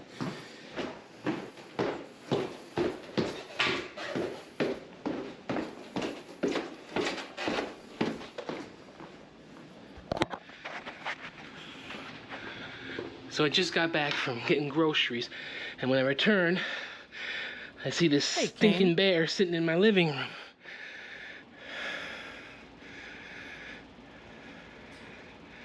No, he knew he put the bear outside, but he came downstairs or he came back home and found the bear was back inside his apartment.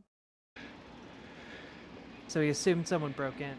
And for as far as I can tell, nothing's missing or has been broken, but this is not funny at all. You guys broke into my friggin' house for a joke. I'm calling the cops. It's the bear's house now? Yeah, the bear's on the lease now. Oh. So about an hour after I did the last upload, I get this email telling me to call. I guess you have to threaten to go to the cops if you want any respect anymore. This dude's like talking like a mob boss. Hello. Stanley here. I told you. Give the bear to someone else before it's too late. That's all I can do for you. Wait. Hello? Hello?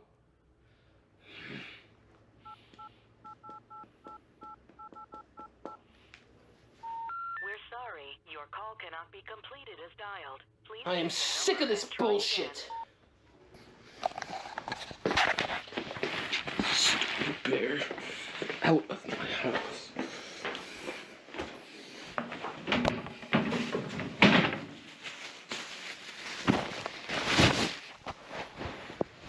That bear has squatters' rights, sir. You can't simply throw him out.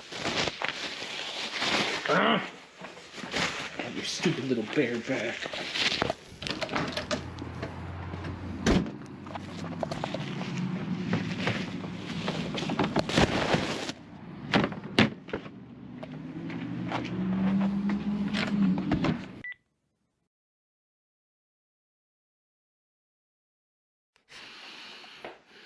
So, I haven't seen this stupid bear or heard anyone from the contest for in about 3 weeks, but imagine my surprise when I get a tape in the mail. I should just toss it, but I'd be lying if I didn't say I was a little curious.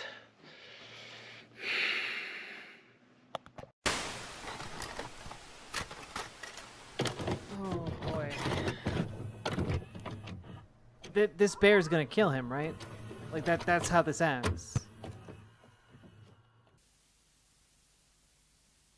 Congratulations. The time has come, Stanley. It is time to get what you have earned. What you have been asking for, my dear friend. You have brought him into your home. You have given him the gift of life. You have bonded with him. You have shared stories with him. No. You have served him. You have shared with him. You have submitted to him. You have sacrificed for him. It is so rare that a soul gives itself so willing. Barlington will enjoy feasting on this most precious of gifts. Stanley dear, you are ready to give all to him, and Barlington will gladly accept all.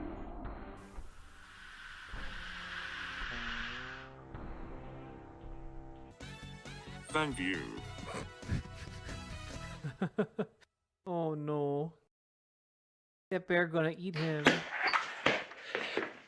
It's becoming harassing. Nah, dude, why are Bet you I'm going destroying to the cops. evidence? You better lower it up, assholes. Taken from Stanley's live stream. Oh no, Out he of the just way, like me for you real. newbie. Take that. Tell your mom I'll be over later.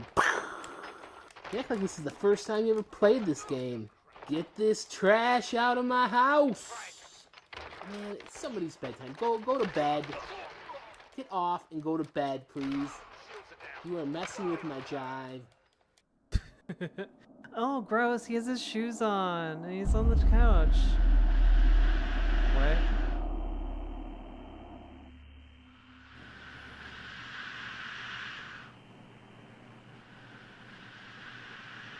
Mr. Barlington? What the fuck? What's wrong with your stomach?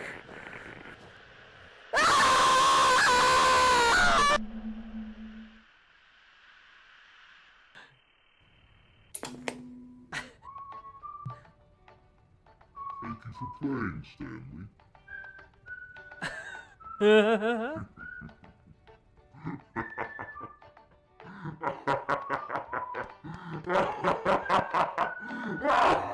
That was adorable. That was adorable. This is the most adorable analog horror series we've ever seen. That was not scary at all. That was great.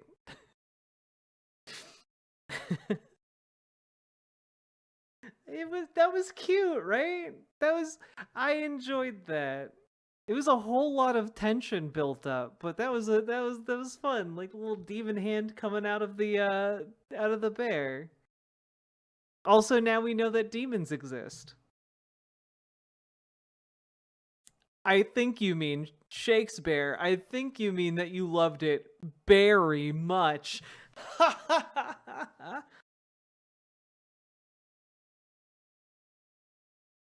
Yeah, Stanley is now the bear. The demon is now Stanley. Oh, what fun we have on this stream.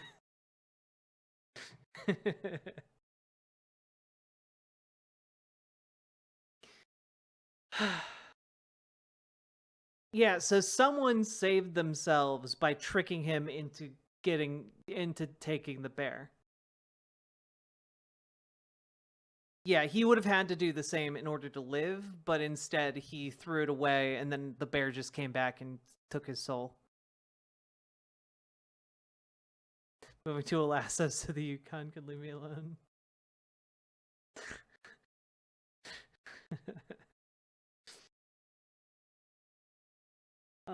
Folks, we've now been going for 4 hours. If you've been enjoying the stream, hit the follow button, hit the like button, hit the subscribe button, do the things. And also consider dropping some subs or donos so that I can, not die. I like not dying. I intend to continue not dying. But you all can support this stream and help make everything just a little bit better. For all of us. And by all of us, I mean me. BW, thank you for hitting the like button on the stream. I appreciate it. So in essence, I guessed right. He did indeed become a giant bear. True. I was expecting that they were going to make him like a life-sized bear. My theory was that they were going to have like a situation where he was like slowly becoming a bear. Like it was almost like some sort of metaphysical infection,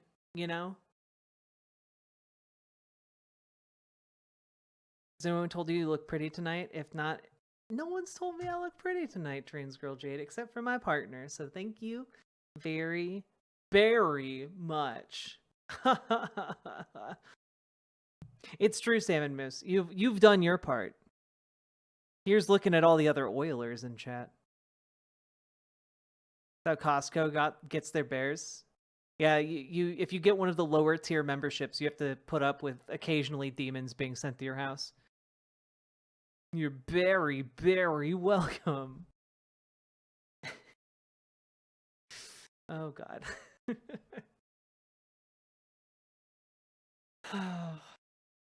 Y'all are silly little billies. I don't think I can bear chat falling into a slew of dad puns. I could bear it. I can bear so much. Let's see. Beep, beep, boop, beep, boop. I can't bear anymore. Well, you know what? This is a load bearing stream, okay? We bear each other's burdens, all right?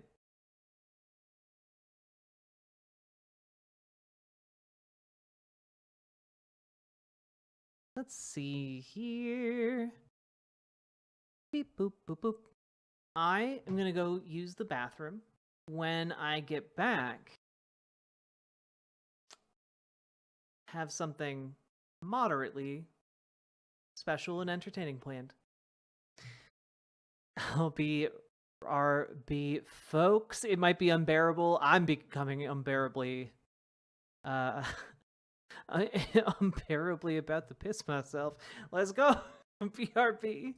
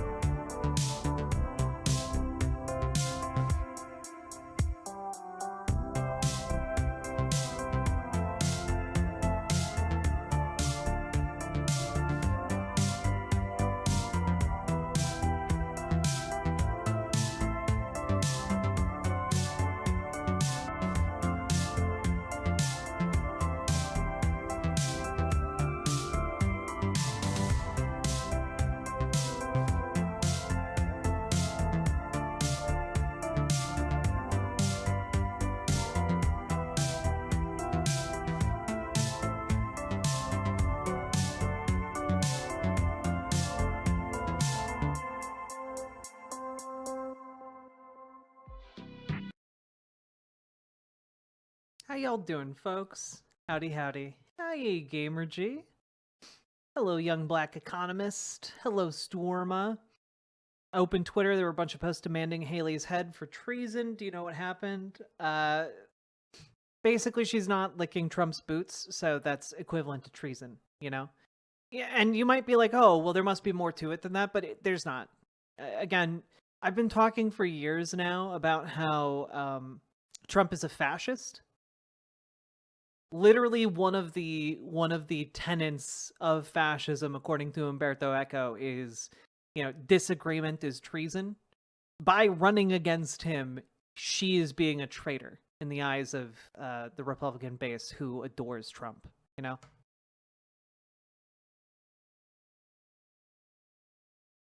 That is how the cookie crumbles.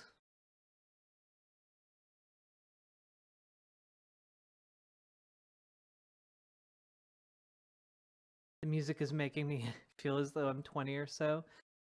I'm made of 20 or so polygons and about to get jump scared by a giant electric eel. God, that eel was scary though, wasn't it?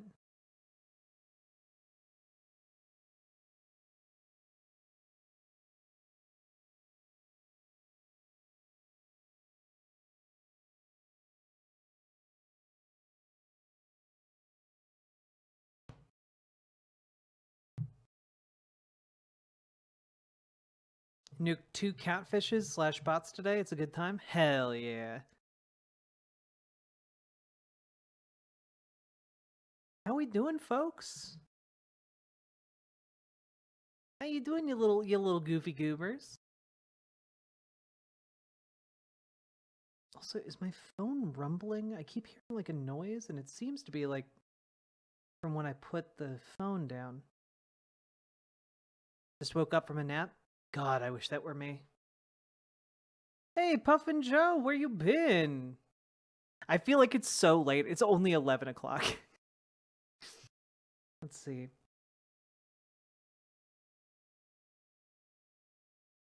We are back, Amber, and hello, Shakespeare. Hello, Neuron.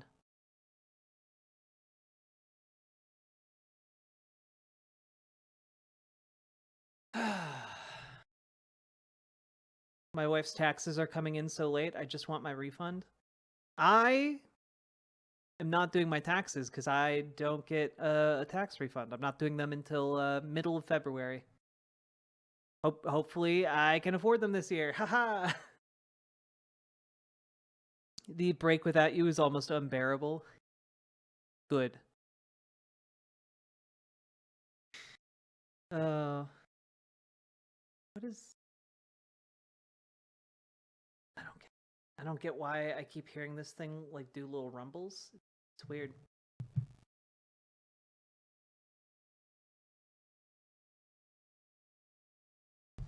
Oh, it might be my light. Like, my light goes back and forth. Sorry. There's a mystery afoot. A sound mystery.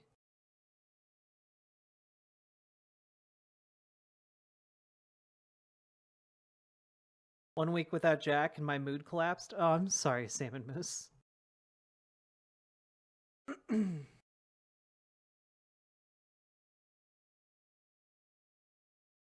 know, it's kind of cool when tweets go viral, but also, it's kind of not.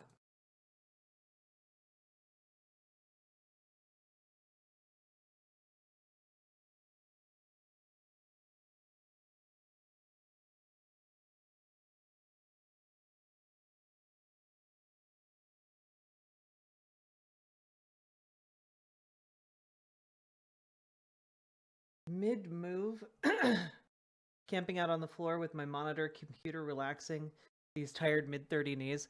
Oh, I haven't mentioned that. My knees were devastated from walking up and down stairs in New York. I don't know what it was. Is it still analog horror time? No. It is not. However,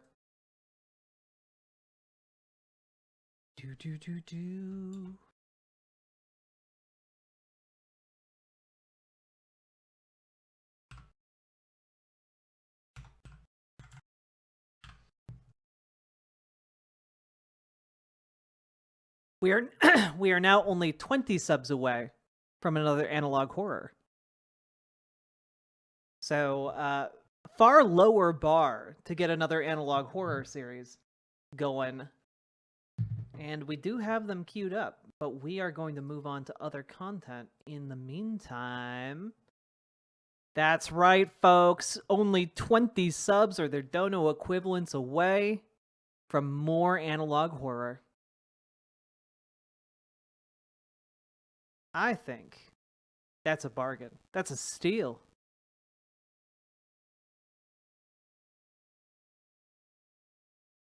Also, I'm seeing some new faces in chat. Just want to take a moment. BW. You don't talk a whole lot, but you seem neat. Christopher Fields. Hello. I'm glad you enjoyed the waiting music. Kane. Kane Ezra Kilroy. Hello. Welcome. Hope you have a good time here. I know you didn't get a super warm welcome in the YouTube chat, but you know what? That's okay. That's okay. You know? 20 subs till anal? True. I don't know if I could emotionally handle another analog horror. Mr. Barrington was a whole lot to take in. It was a whole lot to take in, but it was also, like, really delightful. Usually it's something like the Monument Mythos, which... Oh, that reminds me. We need to take a look at the Monument Mythos. Do they have a finished season? We need to know. Ba ba ba ba ba da ba ba da ba ba ba ba. Oh shit, chat. Wait. I need to know.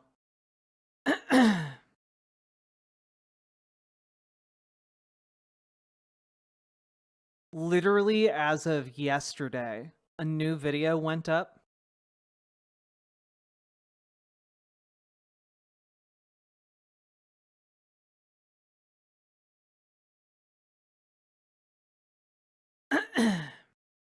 There is upcoming. They're doing the no. There's there's a new season of the Monument Mythos called Monument Mythos Modern Day. Yesterday they just put up a teaser for the finale of the entire Monument Mythos, allegedly. And I'm excited. I haven't seen any of the modern day Monument Mythos, but I think we'll wait until the finale is out, and then watch it as far as we can take it.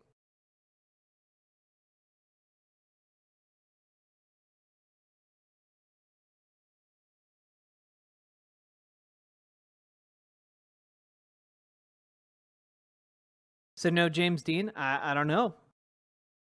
James Dean is a mysterious creature. He might find his way into all kinds of different universes.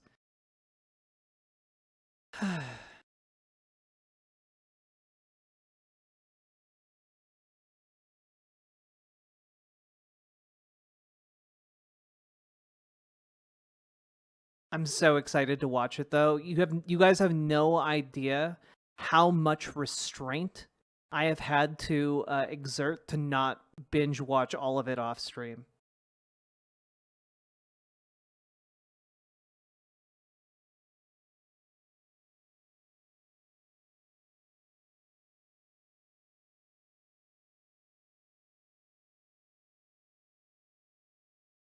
Hello, I'm Muslim, gay, communist, and currently a refugee. Well, I'm sorry to hear that you're a refugee. The other things sound alright, though.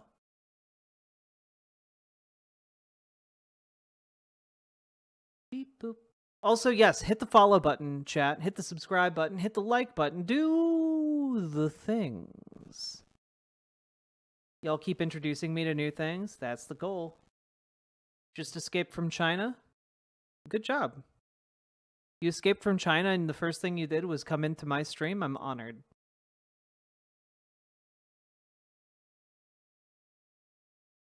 Pew, pew, pew.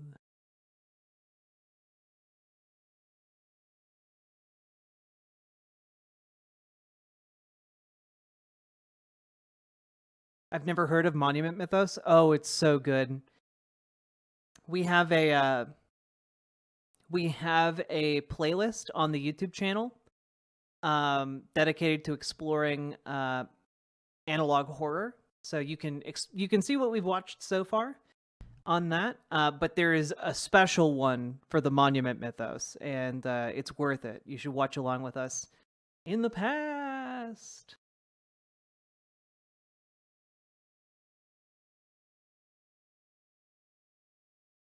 I am trying to see something. Ba-da-ba-ba-da-ba-ba-da.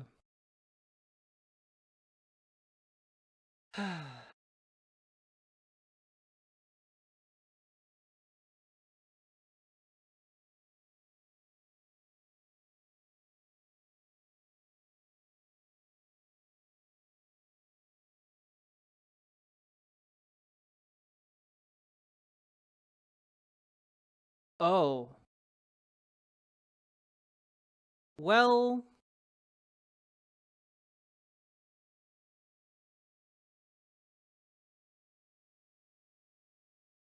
Is this real? Sorry, I need to know. Is this actually real?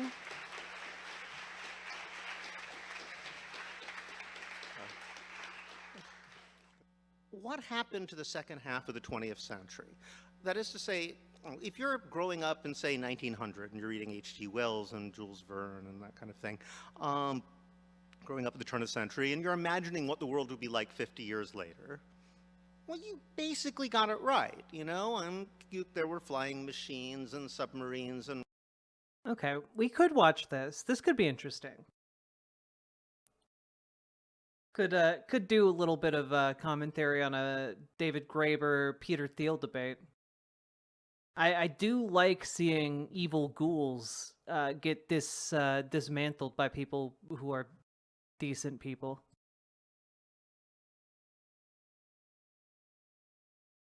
I would cover the Destiny Lex Freeman interview, but apparently people are getting banned for watching Destiny, like or covering Destiny. Like Dylan Burns got banned,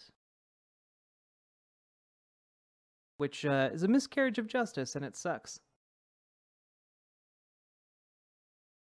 Well, Skoger Dreki, you are welcome in my community, and congrats on escaping China. I've heard it is not great.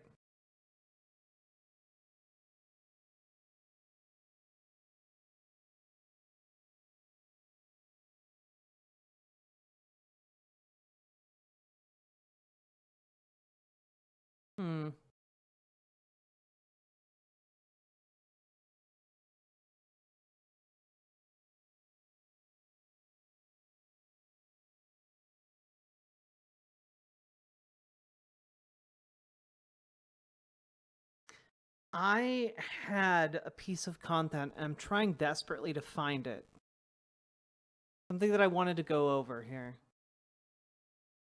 And I'm not finding it.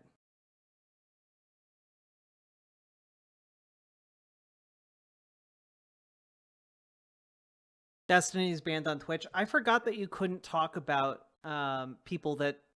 It's so weird that you can't talk about people who have been banned on Twitch. That's very bizarre.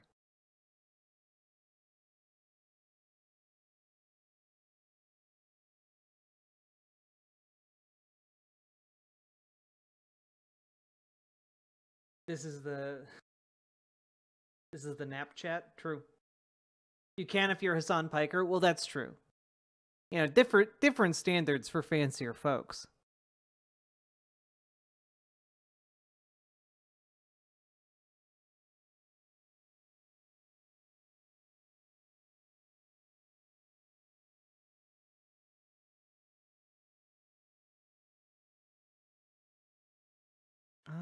just wanted that piece of content, and yet it's not here. This is homophobic.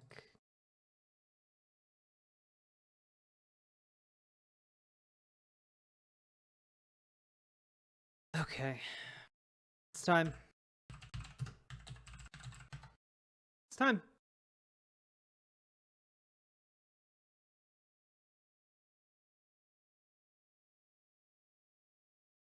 It's time. You guys aren't even ready. You haven't been prepared. Okay?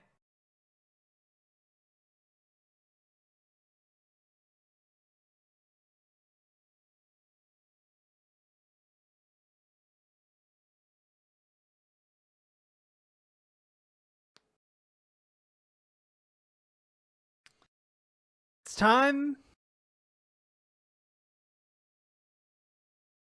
It's time for us to go down the rabbit hole, okay? It's time for us to go down the rabbit hole.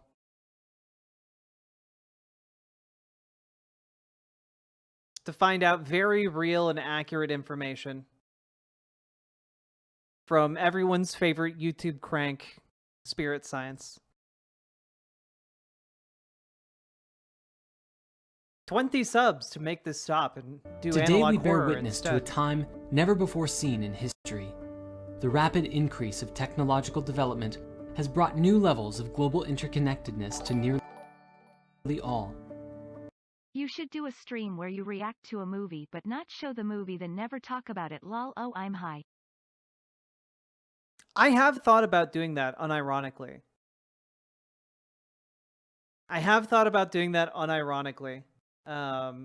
Like doing a live commentary recording. That could be fun. That could be really, really fun. I think I'll do that with Star Trek Into Darkness. Because I hate that movie with a passion that is difficult for me to capture outside of ranting about it in the moment.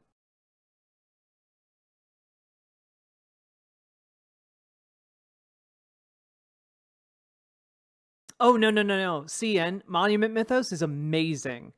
It's like if you combined eldritch horror with American history, and it's so much fun. Most of it is making fun of America. What was Star Trek Into Darkness about? It was basically doing Wrath of Khan again, but worse in every conceivable way. Dylan, I agree with you with one exception, okay? I think he does... the one thing J.J. Abrams does well... The one thing he does well is, like, recapture and repackage nostalgia. So, like, there are moments in, like, the first rebooted Star Trek that are fun. Or, like, moments in the rebooted Star Wars in Episode 7 that are fun, you know? But, like, it's not great. But, Will Kale, here's the thing. I love the third Star Trek movie. I love Star Trek Beyond. I love Star Trek Beyond. Star Trek Beyond is really fun. But Star Trek Into Darkness is like one of the worst movies I've ever seen in a theater.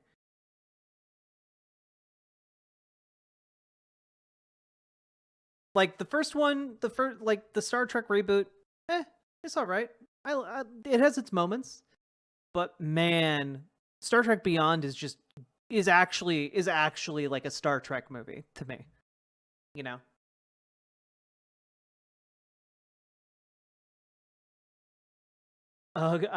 Sean Smith. I am a massage therapist. This spirit science community swarmed me like gnats at a picnic. Oh, you poor sweet lad. I'm so sorry. I'm so sorry that you know about this just offhand.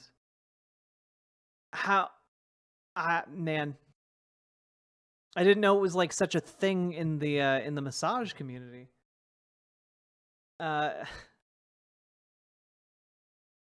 But yeah, I love Star Trek: The Wrath of Khan a lot.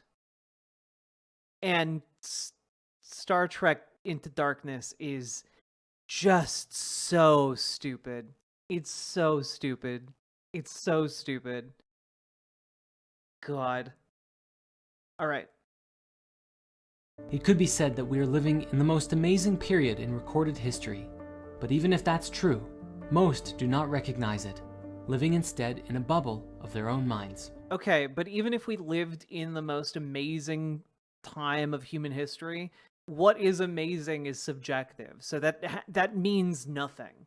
That doesn't mean anything. The past and the future exist in a continuum, dynamically affecting each other through the lens of the present. While our material bodies only move forward in time, the particles and waves underlying the fabric of reality move non-linearly and can travel forwards or backwards in time. It is through the act of remembering our past and dreaming our future that we too move through past and future states within our consciousness. To be clear, this video is called "Everyone Should Watch This," and it has an image of like going down the rabbit hole. And so far, this is what we've got. Everyone needs to watch this, which is mindless and absolutely insane. Many believe today that the past has very little bearing on who we are today, that old traditions, such as those of ancient religions, are no longer needed. But if we forsake where we came from, we will fail to learn the important lessons that history provides. Were one to look closely at the great cycles that humanity has evolved through, we would find a foundation upon which our very society today still upholds. In ancient... yes, as you all know, our entire society, our entire global civilization is built upon the pyramids of Giza. Sumeria, the 24-hour clock was established, still used to this day. And through biblical times, fundamental laws and principles of righteousness were established which are still greatly honored in present society. The burning of oil to light a lamp led to the burning of oil for an engine. And cars are often... This is indeed spirit science. Yes. You're just describing how time works. You're describing how learning and time work in conjunction. You know, this is like, it's so incredible how we stub our toe and then we learn to lift our foot a little bit high. Like, come on now. He upped his game. Did he? Did he really? Because this is just stock footage and gobbledygook. Often measured in horsepower, a term derived from quite literally the amount of power one horse could provide.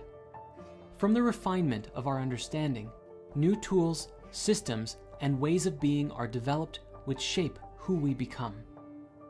But we walk a very fine line today. Through the very technology we've created and the way in which we orient ourselves in society, we find ourselves in traps of delusion which keep us focused on a limited set of criteria that we believe if we attain, we will find happiness.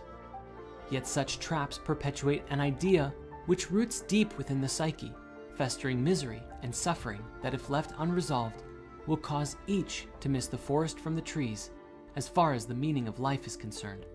The challenge at its root is actually a very simple one. We must learn to reconcile duality against wholeness. I just want to really translate real quickly what he just said. Basically, he said the world is a materialist trap because you need stuff, and that stuff can blind you to the true wonder of reality. And like, all this guy has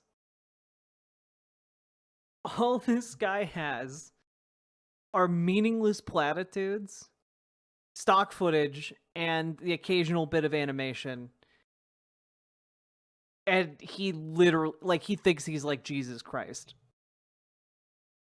Which is performed by one's ability to reconcile paradox within. When one can reconcile paradox, they can overcome any duality which causes division and penetrate... I would do that, one-hand wonder, but I don't have alcohol on me. I'm sorry. ...into the source field from which all things arise. It must be understood that at the fundamental levels of reality, all Wait, I'm sorry. The what? The source duality, field? which causes division, and penetrate into the source field from which all things arise. It must be understood that at the fundamental levels of reality, all things exist in a dynamic... Did this motherfucker just like reinvent the Force with extra steps? He's except instead of calling it the Force because he doesn't want to be sued by Disney, he's calling it the Source.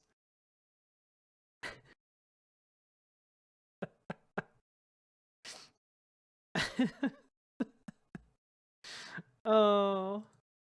Interconnected unity that breathes life into the multiplicity of creation. This unity has been called God or Spirit, an apt term considering spirit means animating principle, and therein scientifically speaks to this source as a place through which the material reality is animated, or through which... Yes, as we all know, spirit scientifically means anything. Mm-hmm. Life energy is breathed into that which lives. But how does a dynamic... Jack, you don't understand. They've channeled Thoth. They aren't messing around. These aren't meaningless platitudes. They're platitudes from Thoth, which makes them automatically true, because Thoth wouldn't lie. True. Interconnected unity give rise... This channel has almost 1.4 million people that follow it, and like this guy is spouting pure gibberish. The multiplicity of creation that we find ourselves in today, hey, Antoine, where everything appears as separate and divisible. The answer is simple. It is through our very perception itself. Today, division reigns supreme. Families are divided amongst themselves. Countries are at war with each other, and other countries are at war with their own people. Where some oppress their people openly, others manipulate their people in secret. It is through our perception of disconnectedness which allows such distortions to permeate society. For if we truly perceived such unity, we would never seek to betray or take advantage of our brothers and sisters for our own gain, and we would certainly nurture and honor... Yeah, no one would ever do that. Lie. Mm-hmm. Yep. ...our planet and be responsible stewards of creation. Paradox is reconciled in our ability to hold multiple contradictory ideas in our minds at the same time and weigh them against the truth of our own. That's his way of saying if none of this makes sense, that's just because you haven't elevated your mind to my level yet. Conscience, unbiased by our own selfish desire to be right. When each of us do this, we realize that opposing ideas are often two ends of a polarizing spectrum and are not as far from each other as we think.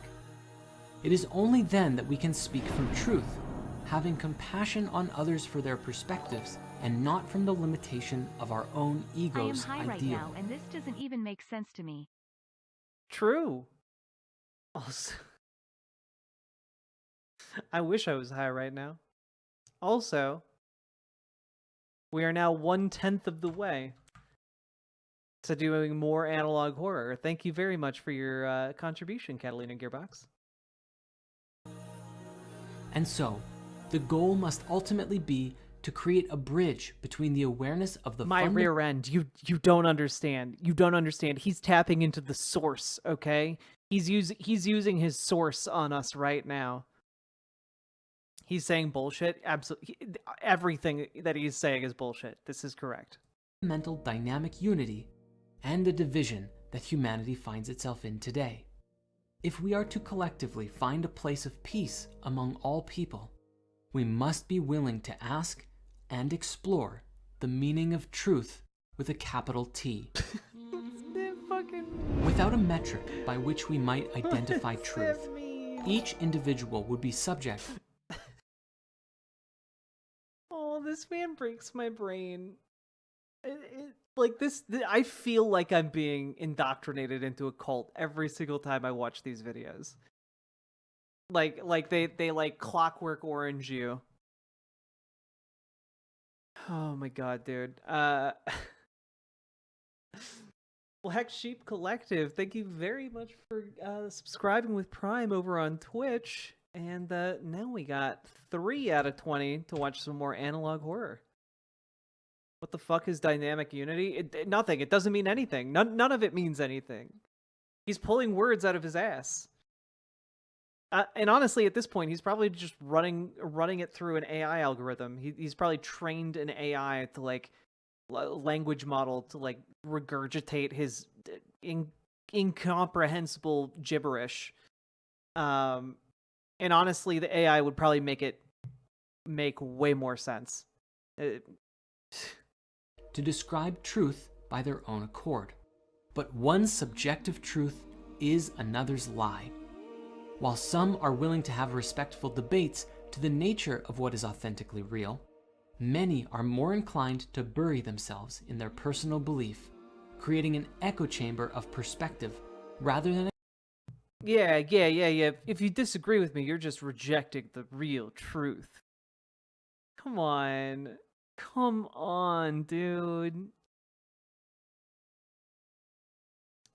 Someone's subjective truth might be, to another, a subjective untruth. Like, yeah. But then you're talking about objective reality, which is objective. There are two words, subjective and objective. They mean two different things, and you're just conflating them. It's very bizarre. Exploring ideas other than their own. You don't believe this? Nah, I think it might be a lie. Capital T must be understood as a concept, not a thing. The word itself... No one thinks that there's a physical object called truth, dog.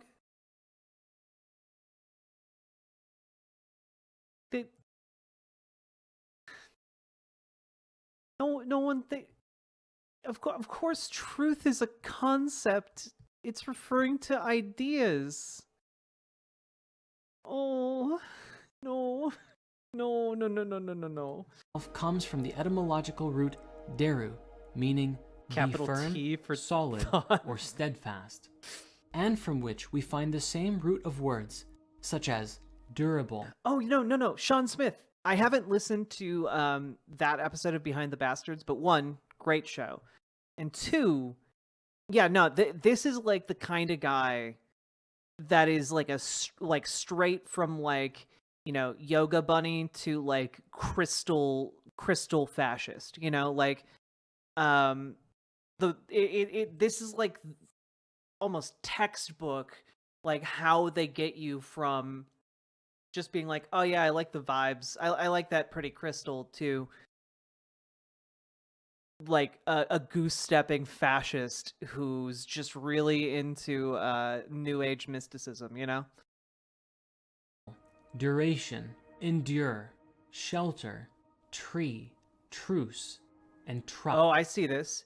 Betroth, more like be-thoth. Got him. It is also related to the Hindu concept of dharma, which is the upholding or eternal principles upon which all of reality is based. It can be said that truth with a capital T is my food just got here. I'll be right back. BRB.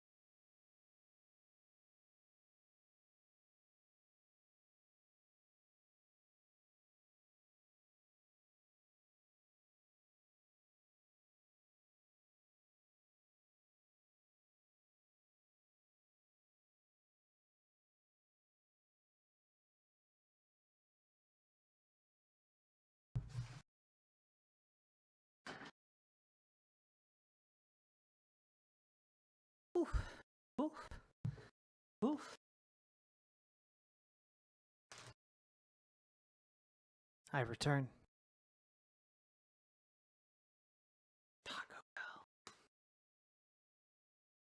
I'm gonna eat it while I watch this video so that I stop getting a headache. Word which indicates that which is eternal, while all of the material and corporeal reality is finite and subject to change. In this way, truth may be likened in principle to the center of a wheel that is spinning, while the outside of the wheel represents corporeal reality or subjective truths, which are You don't have to. This is not at all complicated. Why are you using the most convoluted analogy possible? Come on, dude. The Thick Lifter, hi. Welcome. constantly rotating through their cycles. Is this spirit science? It's absolutely spirit science. And if any of you take this seriously or think that this has some interesting ideas, y'all need to check yourself into an asylum, all right? Just for a little bit. The center of the wheel does not move at all, but exists free of all motion, yet is the place from which the rotation of the wheel arises. In the same way, the eternal spirit underlying creation is unmoving, infinite, and eternal, and from it arises all of the changing material reality. In life, each person has their own subjective truth, their own perspective. A perspective is the filter through which each individual views reality and is afforded through the unique interplay of life experiences and interpretations. The attitudes and habits we form. But all motion is relative? Not in spirit science world. That sounds like a subjective truth. Jesus Christ. I'm so sorry I'm subjecting you all to this bullshit. God. This guy's got wheels spinning his head. Yeah, and they're going nowhere. Ultimately create a filter through which we view reality. What one considers true might not be true for someone else who sees life through a different lens. Where one prefers the left, another may prefer the right. Such perspectives are not absolute truths, but subjective to the individual who believes them.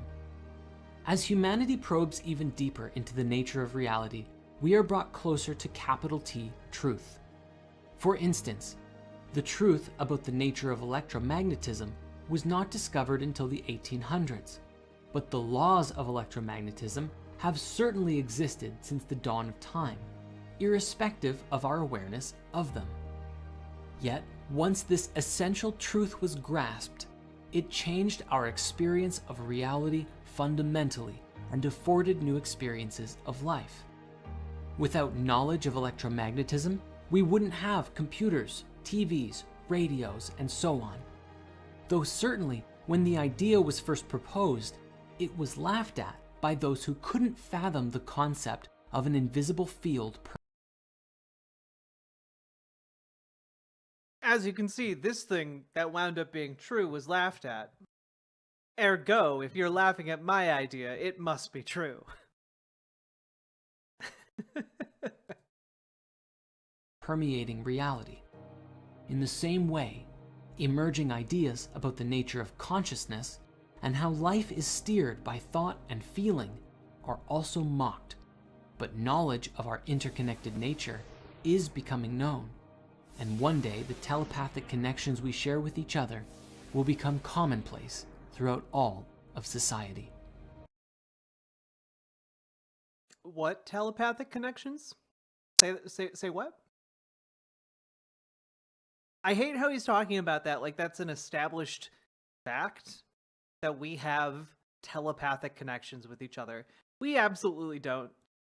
What the hell? Come on. Alongside the development of technology, we must also adopt higher moral standards with greater responsibility towards each other and the life that we lead. As we discover and gain control over atomic forces, we must be willing to use them for harmonious means, in benefit and service to all, rather than our own selfish wants and desires, which is sure to lead to destruction. The higher path is the one which allows for an acknowledgement of both personal and subjective truths, but also yields to a greater truth as it arises, even if it is uncomfortable to humble oneself that we were previously wrong. Oh, and Beata. This guy has so much deep lore, it's ridiculous. He has a, 5-part movie series about his deep lore. So, yeah, we watched one of them at one point. We find the same understanding present in the time-honored spiritual traditions of the past, whether it be the teachings of Jesus Christ, of Krishna, of Buddha, or even the Tao, which all teach virtue, love, and compassion towards all. The deeper we go into understanding not just the science, but the intrinsic moral responsibility that comes with having such sciences, we reconcile the ancient historical spiritual doctrines with our modern view. But if we hate others and attack those or mock those with difference of opinions, we only perpetuate limited perspectives that keep humanity groping in the dark. I'm really tempted to just skip the rest of this and go straight to one of the lore videos that he put out. That could be really fun. X-Men are coming? True. They're coming up next. If we choose instead to be guided well by good leadership and inform ourselves by appropriate social spiritual standards, humanity will learn to deal fairly with one another, without the violence or hate in their hearts, and life on Earth will become a fun reality for all, with less suffering and better systems for living together in peace. And so, in support of this endeavor, a question we might ask is this: what is reality? We're 11 minutes into this video.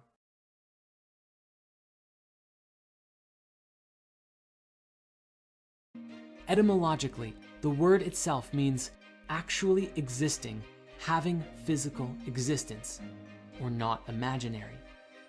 It is interesting that this specifies not imaginary, for by that standard, are thoughts or beliefs considered to be real?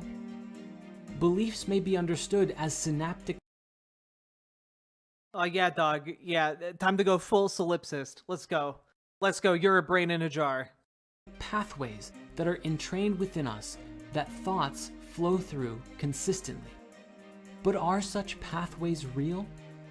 When we think a thought or use our imagination, our mental synapses fire, and those electrical signals can be measured.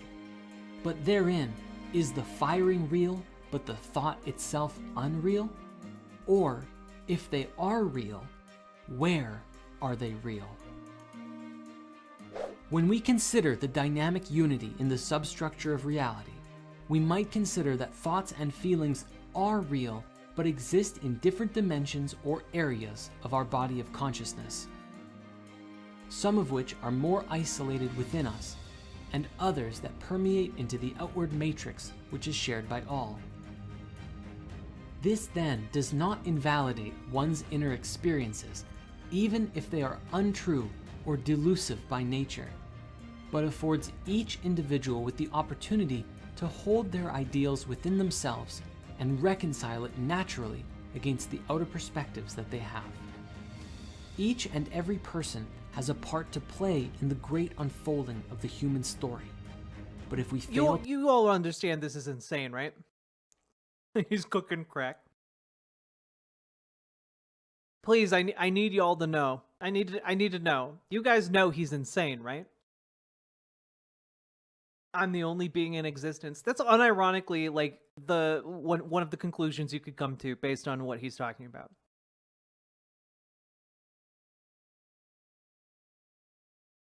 To play our part, we will continually perpetuate the great delusion of the world. But if we free ourselves of our personal delusions, No, and Beata, if this guy gives you Scientology vibes, that's good. It means you can 100% tell what he's trying to do, which is continue building his cult. He's unironically, like, this is cult propaganda. Like, this is a cult. He's scamming people. we help the whole world to wake up all the more and realize just how amazing life really is. And at the end of the day, the matrix of reality is one wherein each soul may perceive life in their own way. This isn't how the Borg are born. The Borg are hyper advanced digital beings, okay? They actually operate along lines of logic, which is something this guy is completely incapable of doing. Also, we are now 4 subs out of 20 to get to more analog horror. We need 16 more. I think we can do it. Hiccup. One can float through life following the same patterns they've always had, or may attempt to break free of the illusion, and that path is up to each to decide for themselves. By the way, this guy thinks that the Jews came from space, like unironically. Unironically. Illusions are perpetuated by mental, spiritual, and physical poisons, and these can be identified simply. Mental poison traps include belief systems about one's purpose and place in life. Who is this knob? This knob is a 1.4 million strong YouTuber who goes by Spirit Science. He has 1.4 million subscribers. Oh yeah, we'll get. After we finish this, we're gonna go into like one of his lore videos to hopefully give you like an overview. That we must live out our days doing work that we don't like, with people we don't fully get along with, engaging this problem you're describing is capitalism. In activities that are not fun for us, and so on. These are limiting beliefs about who we are and what our place in life is. Spiritual traps stem from the disconnection with our soul. Spirituality must be understood as union with the vitalizing essence. Guys, he has 1.38 million subscribers. This video we're watching has like over a quarter of a million views. Like, people watch his videos, and it's insane. This is giving Thetans. Yeah, your Thetans readings are off the chart. You'll never go clear at this rate. Through which our consciousness engages with mind and body. And that while many religions we are serve to 16 support the subs union away with that from connection, analog horror. the business of religion also often takes people away from their own innate... No, this is not analog horror. This is just the horror of reality. This is unfortunately real and not something someone made for fun. Connection with God, which may also be experienced as unity with the source field from which all things arise at the fundamental levels of reality. Yeah, so again, he watched Star Wars and was like, ah yes, I'll have my own version of the Force called the Source. Physical traps include everything that keeps our focus and attention only on that which can be felt or known through the 5 senses, and often disconnect us from seeking Does he mean space-time? No, he does not. Any inner harmony beyond that. This includes heavily processed and refined foods which have no nutritional value. Addictive... Yeah, you heard it here first, folks. If you eat a cheeseburger or, God forbid, Taco Bell, that's keeping you further from God. Substances such as sugar, caffeine, and alcohol, which keeps people in a perpetual state of mental fog, especially when overused, relying on the kick they provide to get people through their daily grind. It's chow. Did you know that most coffee has mold in it? Very few people do, and that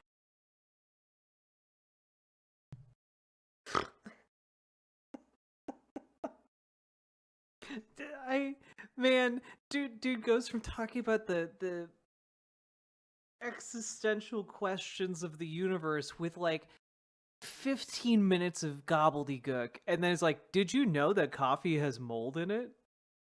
Are you kidding me? Coffee has mold in it. That keeps you further from accessing your full source potential. All of your source powers are locked behind the coffee mold. Don't tell this guy what penicillin is. Oh. That also is an inner poison, along with all of the pesticides and herbicides in almost all of the produce that we eat. The attachment to living out our days in the exact same way is also oriented around the necessities to survive: food, money, sex, and these such things. Important Do you think to it's be open sure, source? yet if our reality is only oriented to these alone, we miss the opportunity to aim for and receive anything greater, such as knowledge and wisdom of the nature of the soul and the hidden mysteries of life itself. To become fully clear of the addiction to material reality is not an easy task, and so it is often easier for... Yeah, it's true. We're all addicted to material reality, almost like we rely on material reality in order to not die. Oh, you can't live without material reality? Mm-hmm. Junkie. For an individual to ignore the damage such thinking causes, and to simply float through their illusion as best as they can. Yet, one who is deeply engrossed in such addictions and cannot easily break free. Okay, just real quick, what is happening? What is happening in this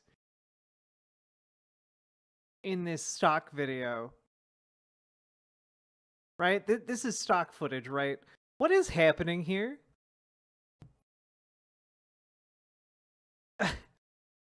Like this is stock footage. And to simply float through their illusion as best as they can. Yet, one who is deeply engrossed in such addictions and cannot easily... What the fuck is that? Yet, one who is... They're all having sex as this man?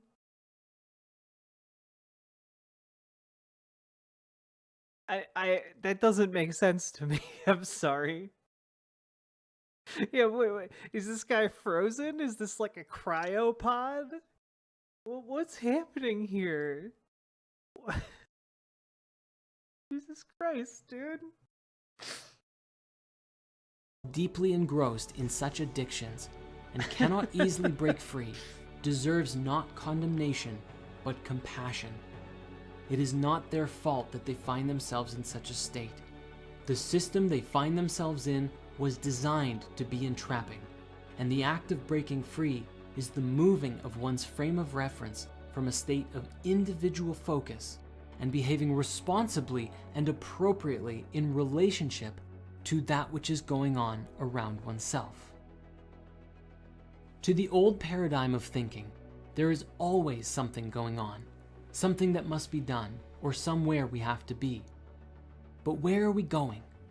Where does it end? What is the purpose? You know, I do ask all three of those questions specifically about this video. I've been asking them the entire time. Of the journey we're on. When we're on our last several breaths of life, will we look back, feeling completely fulfilled for the life that we experienced? Or will we be filled with regret, lamenting how much time we wasted? When we are able to see ourselves for what we are, humanity is recognized as a delicate creature, multifaceted with brilliance and suffering all at the same time.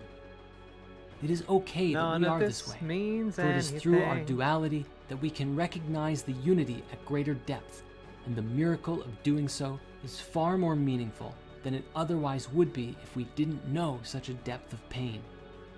While so many feel alone and uncertain about themselves and their place in the world, others are running as fast as they can towards the goal of their imagined future. And while some are imbued with purpose of heart... I It's gonna. We have 8 more minutes of this. This is. I'm struggling so hard right now, chat. Others are blinded by the illusion of their wants, thinking them to be needs. And from a state of attachments, there today has grown so much mistrust you just between want family air, and you don't community, need air. between the leadership and the led. It doesn't have to be this way, and it won't always. Humanity cannot help but to awaken to the truth of its nature, even if it takes a long time. It has been said. Oh, Coconut Julius. Coconuts. You nailed it. This guy just bullshit high school essays and then continued doing that on YouTube for the rest of his life. Oh god. Oh god. Life is but a dream. When one knows that they're dreaming, we can each dream a life worth living. Oh my god. As dude. a game is entertainment to us, life is a game to spirit. But it's not as though this game doesn't have an ending, or a moral to the story, or a supreme goal that we may all strive for. In order to get what we need in life, we have to be honest with ourselves and those closest to us. Yeah, we have to be honest with ourselves, but apparently not not brief. Those who need rest should take the time they need to rest, and those who are passionate and motivated to work should work. Those who are toxic should aim to be purified, and those who are pure can set an example for the rest. We find our I'm sorry. Did he take the Dark Sun from Dark Souls 3?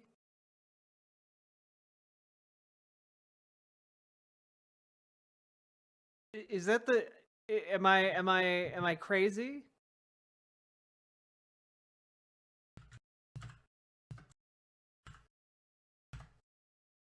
Am I crazy?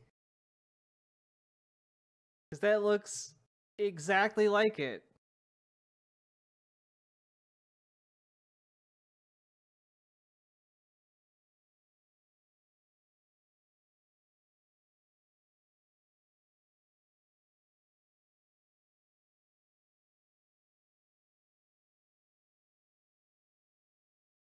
I don't want to download it, I just want to open it in a new tab. Throw it up on screen. So there you go. Here.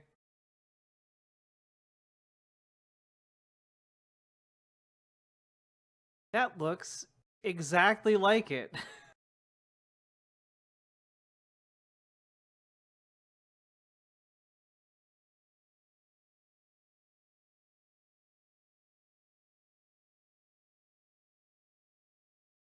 Alright, anyway.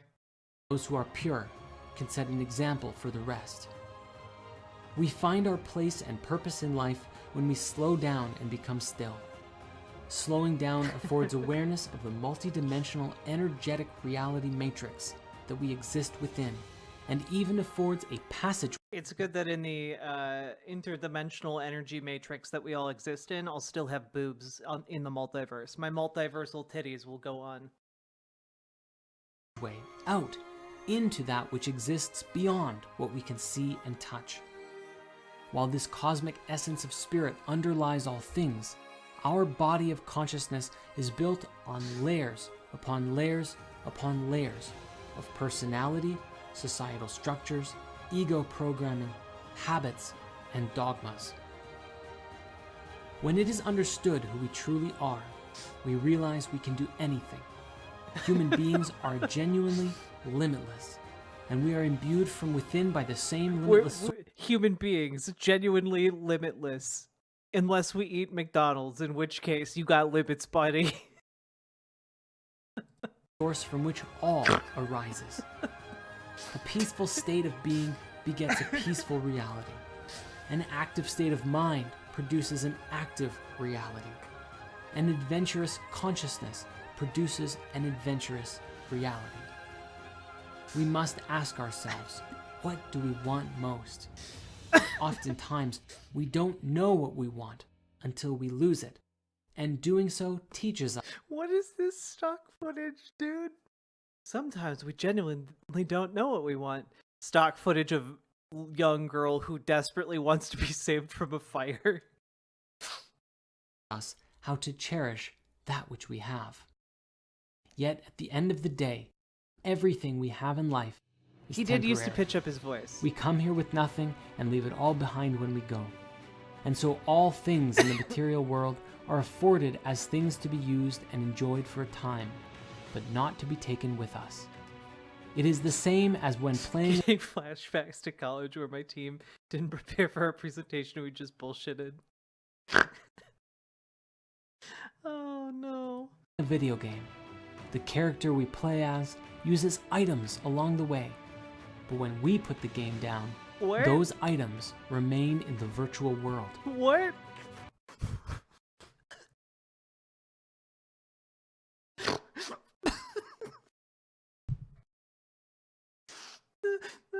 Oh god. I love it. I love this. This is amazing. Not to be taken with us. It is the same as when playing a video game.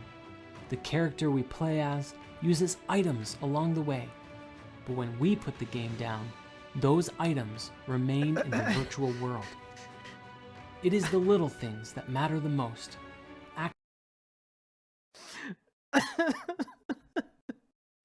What was he playing? I think it was just stock footage of a video game.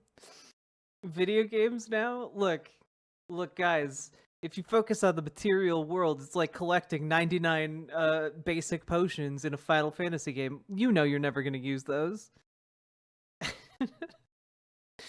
Did you know there was a man who was able to pick back up the game of life? Acts of kindness, showing up for one's brothers and sisters. I feel like at some point he's just going to be like, are you familiar with the tale of Darth Plagueis the Wise? Living out the higher will of that which is alive within us to do. Let us not be NPCs of the Matrix, non-player characters, but awakened characters thanks for playing in the clarifying. game of life, that may a new door be opened and a higher pathway be walked.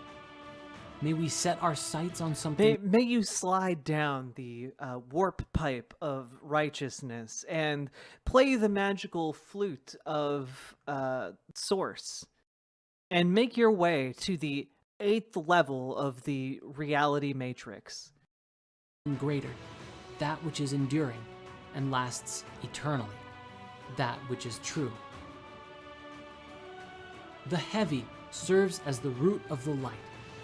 If we want a light-hearted and joyous reality, we must honor that which exists deep in the roots and foundations of society and even reality itself, and within our own being. The time is coming when each of us will have to make a choice. Choose truth. Choose love. Choose to embrace the mystery of life, and do not turn away from the awakening journey.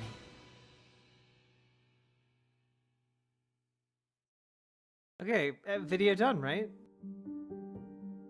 Thank you so much for watching this video.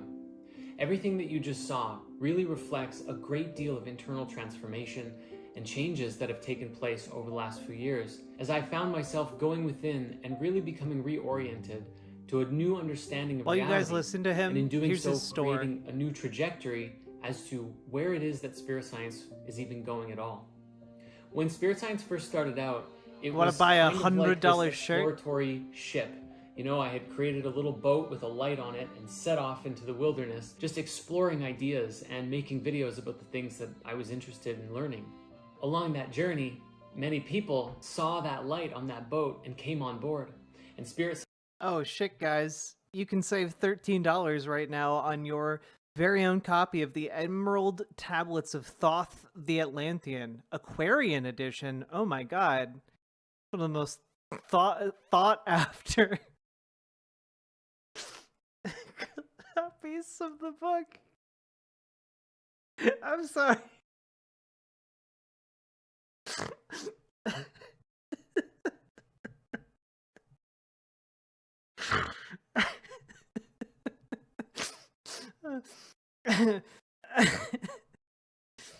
Oh god.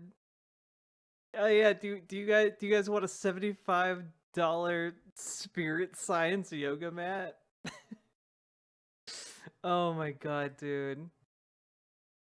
How much is this almanac? It's $27. Ooh la la.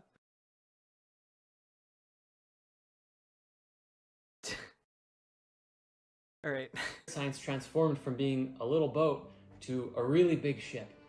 And that comes with a lot of responsibility when so many people If he are makes his own looking to you custom for Stanley, I want them. guidance and understanding about the nature of reality. It was very overwhelming at times. I would get so many emails of people asking me for spiritual advice or asking me to interpret their dreams for them. And I definitely didn't feel like I was qualified or the right person to be able to answer those kinds of questions.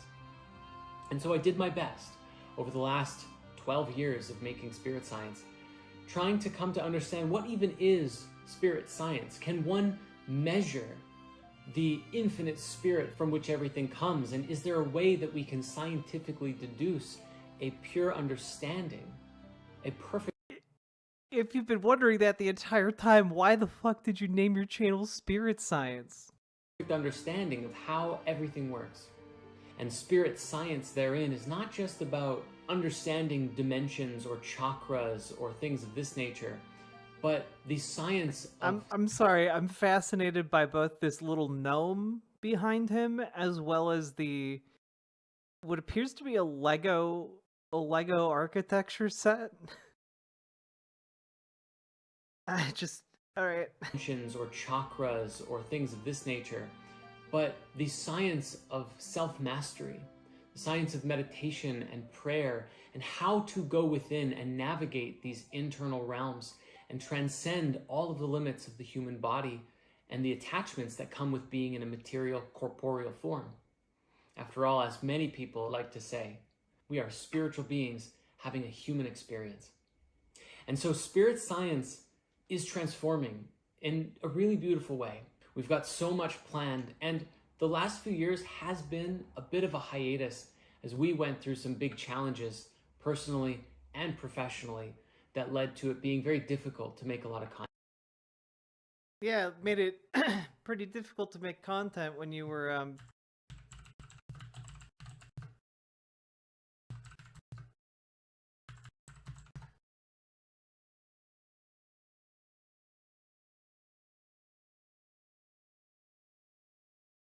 yeah, made it a bit difficult to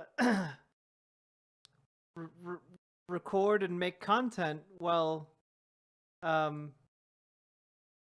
you admitted to doing a rape while you were being recorded.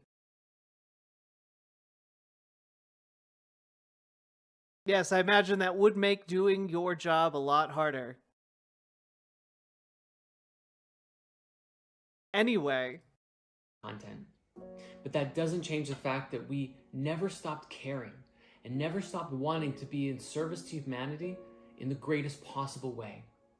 And so for all of this, I just want to say thank you. Thank you for your patience and your support throughout all of the years. I don't know that this work would have continued without your support. Wait, for real? Yeah, he's a cult leader.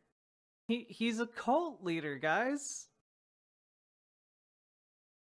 And I guess he's like somehow related to this lady who goes by Teal Swan. And yeah. she's cuckoo bananas.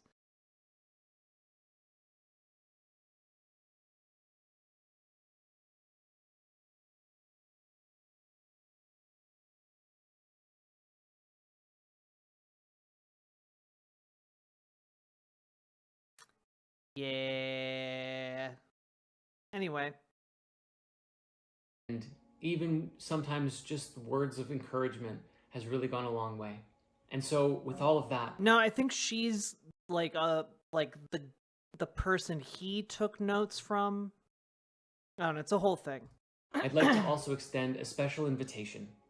The last few years, inside of our community network, once called Spirit Mysteries, now called Spirit Verse, and which will soon transform into the Spirit Science Academy, we have been doing our best to host and facilitate courses? workshops and create a personal place where everyone could come and share on their spiritual journey together, free of judgment or dogma, but openly explore that which their soul calls most for them to learn.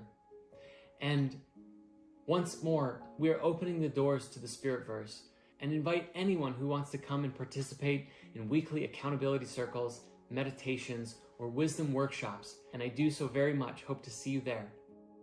Humanity is amazing, and most people are you sure not you didn't aware get telepathic just how consent? special and powerful they truly are. And so thank you again for staying tuned all these years, or if you're a new subscriber, welcome.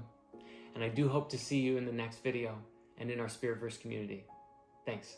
Wow, that was awful. This man's terrible, and I hate him. I hate him so much. Like, not in like a... Like, I clearly I don't know anything, don't know him personally, but like literally everything, like this entire cult thing, the you know, the sexual assault, yeah, you know, I'm just, you know, not a fan, not a fan.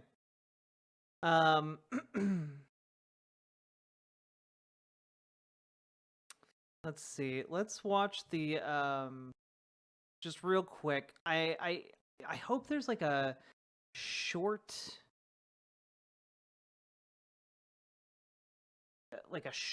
thing to go through. I want to know, like, I want like a short primer on what he thinks the universe is like to show you guys.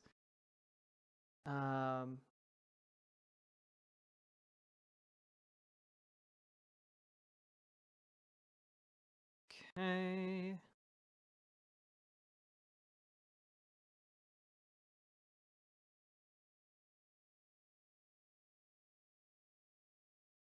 Oh, good. He has a video on vaccines from 2 years ago. Cool.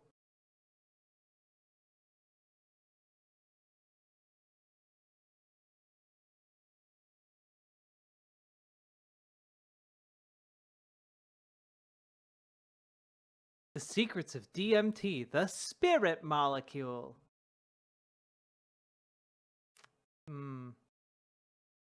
Prosperity affirmations? Jesus Christ.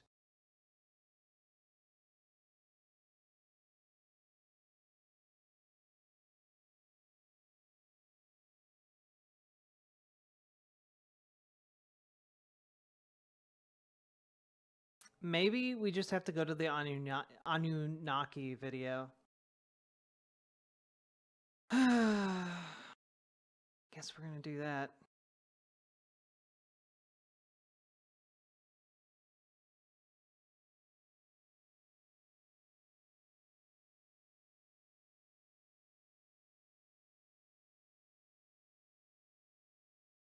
He did an hour-long breakdown of his interpretation of Lord of the Rings. I'm not going to lie. I am insanely tempted to watch this. I'm insanely tempted to watch his breakdown of Lord of the Rings, man. Oh, God. Does Lotor have a religion? I mean, it has a religion insofar as, like, in universe, like, God definitively exists, and, like, characters know him.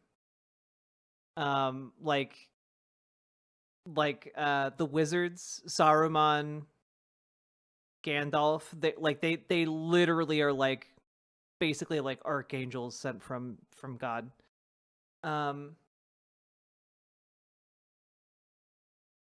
Fuck, dude. Okay, wait. Oh, good. Let's start with a recap. Thank you, One Hand Wonder. Here's an 11 minute long video about the Syrian ship, which I don't remember what that is, so this should be totally good and normal. This is Most recent wacky spirit science video? Okay. Let's start with a recap of Spirit Science Season 1. We began by first looking at thoughts and telepathy, chakras, as well as different types of energy. We looked at some strange phenomena that suggest that humanity is far older than the mainstream world believes, and opened up the conversation of sacred geometry. This led us through some talks about dimensions and the various wavelengths associated with the spectrum of reality, and how to navigate these realms through spiritual practices like meditation and astral projection. Then, in episodes 11 and 12, we looked at how humanity is undergoing a form of evolution, going through a big change in how we exist fundamentally, and are passing through a very important phase in the evolution of our species. The big idea was that 13,000 years ago, we fell in consciousness and became disconnected from our soul. And ever since then, humanity has been on a journey of remembering who it is, and are today still coming to understand what it means to be a child of God and embody the light of something called Christ consciousness. What? And so, now we begin a new chapter of spirit science with a story and a lesson from an unexpected place.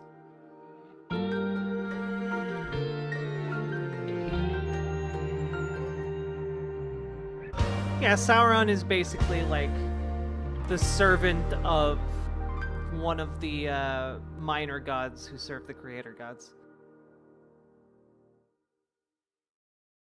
To begin properly, we must pay a proper debt of gratitude to our friend Drumvalo Melchizedek.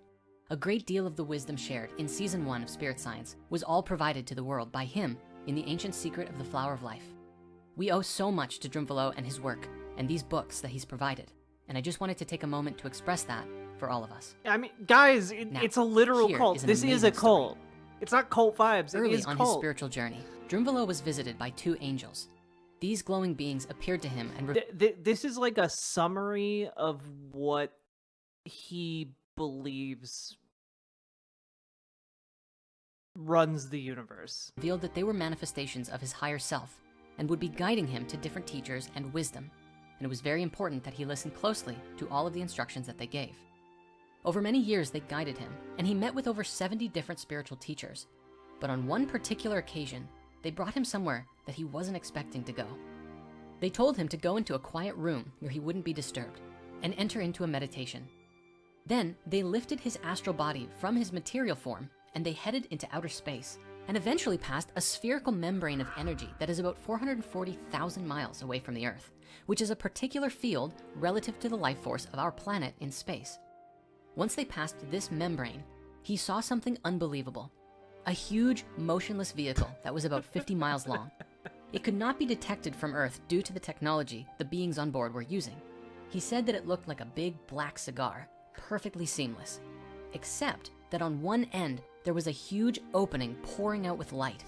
And as they got closer, he was sucked inside and found himself meeting these beings there, both male and female, who were much taller than he was. He learned that they were Sirians from the star Sirius, the closest star to our own, and that there were about 350 of them on the ship. And they all wore white clothing with little gold insignias on their left arms. He sat down with 3 of them who talked to him telepathically for a long time. And then they gave him a tour of the whole ship. My rear end. Everything in the ship was white with no other colors. The rooms were seamless and all forms on the ship came out of the floors, walls, and ceilings naturally, as if they were all very organic. He said some forms looked like beautiful futuristic art sculptures, and it was like an art gallery everywhere he went. But what's more interesting, all of these shapes were the technology of the ship. The ship had no moving parts, you see, just these shapes emerging out of the walls and floors and ceilings. These beings were so advanced, they reduced their technology to shape, form, and proportion. And all they had to do was connect with the shapes in their hearts and minds. And through them, they could do anything. This form of technology today we call psychotronics, but it's still considered in the No, we don't. We don't call it that, actually. This doesn't exist. mainstream to be a theory which has never been done, at least by us. Drumvalo said that he spent 3 days up in the spaceship, and when he finally returned, his angels began to tell him why they took him there. He at first responded enthusiastically, "Wow, their technology is so cool," and resounded how great it was. But the angels stopped him. "No, you don't understand. That's not the understanding we want you to have." And he asked, "What do you mean?" So the angels told him this. Suppose your body gets cold in this room and you decide that you're going to go out and make something to heat the room. So you invent a heater and some kind of energy source, whatever you need to heat the room. Then you put the heater in the room and the heater heats the room, and then you yourself get warm. That seems logical, right? Alas, what the angels revealed was that to do this actually makes us spiritually weaker. Why? Because in doing so, we forget our connection to God. You could have heated the room or your body by your own inner essence, but instead, you gave your power away to an object. Yeah, using tools. Using tools dishonors God and lowers your spirit energy. Literally return to Monkey. No, you don't light a fire. You just will yourself to be warmer, guys. Duh. Dadoy. You think warm thoughts. You warm yourself up, and then you warm the room up. The angels projected to Drunvalo that as any civilization makes more and more advanced technology, if that's the No, guys, you don't just freeze to death. You will your body to be warm. And the heat from your body thereby heats the room. I don't understand what's so hard to understand here. choice they make, Yeah, they just think cozy thoughts.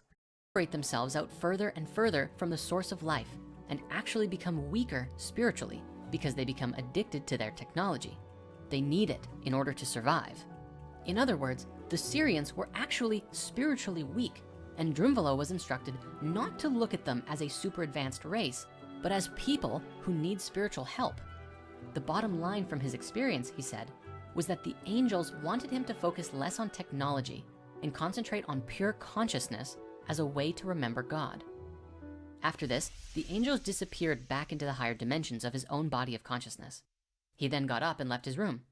While he knew he was up in space for 3 days, he also rationalized that perhaps in worldly time, he was probably gone only a few hours. But when he saw his family and friends, they were completely pale. He asked, "What's wrong?" And they said, "You've been sitting in meditation for 3 days. We were about to call the hospital." Now, this lesson from the angels is something that we can corroborate with a lot of human wisdom. And one of the best places for stories that are deeply relevant here come from Master Paramahansa Yogananda in his book, Autobiography of a Yogi. For instance, at one point, he describes meeting a yogi who was able to levitate his body through deep meditative states. Sounds legit. There are masters described who are able to teleport, as well as appear to their students in different cities at the same time through their mastery over their energetic field and their body of consciousness. Sure. But Sure, Yogananda dude. is very clear to state that it's not about the miracles, but the connection with God, which is reaffirmed over and over throughout this beautiful book. In a very funny story, when he was young, Yogananda met and challenged a yogi he called the Perfume Saint, who through many years of intense devotional meditation manifested the ability to generate any scent with his hands. Harnessing God to make odors? What of it? God makes perfume anyway. Yes, but he fashions frail bottles of petals for fresh use and discard. Can you materialize flowers? Well, yes, but usually I produce perfumes, little friend. Then scent factories will go out of business. I will permit them to keep their trade. My own purpose is to demonstrate the power of God. Sir, is it necessary to prove God? Isn't he performing miracles in everything? Things that never happened for 500, Alex. Everywhere? Yes, but we too should manifest some of his infinite creative variety. In the end, the Perfume Saint manifested a most beautiful smell of rose on Yogananda's hand and changed an odorless flower nearby into smelling rich with jasmine. And many years later, Yogananda discovered how this work was done. He said that the different sensory stimuli to which a person reacts, touch, sight, smell, sound, and taste, are produced. I can make anything smell like a fart. Master, how do you achieve such a feat? By controlling my chakras. By vibratory variations in electrons and protons. The vibrations in turn are regulated by prana, or life force energy, which on a scientific level are known.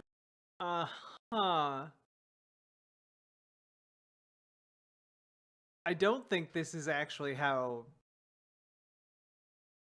any of this works, actually. As Have you lifetrons, messed your subtle life ass? forces or finer than atomic energies, intelligently charged with 5 distinctive sensory idea substances.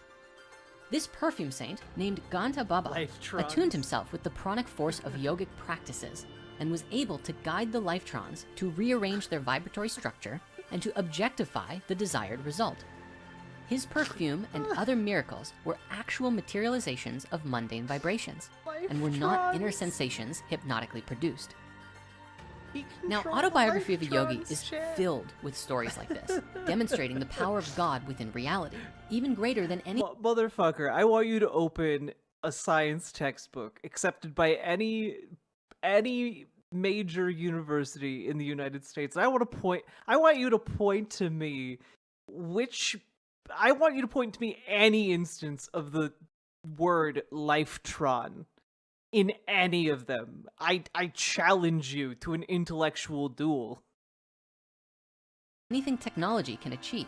And I want to share more of these stories, but for today's episode, I think in addition to these 2 stories that we've Malachi, I've had like a bunch of people show up at like the World Yogi Convention, and like one of them can teleport, another one can duplicate their body and be in 2 places at once, another one can like literally levitate themselves and fly around, and meanwhile you're the guy who can just like make a smell. I taste colors now, and they all taste like spinal fluid. we've shared so far, we would be remiss if we didn't actually look at Yeshua here, who is commonly known today as Jesus Christ. Yep. If we take the gospel Yeah, just in case any of you were wondering, Jesus Christ is involved. accounts as, well, gospel, at least to some degree, we might infer that Yeshua also demonstrated, with almighty grace, the same lessons the angels gave to Drimvalo. He showed that through God, one could do anything. Now, some people watching might be thinking, but Jesus was the Son of God. We're not like him. Except that even he himself said, truly, truly, I say to you, whoever believes in me will also do the works that I do, and greater works than these will he do. Yeshua knew the latent power of the human soul and what was possible when our ego and lower self is fully integrated with our higher self and God. But it was just a matter of time, about 2,000 years, for us to really figure all this out. But just figuring it out and understanding it intellectually doesn't necessarily mean that we're ready for it yet. And if we become so attached to our technology and ignore the call of the soul completely, then these stories will remain just that, stories. It's only when one becomes fully integrated through mind, body, and soul that the true nature of Christ consciousness is revealed within, which comes with a very cosmic understanding. Are you ready to go deeper? We'll see you in the next episode. It smells like lies. Oh my god. Spirit science is such a trip, guys. I'm not ready. None of us are ready. Not a single one of us is even close to ready.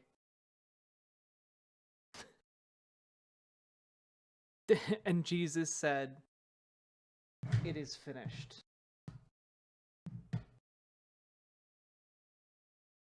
I don't know how it's allowed on YouTube, honestly. Yeah, honestly. I don't know. Have I had an aneurysm? Maybe that's another secret. You just make someone have an aneurysm and they suddenly smell burnt toast, and they're like in wonder of how you summoned a new scent. God.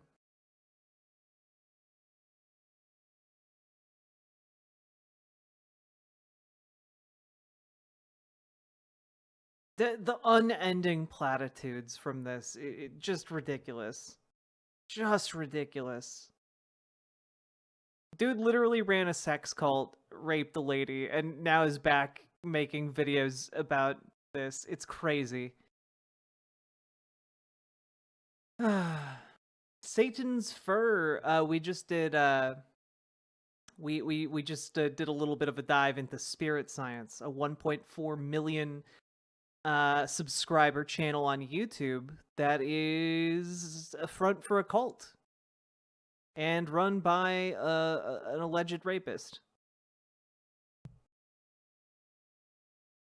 Sex cult, I thought it was just a cult, and he did a cult leader rape. I mean, a little bit of column A, a little bit of column B is my understanding. Thanks, Distron. I appreciate it. You guys don't even see, like, the full extent of my outfit. Good. Good outfit today. Show me your outfit. There you go.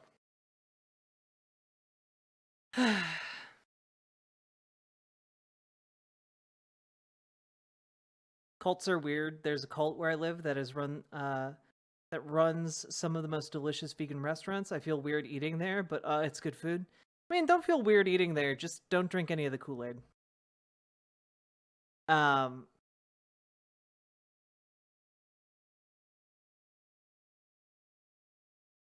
Also, like, let's be real. I just, it was so bad. You guys didn't even get to, like, the part where he talks about how Jews are from outer space.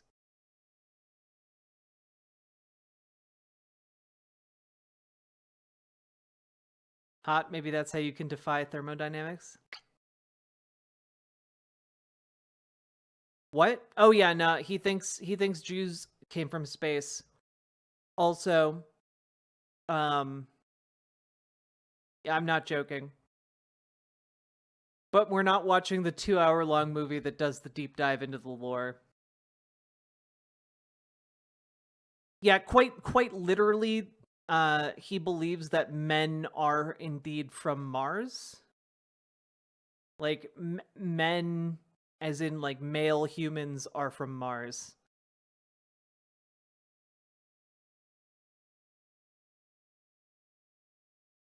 They didn't. I guess there are two. How do you have two cults running multiple vegan restaurants in your local area? I only have one cult in my local area, and they practice in a giant golden pyramid in a rural area, and run, or at least they used to run, advertisements in the local theater about come to us, and you can learn how to astrally project yourself. And they worshipped a blue light. It was weird. It was weird.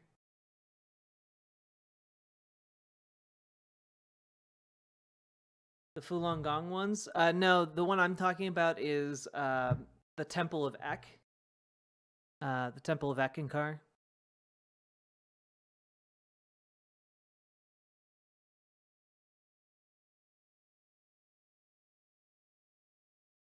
Marry me? I'm sorry. I'm gonna need a money offer on the table.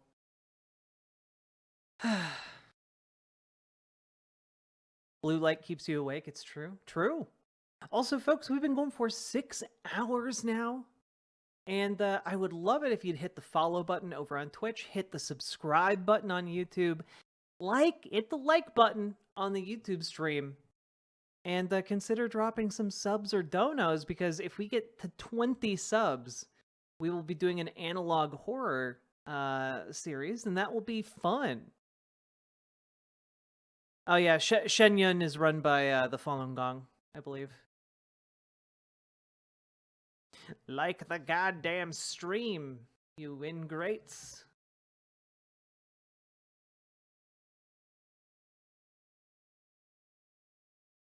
Like stream, like stream, like stream, like stream. Please won't somebody like my stream? Like stream, like stream, like stream, like stream. Please won't somebody come and like my stream?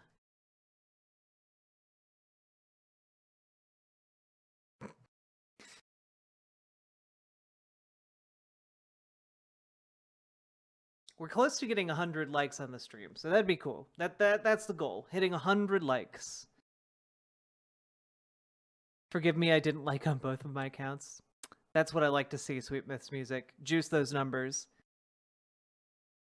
I would still vote for an analog horror game.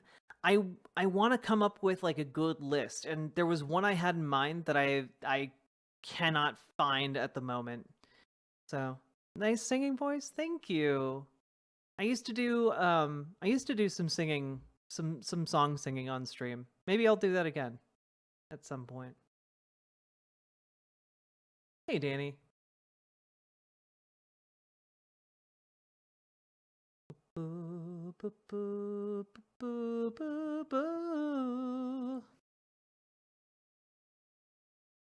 Felt like the weight of the world on my shoulder. Pressure to break or retreat at every turn.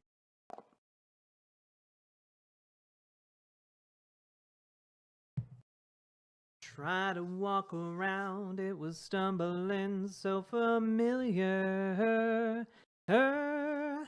Try to get up, but the doubt is so strong. Gotta be a wind in my bones. Oh, The Last Door. I love The Last Door. I actually really love those games. I've played them already. Maybe the community could help with the game list? Yeah, I wouldn't mind. I wouldn't mind the suggestions. We need to start a Zoom band. That does sound fun. Alternate Watch is a great horror game based on the Mandela catalog. Ooh. Ooh. Oh, and also consider dropping some subs or donos, because those are what allow me to not die. And this show is entirely brought to you by people like you. So thank you very much for the folks who drop subs and donos, because it does mean the world to me and helps keep this going.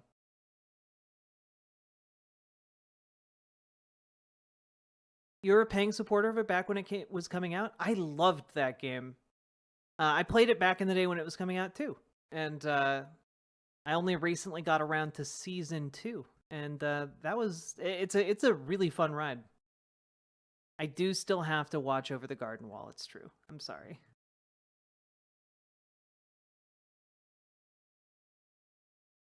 Wait. Oh, Shakespeare. I didn't know that the Last Door people were behind Blasphemous. That does make a lot of sense though. Their pixel art was extraordinarily good.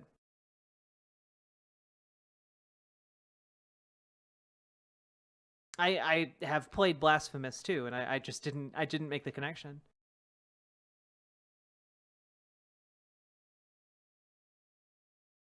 There's this content creator on YouTube I used to watch casually a few years ago, then I found out she's a Falun Gong practitioner. Yeah.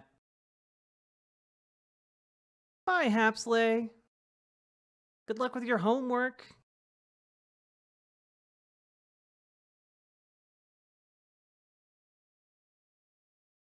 Oh, good for Gabby. Thank you.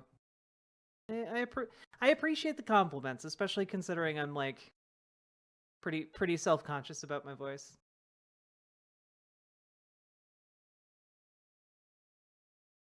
But yeah, maybe I'll do a stream where I sing songs for every, like, I don't know, 5 donos or something. I'd love to see you play World of Horror, though I don't know if it's too narratively driven a game to be good for streams. Didn't I play World of Horror on stream? I did. I played. I actually have a video up on the YouTube channel of playing World of Horror. I really enjoyed it. I think I might take another stab at it, pun intended. I really enjoyed it. We didn't successfully manage to make it through a playthrough outside of like the introductory scenario. So yeah, if you just look up World of Horror on the YouTube channel, you'll find it.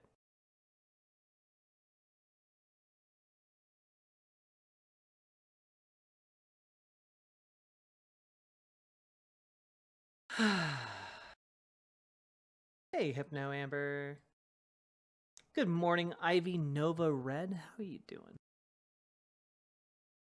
I need to play Fear and Hunger, the first one.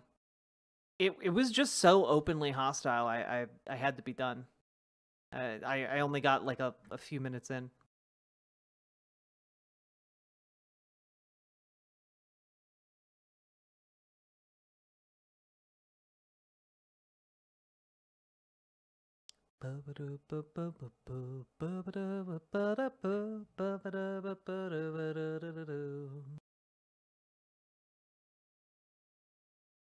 Just getting to work, 1 a.m. to 9 a.m. Damn.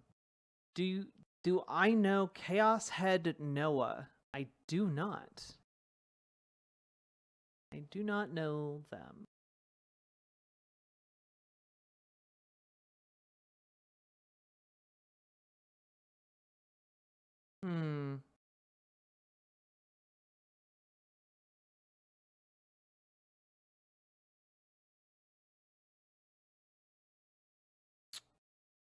Let's see. I know that I want to play the game Jusant on stream. It's like a platformer. It's supposedly super good. It's by Don't Nod. Maybe I'll play that tomorrow. That could be fun. Play that on stream tomorrow.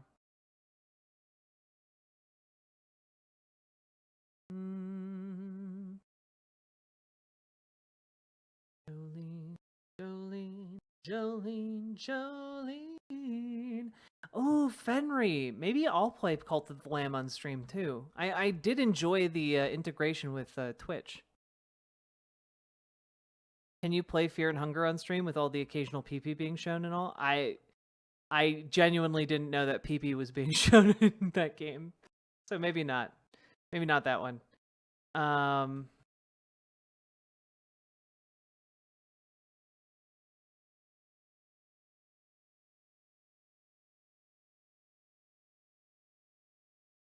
Shark's been doing it? Okay. Shark is a good bean. I like Shark. You know, we talked to Demon Mama tonight. Maybe we need to do a stream where we talk with Shark. You know, just like a little short, like, you know, Shark versation. You know.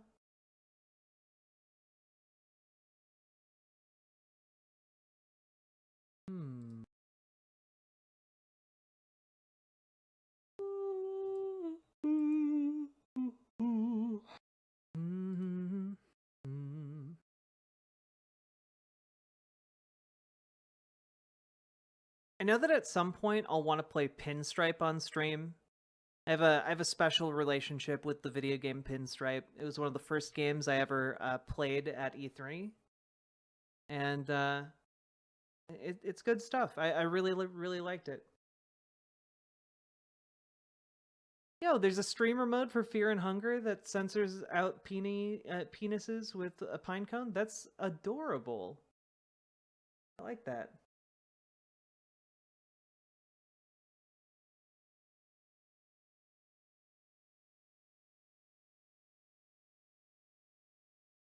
I'm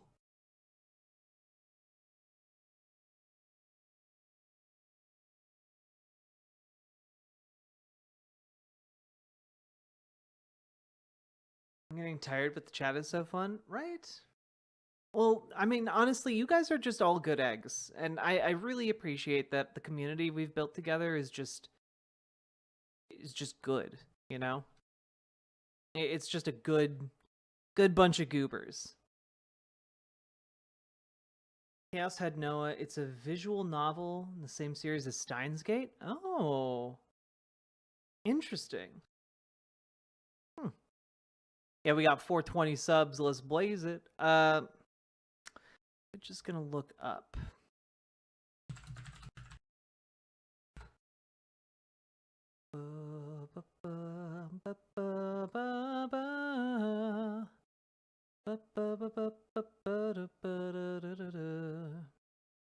I need another crime in society. I need that in my life.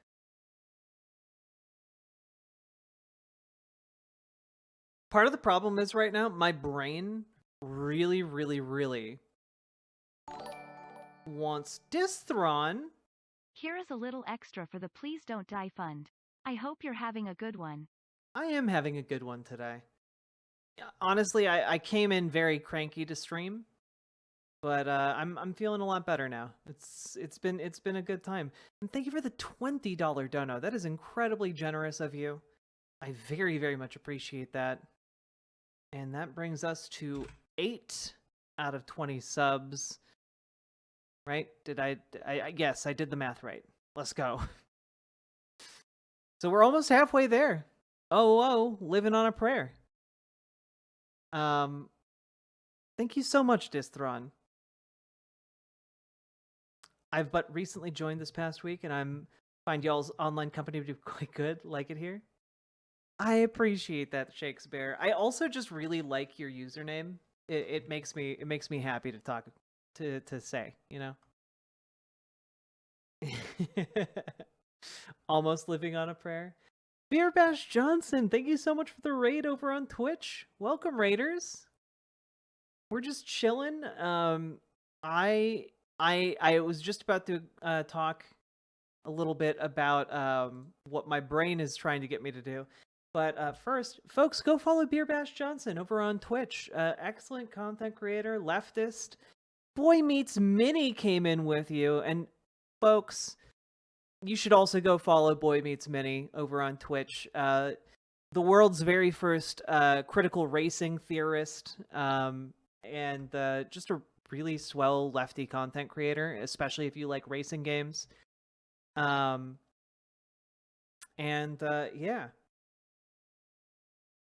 Boy Meets Mini. Sometime it'd be great to have you on to talk about like the situation in like India's political landscape, because I feel like you know a lot more about it than I do, and I feel like that could be an interesting conversation. I gotta set up my sim racing stuff and get back on the horse with that. Yeah, you do, Beer Bash. But my brain right now wants to just do a deep dive into like Elden Ring / Dark Souls lore.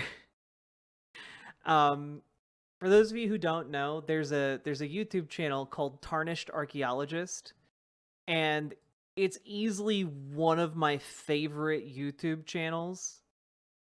It's just he's relatively small, like got like 80,000 subscribers. And his videos are incredible. Like, he goes through like Dark Souls, Bloodborne, Elden Ring, Demon's Soul. Like he goes through all of them with like a fine-toothed comb, and like does like anthropological research on like the societies and the customs within these games, and like parses them in case you're not going to do that yourself, and it comes up with like a lot of really, really cool stuff from the games that I never noticed or knew about, Haven't put any real time into Elden Ring or Baldur's Gate 3. Baldur's Gate 3 does take a lot of time. It did take me like 200 hours to beat the entire damn game. Elden Ring is a bit shorter though. Maybe like starting with that is probably a bit more manageable if you're really busy.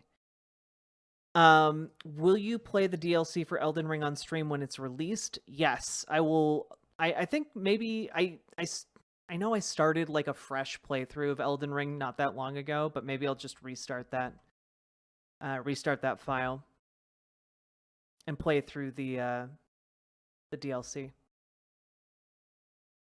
Got my computer lab up, working on getting back into all that. Hell yeah. Took me 200 hours to beat Elden Ring though.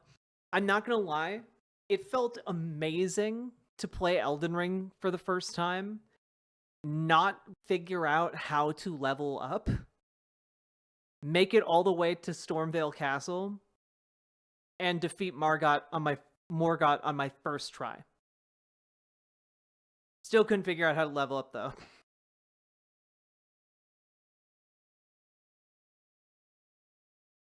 That was fun. I did really enjoy that. Chat was like, you aren't going to be able to do it. He's super hard. Just completely obliterated him. Level 1 first try. There should be a bad Dark Souls lore channel that just by all means misinterprets everything going on. God. That would be pretty fun. Like a parody channel.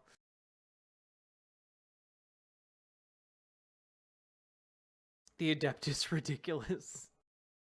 I really want to try the Soulsborne games, but I'm just not a fan of the bash my head against the same boss 50 times stuff.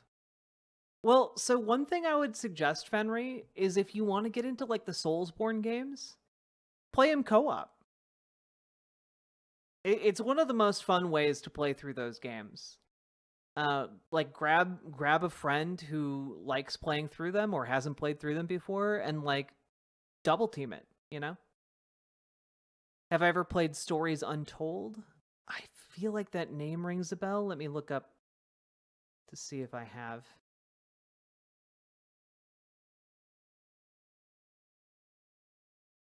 I have this game, but I haven't played it. But yeah, playing co-op makes the entire game easier, more fun, and definitely more, like, manageable, you know? Plus, what really helped me was just learning that, like, if you're having difficulty, going and, like, farming up, like you might in an RPG when you get stuck, like an old school RPG when you get stuck, is actually a totally viable option. Like, just going, killing a bunch of stuff, getting stronger, and then coming back to that boss and just absolutely obliterating it. Totally a valid strat. Which is great.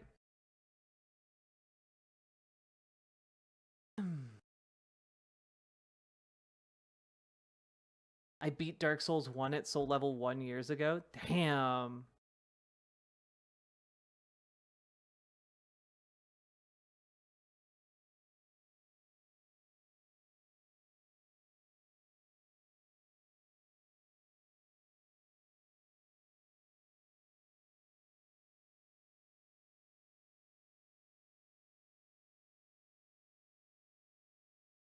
I think I've played every single Souls game except for Demon Soul, which I don't. Well, I do own it, and I do have a PS3 now. Maybe I'll play it. But played all of them through multiple times. Elden Ring I've only beaten once, but I have started multiple playthroughs. I just want to reiterate that my homie Seath the Scaleless did nothing wrong, merely exacted vengeance on the other dragons for humiliating him because of his condition. It's true. And oh, guys, have you played the Rogue Trader game? I haven't played that one yet, Mistoru Miyagi. I want to though. It looks good. I have to say that I am a huge fan. I'm also I really like I like Elden Ring and Dark Souls lore channels. I don't talk about it a lot because it's a little embarrassing, but like there's a channel called Hawkshaw, and he has done incredible work on one of my favorite theories about the original Dark Souls game, which revolves around Havel the Rock, one of the most iconic NPCs in video games, and like the story of what's going on in the background of like the first Dark Soul game. And it's so good. It's so good. Plot against the gods, baby. I love it. It's so good. I think the hard part of From Software games is when you don't have any successes under your belt, but once you have a few bosses, you kind of understand how to approach it. Yeah.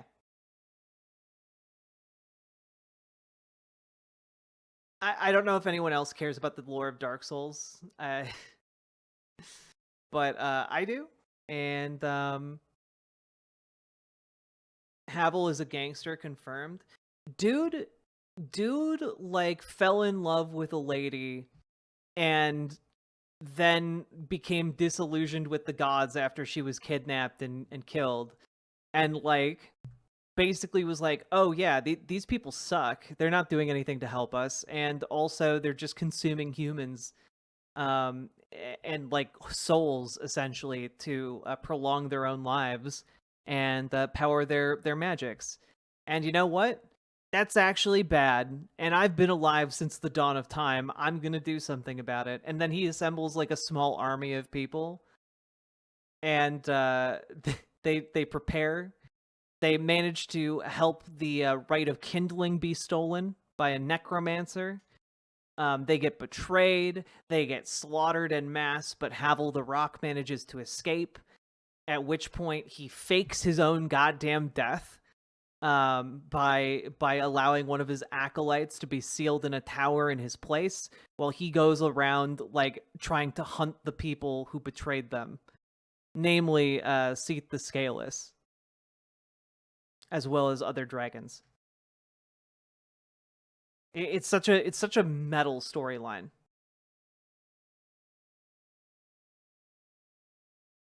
I agree, Dylan. The lore, like the lore and the storytelling in the Dark Souls, Elden Ring games, Bloodborne too, like just incredible. My fantasy universe that I'm working on is based on Berserk and Dark Souls, so I'm very into it. Oh, that sounds metal as hell, OS Crane. You have to share it when you're ready.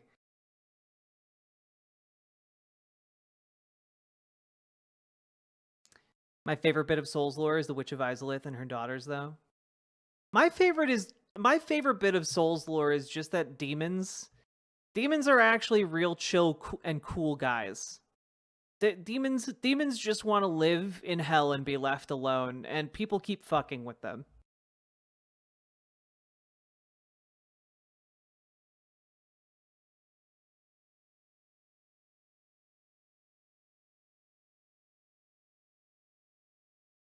Also, did the Twitch stream die? No, the Twitch stream died. The hell?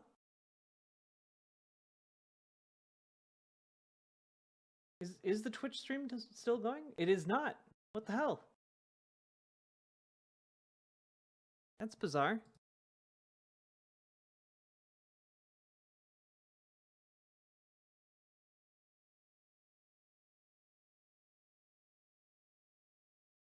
Weirdage, indeed. Also, fuck Patches. Nah, Patches is cool. Okay. Patches is great. Only other character to make it to the end of time.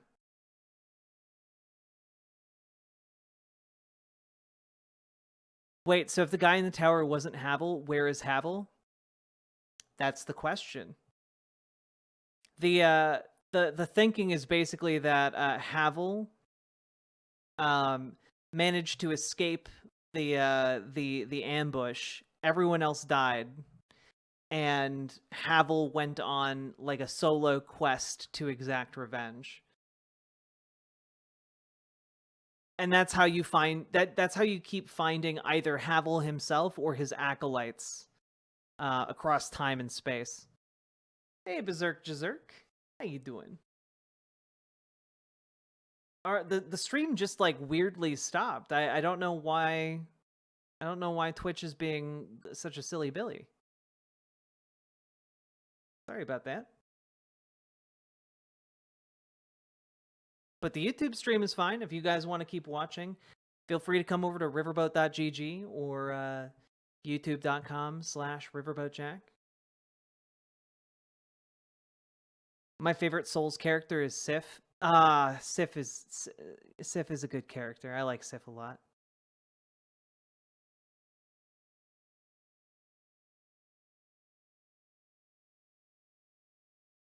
I just like that out of all the NPCs to survive until the end of time itself, Patches manages to do it. You know? Been better? I'm sorry to hear that.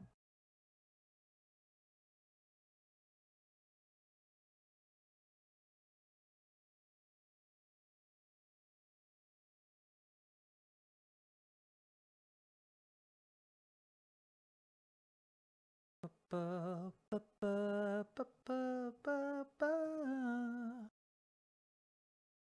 might be a weird question, but how do you search by hashtag tags on Steam? I genuinely don't know. I'm sorry. Steam's search interface is just really bad. It's really, really bad.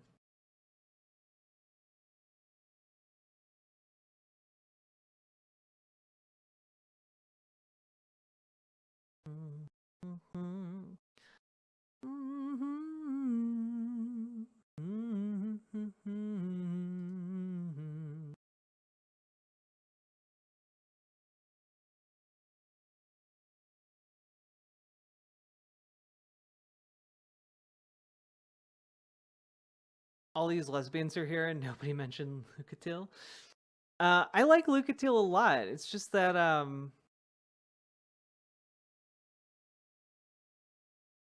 don't know. She's sad though.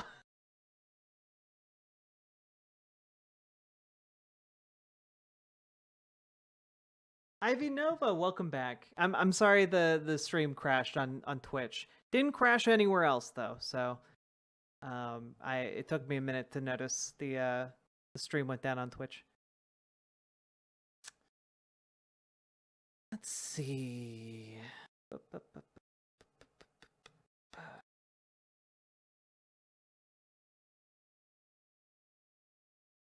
Yeah, I would agree with you on that one. One Hand Wonder. Mechanically, Bloodborne is definitely the best of them, I think.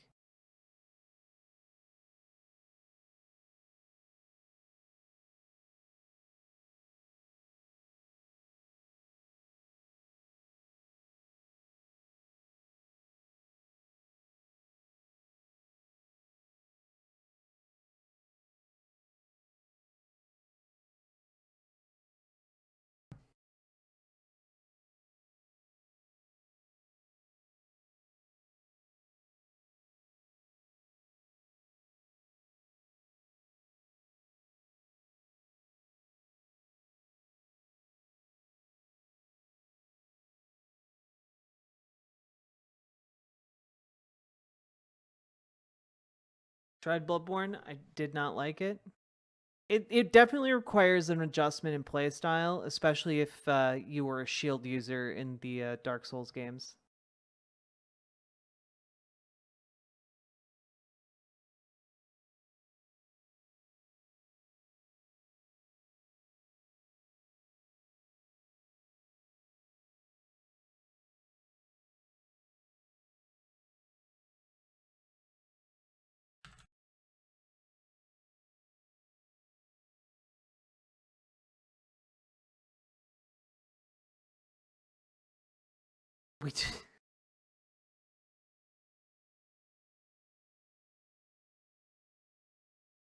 I always wondered why people were so hell-bent on killing the lady just hanging out inside a painting because of the loot. The loot. Think of the precious loot, though.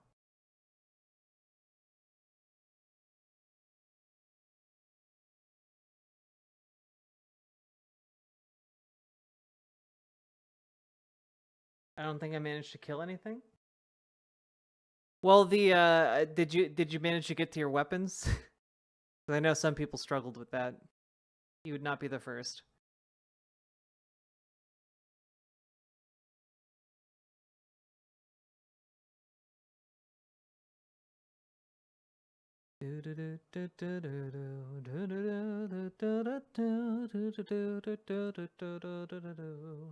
Tipster, how you doing? We're just kind of chilling right now. Been streaming for about, I don't know, 6.5 hours. Still going strong. Chilling. Ran out of content that I prepared, and I don't want to go over the Asmongold 3 or 2 hour long apology.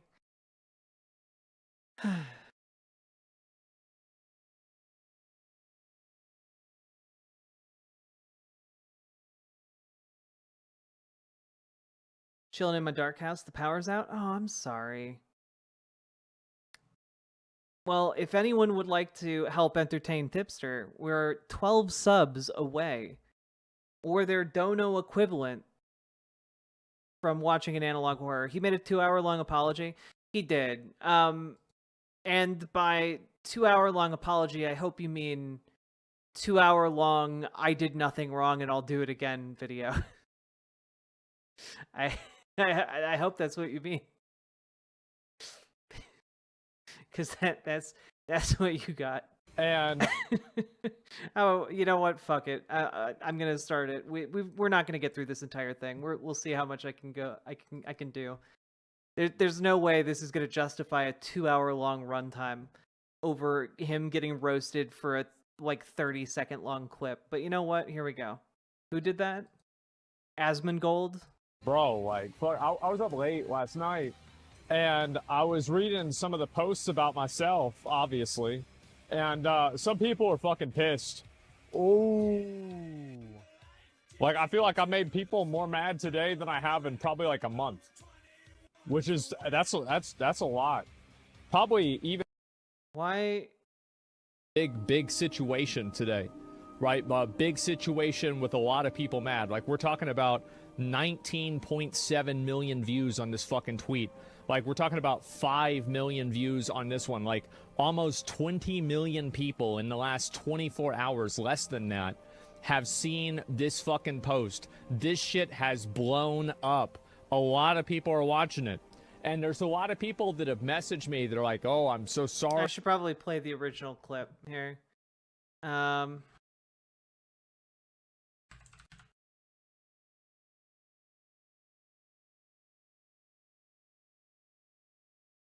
Draw a moral, to expect me to draw a moral line, I have to perceive a difference that I consider substantial. And I do not consider the difference substantial. Do you guys? No. Right. No. And that's really what matters. If it was made with AI, I'm completely okay with that because it was fun. The evidence is that it doesn't matter. Nobody really cares the lead about this. developer has been very positive about AI in the past and made an AI game We're gonna play called this, by the way. AI Art Imposter that lets Yeah. an AI artist draw a picture. And so that was like one of the games. We're gonna be playing this week. Yes, just generally has been much more positive about some of the benefits of AI rather than what is the normal sentiment amongst artists and you know, I guess general Twitter population, which is that you know, AI is bad and it takes jobs from people. Well, AI and the sentiment from artists opinions don't matter. It just doesn't matter, because what matters is the opinion of the people that are buying the product.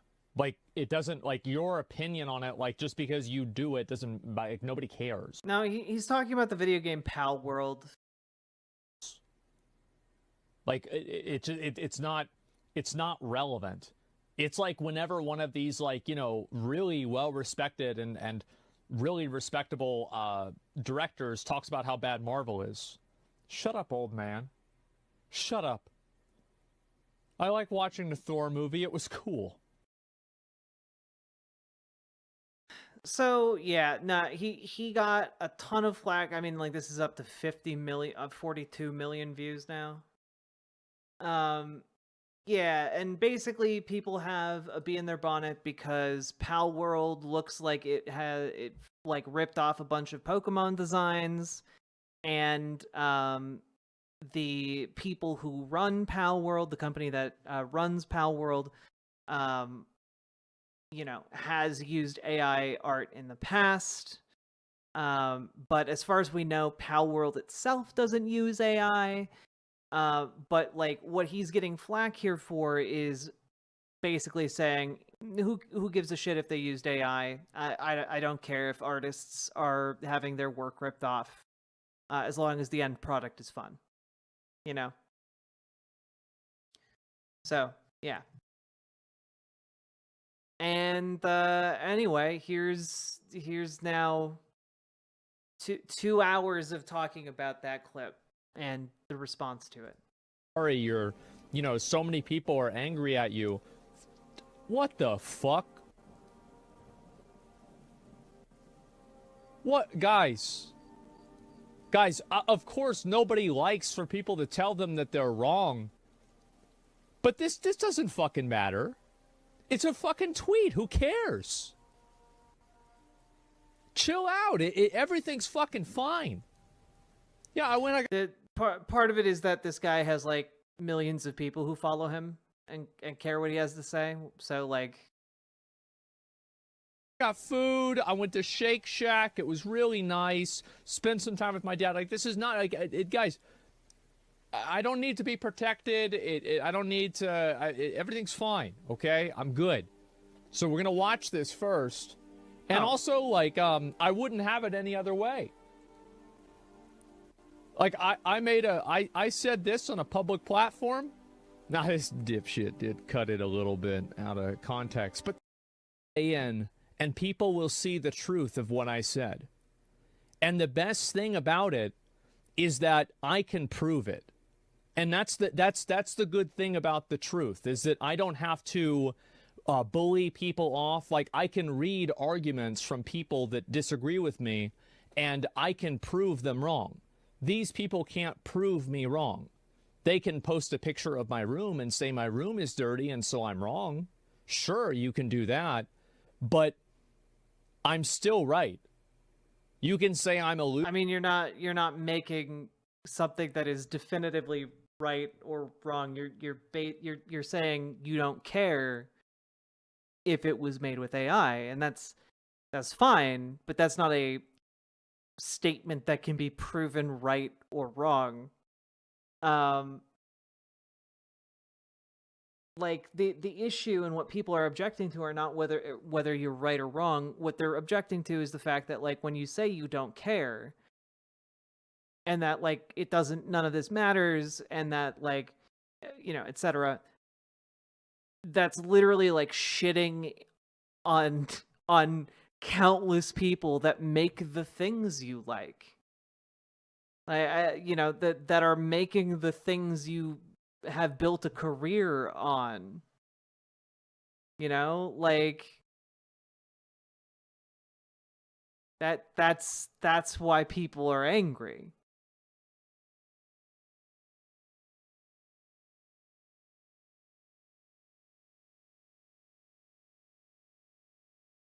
Wait, it doesn't want to play on here when I turn my tablet off? I'm sorry, Ivy Nova.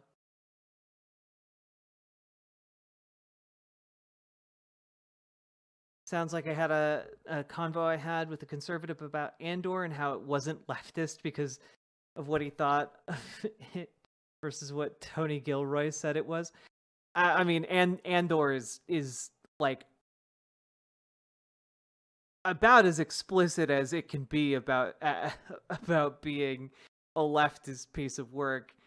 Literally in the first episode, like, it's like, hey, best friend, can you cover for me for the murder I did? And he's just like, yeah, no questions asked. Yeah, for sure, I got your back.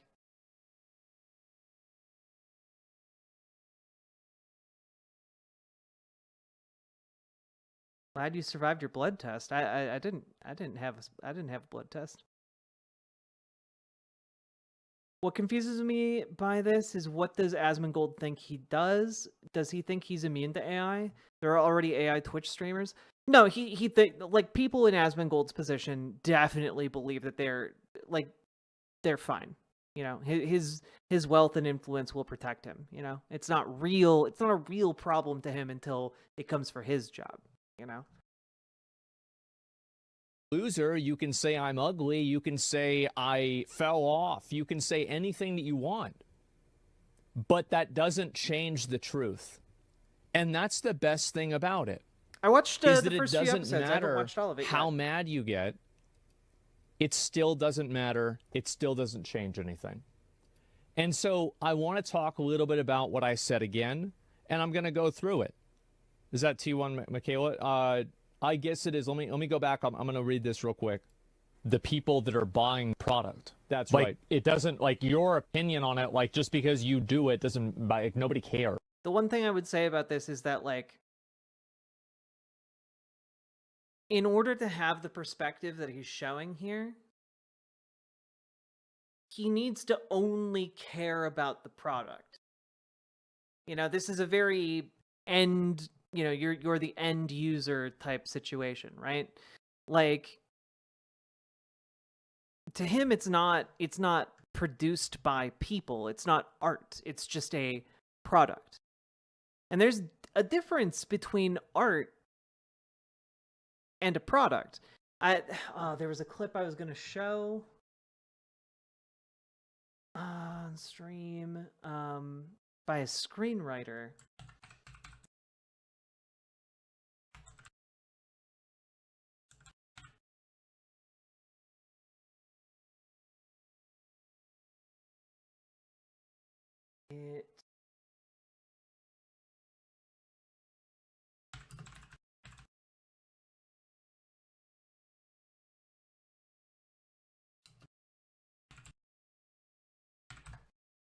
I feel like it really captures my thoughts on this, so I'm gonna try and find it here.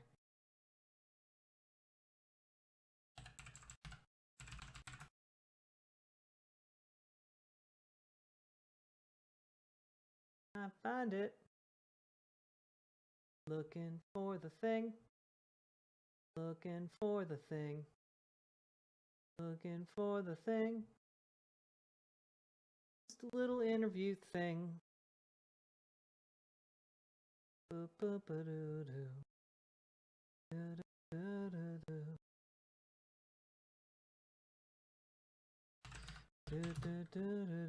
Imp Raid. Yo, welcome, imps. We're going over some of this Asmongold stuff. And I am desperately looking for a clip. Demon Mama, thank you so much for the raid. How you doing, raiders? Good to see you all again. Hey, Leth. Howdy, howdy, howdy. Monica G. Let's go. Don't create for an audience. Can I find it? Please, for the love of God. I just want to find this clip. It's a clip of a famous screenwriter. I'm not going to be able to find it right off the bat. I'm sorry. But basically, it's a clip of a famous screenwriter saying, you don't create for an audience, you create for yourself, right? Because the best thing for an audience is that you create for yourself. You create a message to yourself, something that you care about. And that winds up translating to the audience, right? And when we talk about that, that's why it's important not to view, artistic endeavors as commodity, because the commodification of art is what leads to kind of the soulless endeavors. It changes the dynamic of art. It changes the dynamic of art from making something that resonates with yourself, something that is true, to something that you are making to try and please someone else. You are trying to guess what somebody else will like. And it is always better to make the thing that you know you'll like versus the thing you think somebody else might like. It's better to be authentic, right? And what happens in Hollywood oftentimes, especially with big budget productions, is that they create for an audience. They create something they think the audience will like rather than something that resonates as true to the people working on it.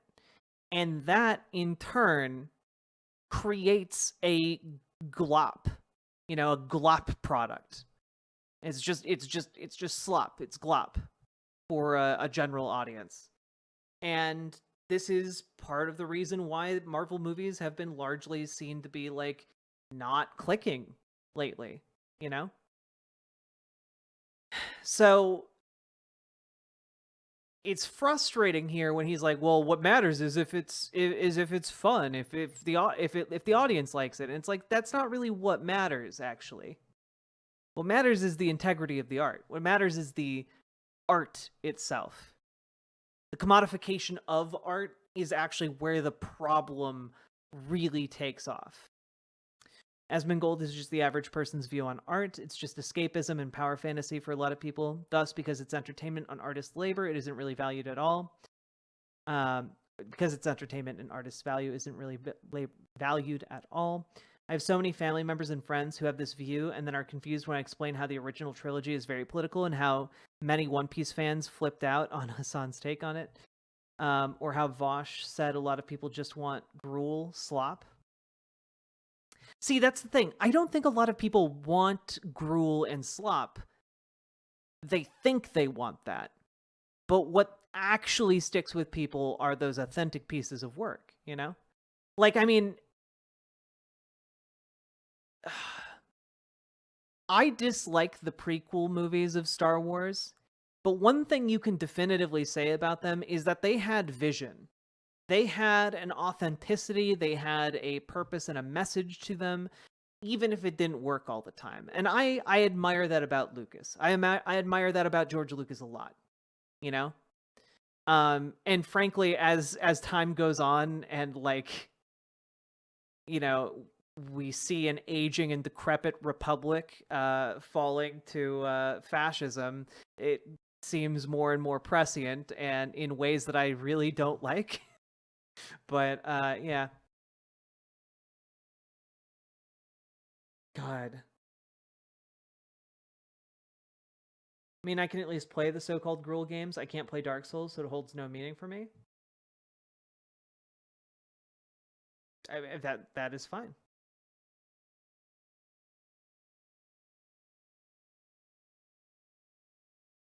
But, like, I will point out the gruel nature of, like, Assassin's Creed is, like, why I can't play that game. I can't play those games. I can't do it. Hello, Loquification. Hello, lovely imps. Feel free to say hi, I don't bite. I love that ugly art can also be art. All AI images are so samey. They're so clean, smooth, boring. Nothing to bite into or take away from it. Just pretty for pretty's sake. Yeah. But, like, Sweet Miss Music, the thing I love about that line, even though the lines in Star Wars are cringy, even though the lines from, like, the making of are cringy, like, people remember them, you know? People like them.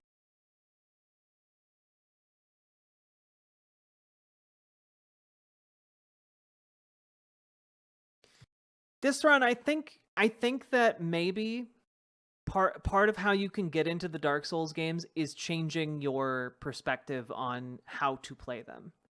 It really took a perspective shift for me to enjoy them.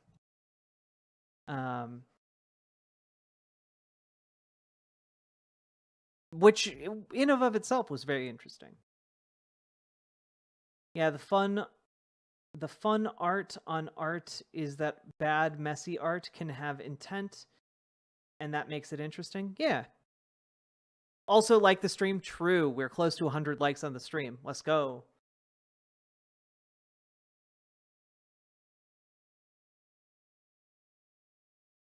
Very glad I ended up following through on the raid from CD. You're a very sweet lady. Thank you, cute cotton candy cat. You got a cute cotton candy name, and I appreciate it. Hello, Batman. How you doing?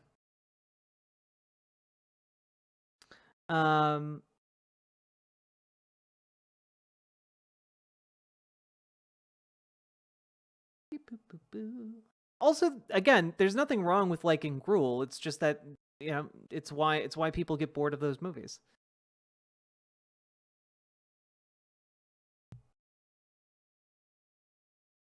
Art is interesting even when it's bad, usually. True.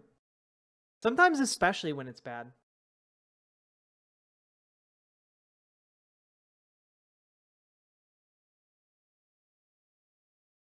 I'm just very bad at games that require good reflexes, so I don't play many games with combat in them unless I can dial the difficulty way down.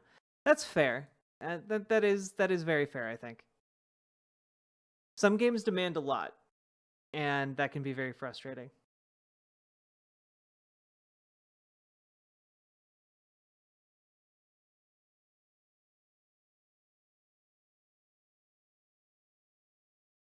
Also, hello. We're 12 subs away from watching an analog horror video on stream and talking about it, and it would be very fun.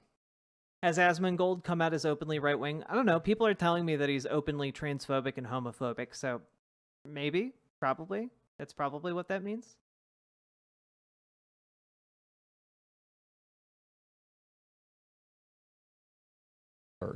That's right. And I want to extrapolate this. So almost all art has relatively no intrinsic value. Like if you're at a if you are, oh boy, buddy, you're reacting to 92 seconds of footage and you're 11 minutes into the video and you're trying to make the argument that almost all art has no value to it. All right. Dude. How is this video 2 hours long? stranded on an island, would you rather have a cooler full of food, or would you rather have the Mona Lisa? And I think that that's what makes art special, is the fact that it has value, but the okay, but a cooler full of food, that's multiple things, bud. The Mona Lisa is one thing, all right? You gotta get this straight. value is not intrinsic. Like a hammer has value. You can use a hammer to accomplish a goal. A nail has value. What you're talking about is utility, which is different.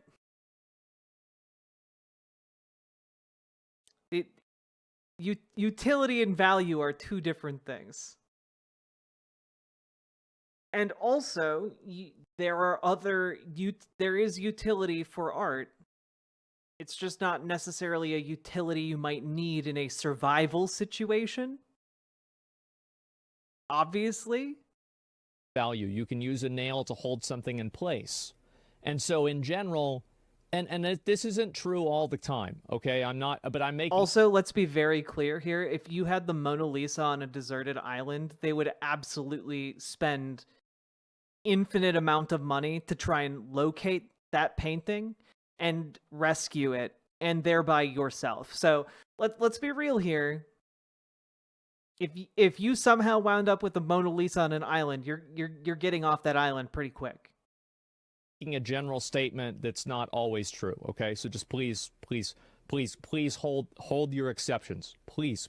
I know you have an exception that you want to put out there and try to pretend like you're smart. I know you have an exception. I do too. But I'm talking about in a general sense. Art does not have a functional value. A Picasso painting is not going to do anything. But it will have value to some people. And no! 2 pies for eyes. Thank you for subscribing over on Twitch. I appreciate it very, very much. And that brings us up to 9 subs away, or 11 subs away from our analog horror adventure. Let's go. That value is subjective. And the fact that the value is subjective proves my point. And I can give you how we value things is subjective. How different people determine value is subjective. What you're talking about is the utility of the object. And the utility of the object, depending on what you want to utilize it for, is a relevant factor. Like, come on. Another example of people that are making art that nobody cares about. Now, you can scroll down on this tweet, and most of the people that are being very angry are people that are making art that nobody cares about. Or you can go over to Twitch, and you can go down to, let's go down to, I don't know, World of Warcraft, and let's scroll all the way down.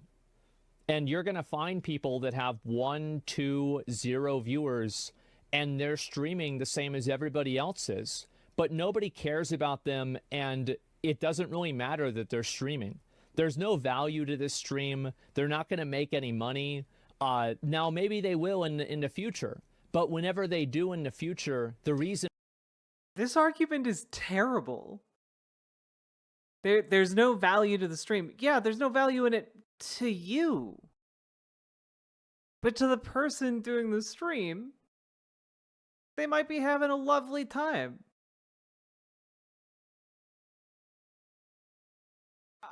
This guy is such a knob. My goodness. Like, the value is to the person doing the stream and the people watching. You're just like looking at a still image and being like, "Oh yeah, this is worthless garbage." Okay. Reason for that will be because people see value in them. That's because the artist is empowered by the people that consume their content. And it doesn't matter if it's a... No, the artist isn't empowered by the people consuming their content. The artist may make a living doing it, but like there are so many examples of artists throughout history who did art just because they liked doing art. And they did it even though no one was looking at it, even though they didn't think anyone would ever look at it. Have you ever seen his house tour? No? But like, I mean, like I read a New Yorker piece, or like maybe it was a New York Times piece the other day, about this woman who is being hailed as one of like the best photographers of the modern era, and she was only recently discovered after she died, and she had just like incalculable numbers of photographs that she had taken throughout her lifetime, because her hobby that she would do is just walk around the city and take street photography. But she never showed it to anybody and didn't do anything with it. And now she's being hailed as one of the most influential photographers of all time, because her life's work happened to be like found by a person who bought it at auction, you know? Yeah, it was someone bought her storage unit at an auction and discovered like all this crazy good photography. Here's his house tour.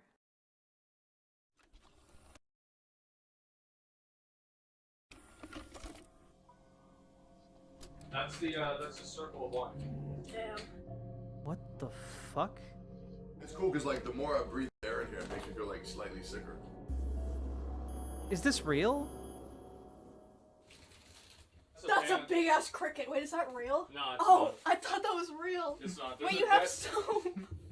Dude, your sink is crazy. No, this is fine. Yeah, I usually don't use that one. Wait. Oh no, this has been used. Like this isn't a bit. This is his actual house. No. Nah.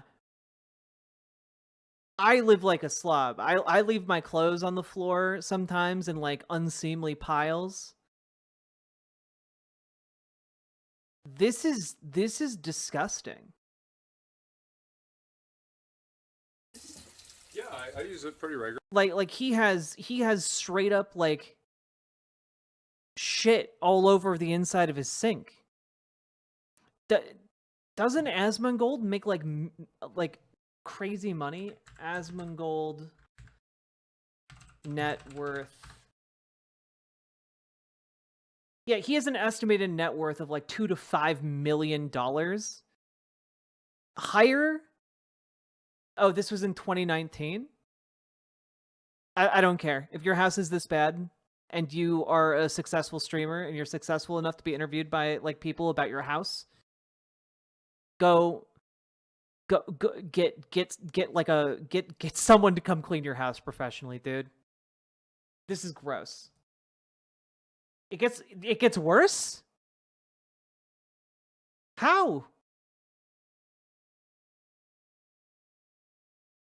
Oh no, this has been used. Yeah, I use it pretty regularly. Oh, you letting that pan soak? Yeah. How long that been soaking for? Like a day. Oh, okay, cool. Yeah, it's actually not that bad. And Dust in the pan, you're lying.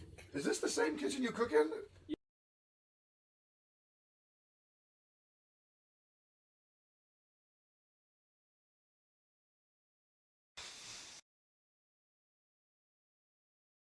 Wait, this was 3 months ago.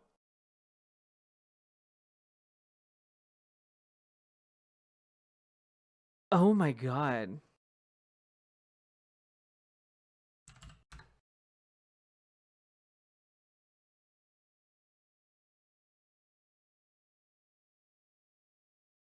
Oh my god.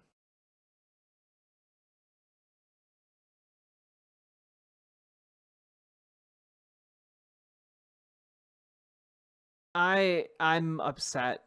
Yeah. Why is it? Am I crazy? Or I feel way smaller than you thought it was gonna be. Rooms look bigger on camera. Like, I mean, like, this is nuts. Because, like, just me and you in this whole kit, it fills the whole thing up. Holy fuck, that's the craziest thing I've ever seen. How long those been soaking for? They're not soaking. Oh, okay. There's no water. Okay, so if you wanted the fork and knife right now, where would you get it from? Right here.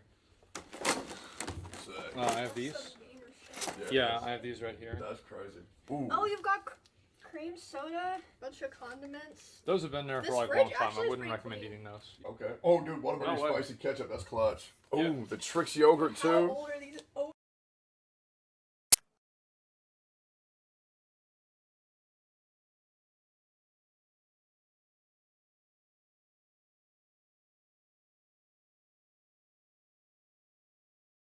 I feel like this guy has forfeited the right to have any opinion about the intrinsic value of art.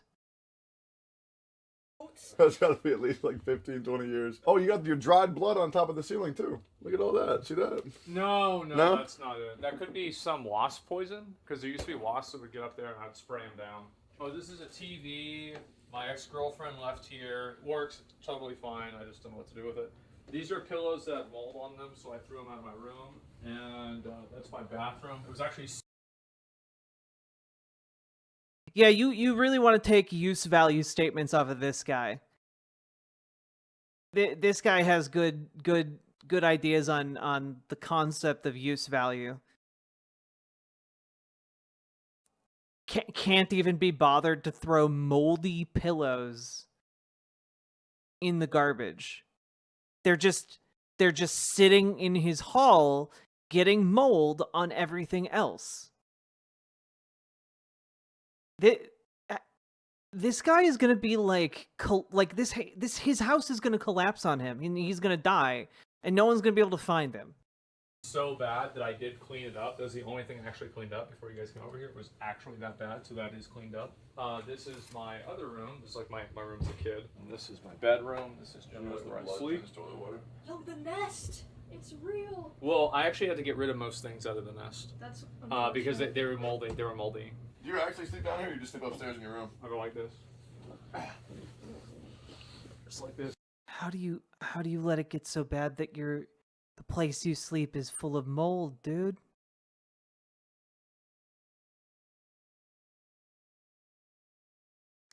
Yeah, it really does hit different if like this guy was not a multi-millionaire and was not choosing to live like this. Like if he was, had like a debilitating situation and he was living like this out of necessity, I'd get it. But like, dog, you're worth millions. Hire a cleaner. Hire someone to come clean your home. Get yourself a fucking bed frame. He's probably depressed or something. You're a millionaire. Get some goddamn therapy. Oh shit! I got my pillow. Yep.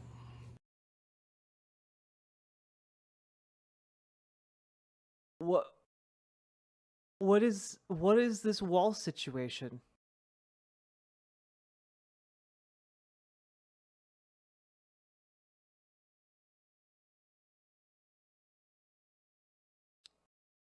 Is this mold all over his walls? Is he just not cleaning up the mold? And it's on the walls.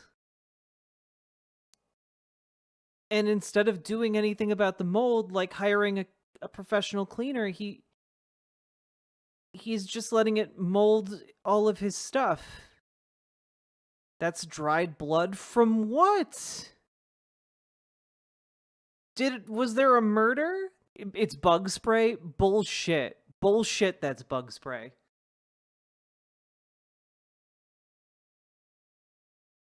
That's Very nice. comfy and cozy. Why you got all those? We always wear the same damn shirt. Oh, I haven't moved. Yeah, no wonder this guy had to make a 2-hour long, like, video. Anything to distract from the fact that he lives like this. What else am I gonna do with them? Like, damn. Let's see. Yeah, I didn't clean anything up, so I figured I'd give you guys the authentic experience. And then the main place. This is where I'm usually at. This is the. They were laughing at the beginning. They look genuinely uncomfortable now. This is my room. Let's see. I got this desk at Office Max. This is like a bunch of like random stuff I have here. This was a whiteboard that I would put a list of things that I had to do in World of Warcraft. So I got my chair, and that's the other chair. I got this sofa. It was like nearby. I got it. It was on the side of the road. We like put it halfway on the car. Same with this one. And then I held it for like 2 miles while I took it back to the house. Let's see. I have this sword. I have like 10 different blankets here that I kind of just have in a giant pile. I just pretty much pull it all over myself. And then I've got, these are sofa cushions. There's another sofa that I got rid of, but I kept the cushions because I wanted to be able to make a sofa cushion igloo. I never got enough. Damn. And, yeah. That's just to make sure to Twitch Prime so you can afford it. They were laughing at the beginning and kind of making fun. They're looking at the camera like they're in a horror movie. Let's see, what else is there? Oh, this is my plaque for getting 100,000 subs on YouTube. I have 1 million one. I don't know where the plaque is. Maybe I lost it. I don't know. Oh, it's a bird. That's pretty much. Okay.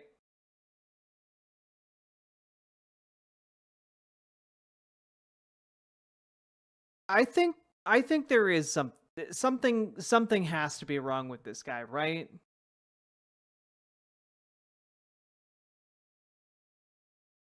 Wait, this guy is their boss?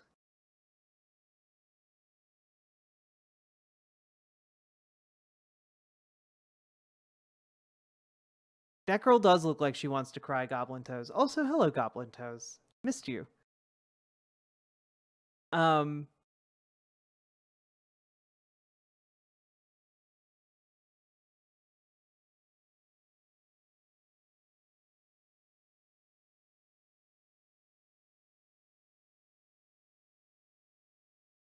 If he has money to hire them, he has money to hire a cleaner. Yeah, no kidding, dude.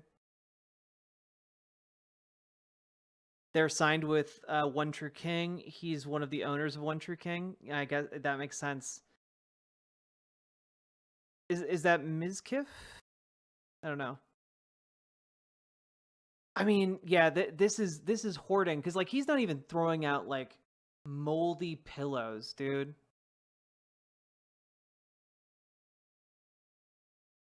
We're only 3 minutes in. This has felt like an eternity. I mean, this isn't okay. Like now I feel like I've done an ableism by even like taking his social media statement about like how art is intrinsically meaningless. I feel like I've done an ableism by taking that seriously. Asmon, Esfand, and Emiru are the majority owners of One True King, but I have no idea who owns what. Gotcha. He recently did a stream talking about his dad going to visit and chewing him out because he had to clear a path just to let his dad go to the bathroom.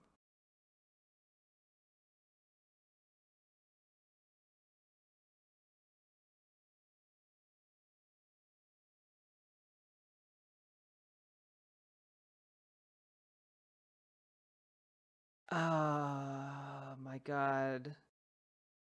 Like I can't properly express that I'm genuinely feeling uncomfortable right now. This guy has the harried look of like a man who's been hunted for the last 2 weeks. I am stun locked, but mostly I'm just stunned. How do you let it get this bad? Like, honestly, what this feels like to me, and this is going to be a deep cut, so if any of you know what I'm talking about, please let me know.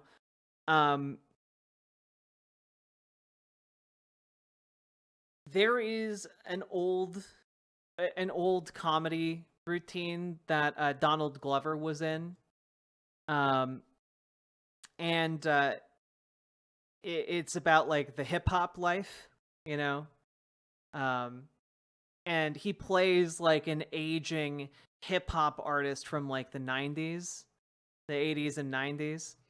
And he who in the time period when it was hot and cool, like had his arms surgically attached like this. And now he has to go through life like that. And Donald Glover plays him, and he just seems like that guy. Maybe I can play like a tiny clip of it. That's hip hop. Donald Glover.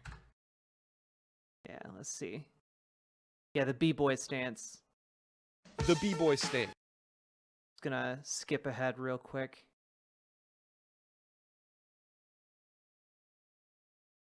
I'm curious. It's journalistic curiosity. I'm wondering who, because there doesn't seem to be... I struggled for 2 hours. Yeah, all right. Oh, I'll show you how it's done in the old school. I said a hip hop, Chinatown, blue to brown. When I get down with 10 out of 10. But I'm looking for this bit. whenever you, oh damn, y'all, there's like a growth in my mic crevice. Oh, it smells like Play-Doh and Similac. And like the Play-Doh's been like in the sun or something. Oh, how'd I let it get this bad? This is how I feel. This is how I feel like this comes across, right? I feel like Asmongold is that guy. We can't see it. I know you can't see it. I just wanted to play the sound clip. But that's how I feel like, what's the video? It's called B-Boy Stance by Derek Comedy. Sorry. Donald Glover's in it. We're taking some precautions here, boys. That's my house. This is where I live. It's cozy, I think. Was like that Yeah. you guys didn't need to see it. I just needed you all to hear the how did I let it get this bad? There's mold in my mic crevice. It's 90% filled up with fucking garbage, bro. That's crazy. Oh, that's crazy. Maybe. Like,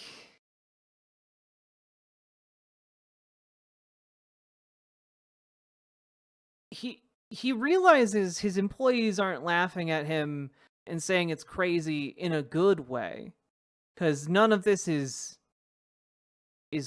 good or charming or endearing. Maybe 99. Well, out of curiosity, why do you have thousands of dollars laying around?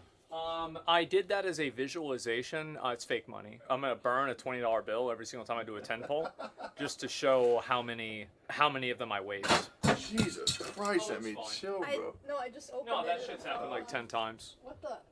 Yeah, I used to have stuff in there, but then it's like kind of a pain in the ass to take the stuff that was in there and put it back in there. So I just kind of There are like do that. 10 used paper bowls. I was looking at the Nature Valley bar box you got here, Yeah. and I was like, how can anybody eat these without it exploding the dust all over it? And then I see it all over your keyboard. I also thought we'd see rats, like dead rats, because you kept talking about the dead rats. I haven't seen a single. Oh. Yeah, I threw them away. That was so nice. There's an area where a dead rat decayed the carpet. I could show you, but that's about it. Oh, that'd be cool. Is that it right there? No, that's something else. I think it's somebody threw up there or something. I don't remember. So yeah, trying to think what else is there to even look at here. Well, I don't know about you. I'm kind of hungry. You want to cook me something? Or? We're gonna do the steaks. Yeah, you want to cook a potato or something? A potato. Yeah, I'd be lit. My friends and I, we used to steal trays from Taco Bell. So you guys should actually have the trays from Taco Bell to eat off.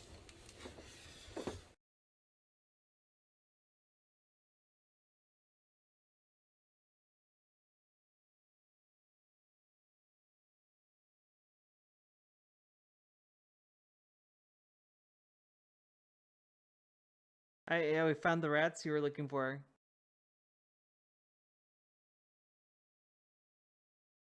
I don't know, dude. It's way less charming to eat on Taco Bell trays when you're in the middle of a garbage heap in the house of a millionaire.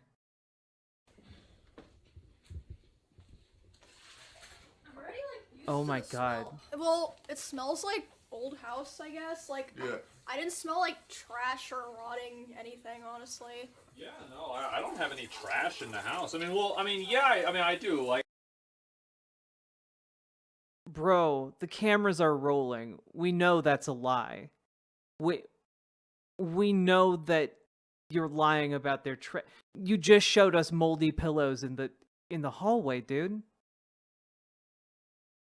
I mean, there's definitely some trash, but... Did you say you don't have any trash in the house? Well, what I mean is, like, not designated trash, right? I mean, you could make the argument that, like, 95% of everything in the house is trash, which Tectone you did. I think that you're right. I make like 1/1000th of what he makes, and I live like a far better life than what is being shown here. This is insane, dude. But I'm not trying to actively throw those things away. It's just, it is what it is. I did get steaks and everything. I went to the grocery store yesterday. This is the steaks. What fat percentage is that? I don't know. I'm like... Who the fuck wants to eat fat? My ass. That shit good, bro. That shit good. Yo, you don't dry off the pan before you put the butter in? What's the worst case scenario? I mean, nothing. It'll evaporate, I guess. Yeah, exactly. I've just never seen the technique. You want me to put the moth in there? Sure. No, I don't think so. Hey, 3 roaches. And, nice. Let's see here. Black mold. Black. You got black mold in your kitchen. And roaches.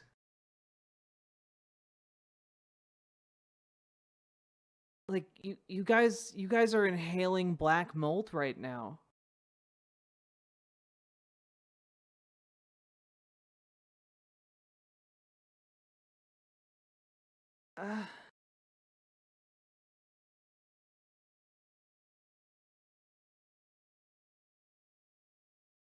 Why?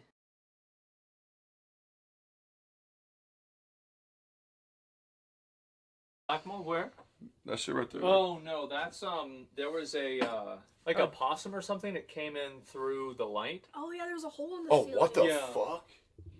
Oh, Okay. That's how they got in. Yeah. So what we're gonna do here is we have the 2 And sticks. are we being punked right now? Is this a punk? Is this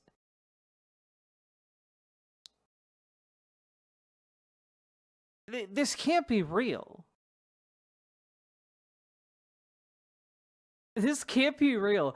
I want to start crying. This is a nightmare. This is a nightmare, dude. And we'll turn on the burner here. We have 4 people here. Jay, I'll make you a steak as well. And Oh, look at that. There you go, man. let me go. Yeah. What was that face you just made, Jay? You're like, Wait, this motherfucker got 4 trash cans. Well, Wow, yeah. you're so clean. Well, One, my two, mom had a three, strategy. four. Whenever we ran out of room in the trash can, we just buy a new trash can. Oh. You don't have salt or pepper? No, I got upstairs. Oh, yeah, that makes Yeah. sense. This is really what's going to take the most time. Is cooking up all of the potatoes. You want my help? No, you can't. It's I am so upset with everything, and also everything in this video is terrible. And also, he's cooking steak wrong.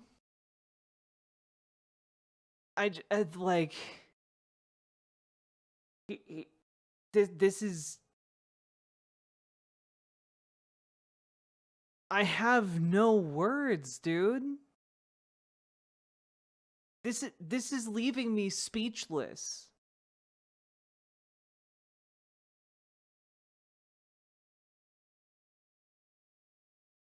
Yes, he just put man, dude. Oh, okay. And steak number 1. Dude, that pan is. I'm sorry. What the fuck is that?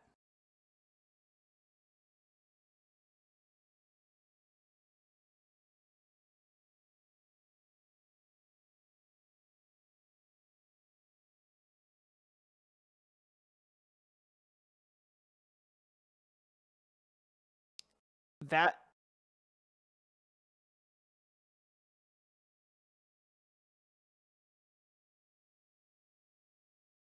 Did he just put that potato in the microwave?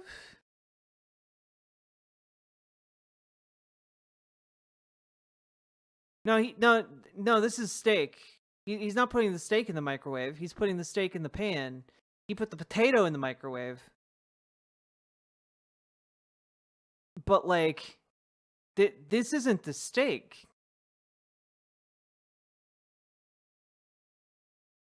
Steak number 1. Dude, that pan is not That is hot. fucking so cold. What do you mean? It's supposed to like make sound when you put it on. Exactly, and the sound actually sears it to the pan, which makes it harder to clean, which wastes time. Yeah, stupid. No one should take his comments about artistry seriously. Like, if your concern here is that like, oh, I'm gonna have to clean the pan afterwards, like, yeah, that's how cooking works. You clean the things that you use to cook. You clean the things that you use to cook the food.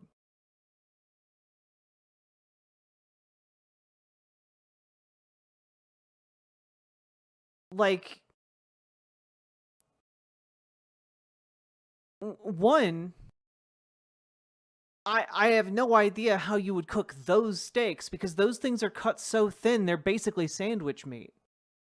And two, like, you get a real steak, you heat up the pan until it's very hot, you use some olive oil in there, and then you sear both sides of the steak, throw a little bit of butter in there with a little bit of rosemary and salt and pepper. He didn't even salt and pepper the steak. You have to salt and pepper the steak before you put it on the pan. Like, that actually changes the makeup of the meat. Putting salt on that like softens it. It makes it better to eat. Okay, I mean, you don't have to use olive oil. It's fine. It's fine. There are better oils to use. I totally admit that.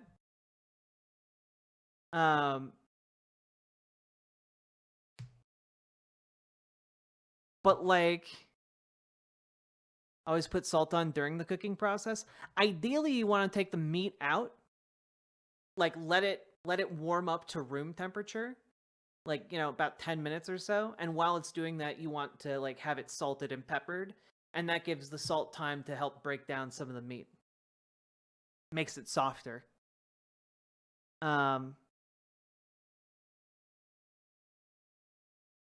Olive oil is pretty good for you. It's true.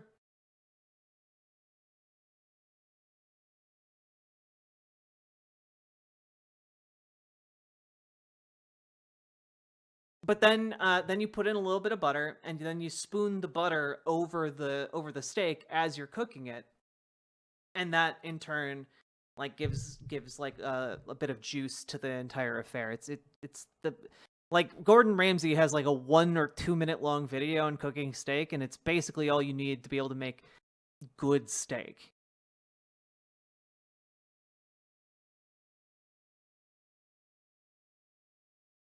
This is horrendous.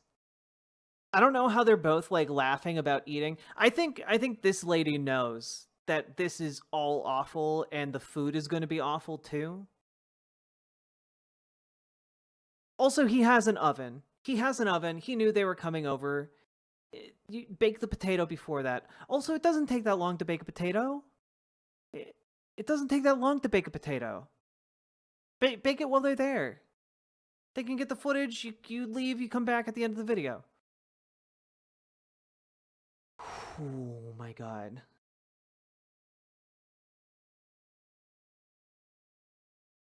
Pretty sure the oven is broken. I mean, that wouldn't surprise me. But at this point, it also wouldn't surprise me if you pulled open the oven and there was like 5 dead possums inside.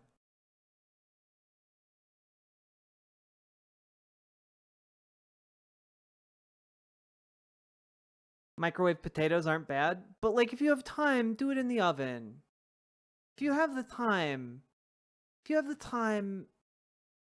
to do this, you know these people are coming over. It's not like an impromptu thing. If you want to make it right, you can do it right.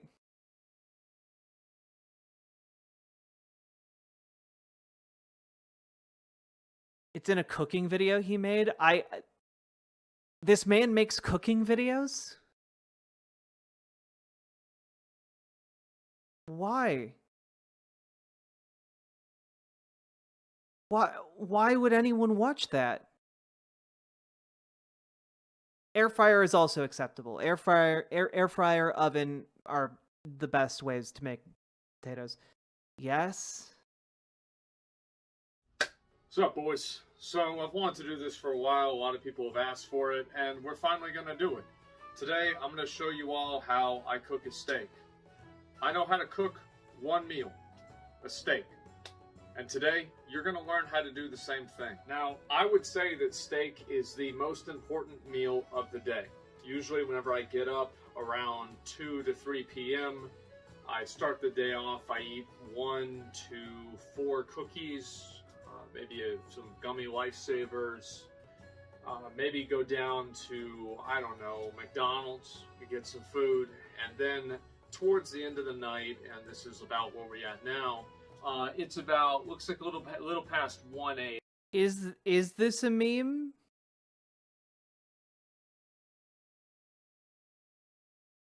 God, what a piece of shit. Okay, I'm gonna have to open this, which is alright because, you know, we're gonna have to need to do that with the steaks.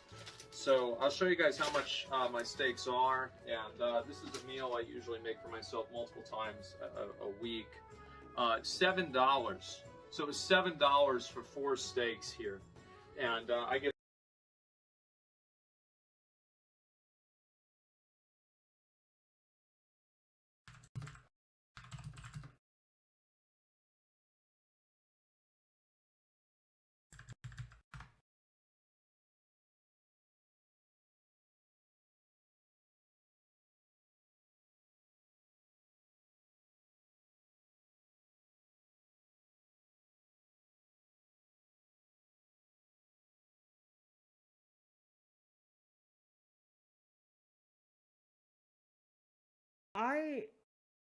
like, what cut of meat is he using here?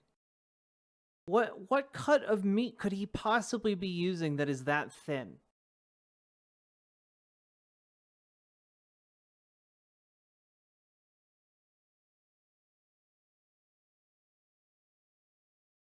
Flank steak?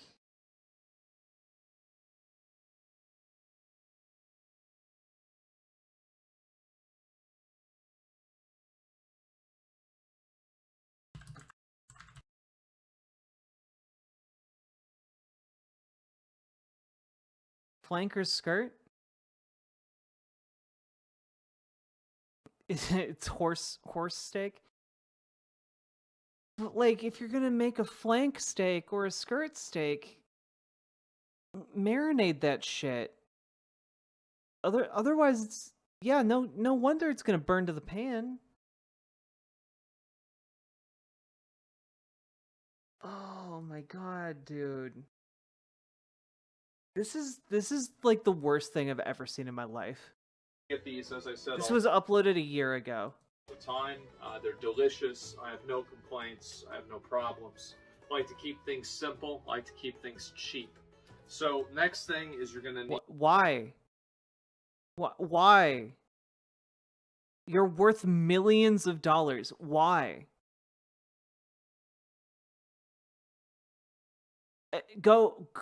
Like it's okay. You don't need to go and buy the $7 steak. You can buy the $14 steak. Or the $21 steak.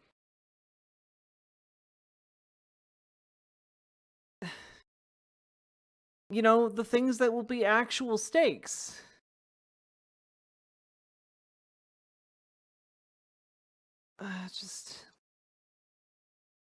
Yeah, exactly, OS Crane. Like, if you're gonna make flank steak into anything that's gonna be edible, you marinate it. You like make a special like marinade. Asmongold, he humble? Nah. He's deeply depressed. Something is going on with this guy. You don't do this unless something's going on with you. All right? There's a difference between being humble and like doing this. I just oh my god. Need a well, you're gonna need a pan. The thing is that I have about 20 pans in my house. 19 of them are dirty. Well, actually 20 of them are dirty. I'm about to have to clean number 19 or number 20 here. And I really just clean and use the same pan over and over. I don't think you're going to want to see this, but... Then why do you have the other 19 pans?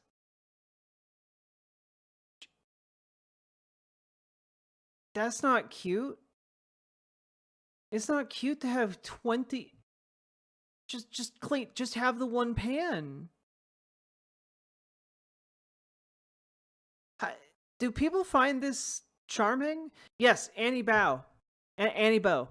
If you're gonna do something with flank or skirt steak, you do carne asada, right? Like carne asada, like obviously the go-to option there. Like carne asada, rice and beans, cheap, easy, very delicious. But like he's not doing that.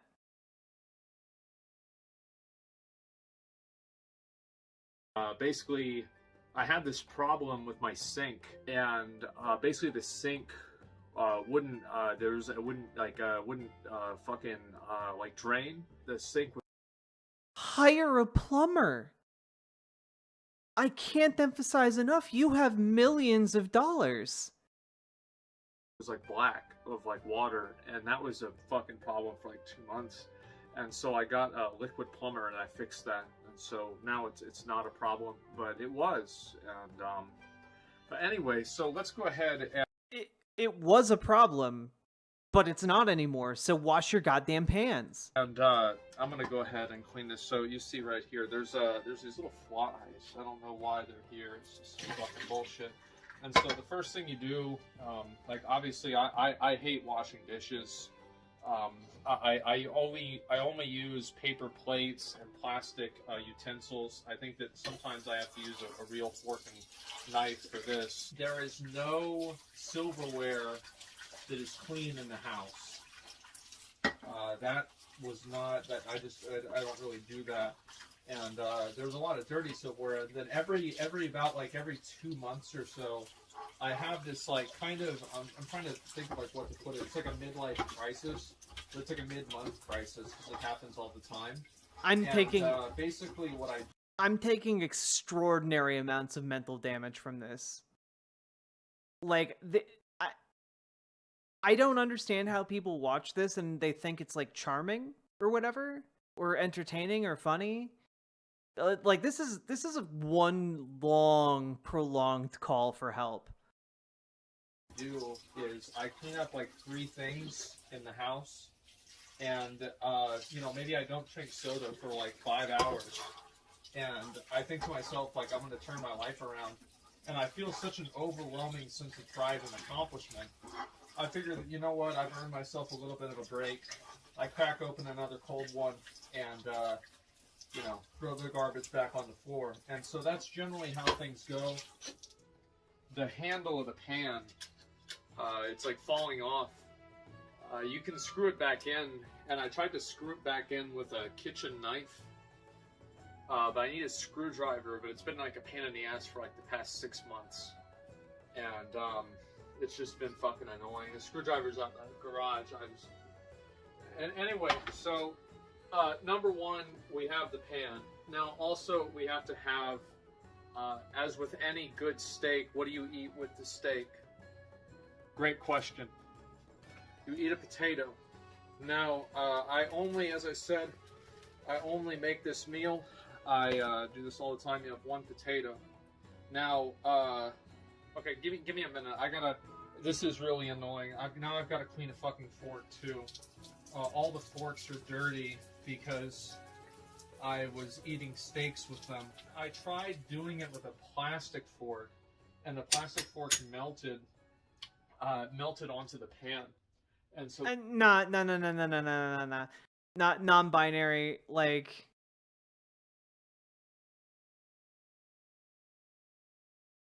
non-binary.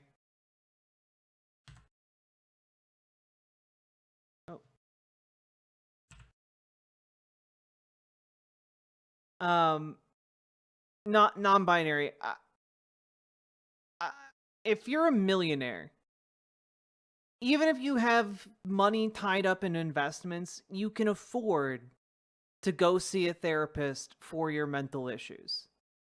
You can afford to go see a psychologist. You can afford all that.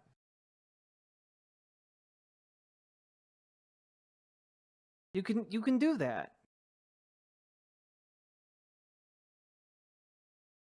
It's like saying, oh, you're a poor millionaire can't afford to go to the hospital. What? No, of course they can.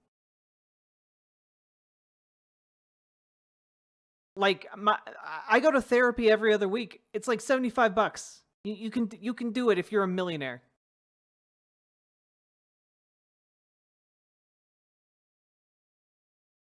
Or he can do what another streamer did and hire maids. Absolutely.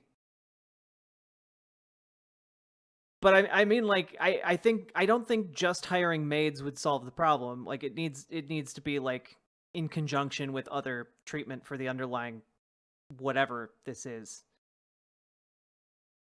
So that was really kind of unfortunate, and so we don't use plastic forks to make steaks anymore. This is some fork my mom ordered. It was some overpriced thing on eBay. I think this like whole set was like $100. So we're gonna get our money's worth out of it. So next thing you do is you want to put. Oh yeah, I forgot about the potato. So the potato. This is how I cook a potato. Is I take the fork and I stab the shit out of the potato. And this is what my mom told me to do because she didn't want to have to fucking put it in the oven. And I stab the fuck out of the potato and I put the bitch in the microwave. I thought it was going to be bad too, but it wasn't. I put this bitch in for 8.5 minutes. So you need butter. You want to put butter on the pan. Also, while I may feel bad about watching this content on stream, I do remind myself that people have told me he's a transphobe and a homophobe.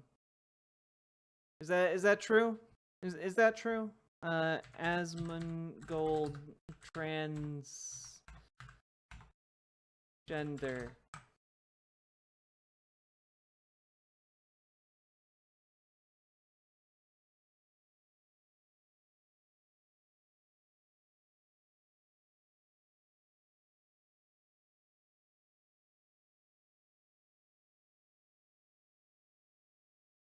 I don't know. People were really insisting that it was true.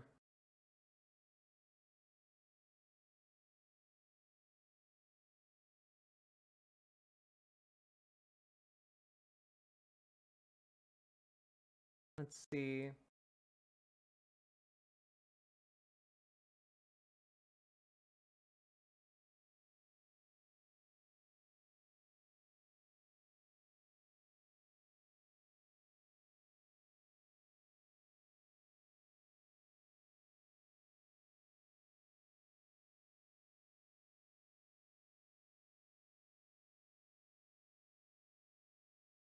Let's see.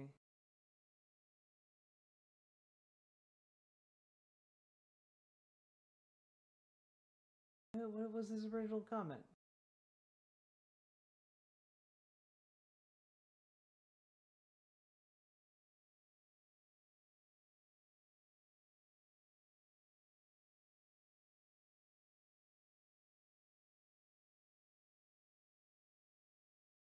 I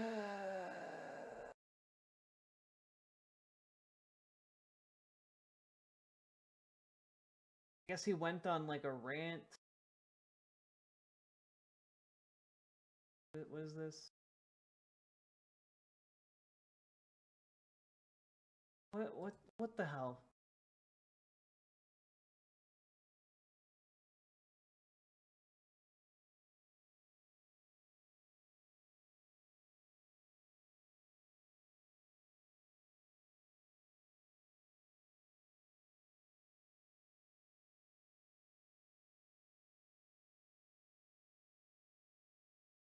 There's an article that deals with this, but I have no idea. NASDAQ, Asmongold accuses people of being woke sometimes. He's forward about being a right-winger. Okay.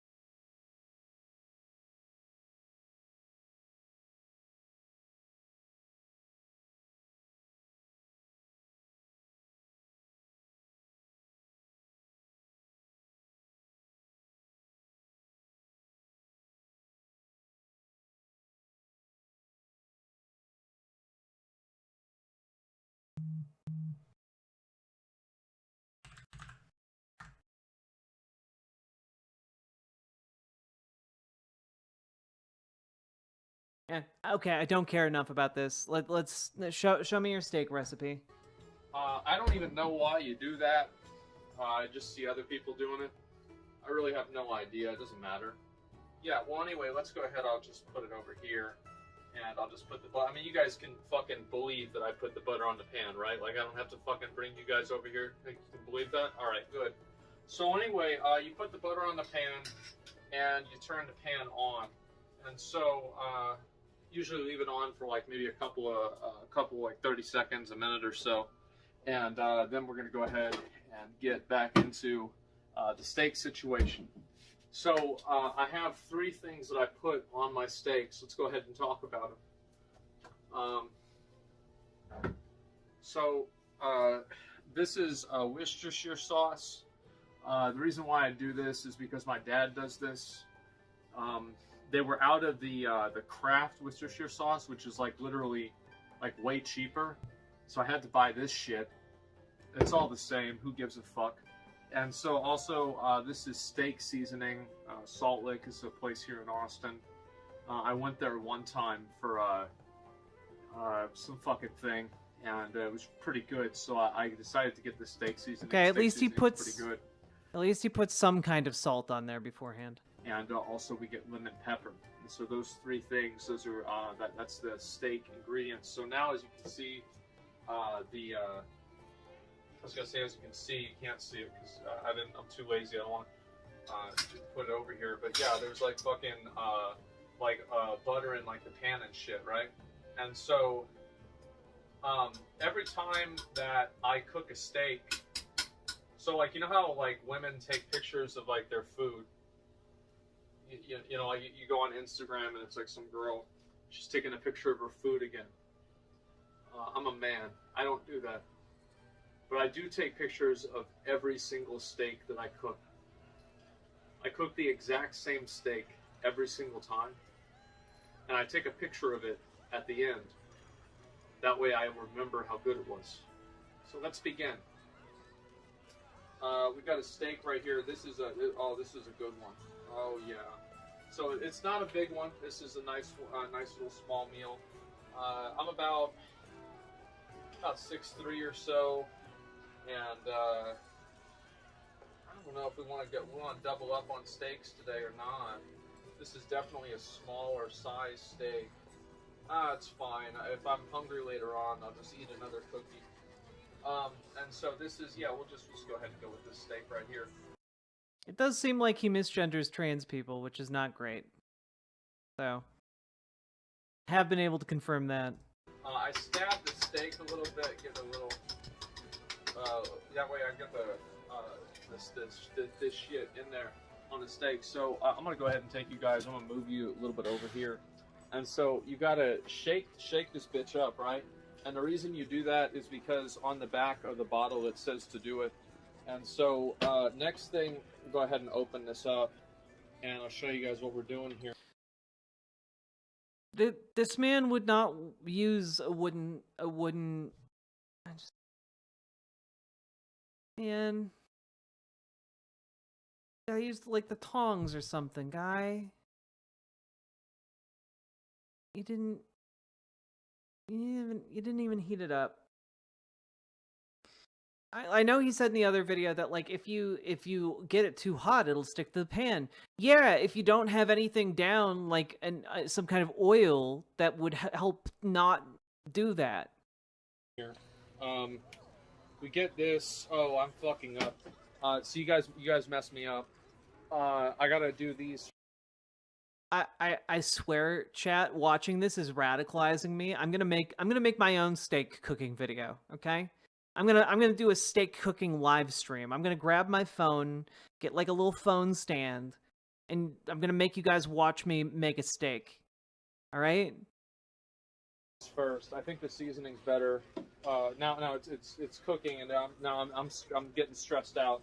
Oh fuck. Okay. All right. So I put this on the steak. There we go. All right. Good. Oh my god. It's okay. All right. So then we get the lemon pepper. And this, Izzy taught me how to make a steak, but I don't know if she'll like my own little things I put on. All right, so did I shake this one? I don't remember. Okay, so anyway, we'll put this on. I don't think I shook it. So then, there you go. There's the steak. Oh, wow, what a good steak. And so then after that, obviously, you got to turn the bitch over. And so what you do there is you turn it, oh, shit. So you turn it. Fuck. Okay. All right. No. We're good. So I'm gonna keep this one down just for a minute. Now, sometimes we're gonna go for. I usually put a little bit more of this right here, and we got. Oh, that's the wrong one. We're gonna get a little bit more on there, and I know some people are gonna think that I only eat my steaks medium. Sorry, not medium rare. I get steaks medium to medium well at restaurants, but at home I only cook steaks well done. The reason for that is because I'm paranoid. I don't want to eat something that's oh man, that's a good ass fucking steak, man. And so anyway, you get it in a pan, you get all those sauces on it, and you just really have yourself a good time. I'll have to take a picture of this one after the video. And so anyway, let me put this back on and talk a little bit more about some of the things that I do. How are we doing? Yeah, we're doing good. And so anyway, so basically I take the steak and I just put it back on the pan up and down. I gotta fucking shit. Okay, so I'll probably have to like. It's probably too hot. Just another. It's happens sometimes. Oh wow, what a steak! At this point, he's just curing leather. Like that's not food. That's not food. What are you doing? And so, just a minute.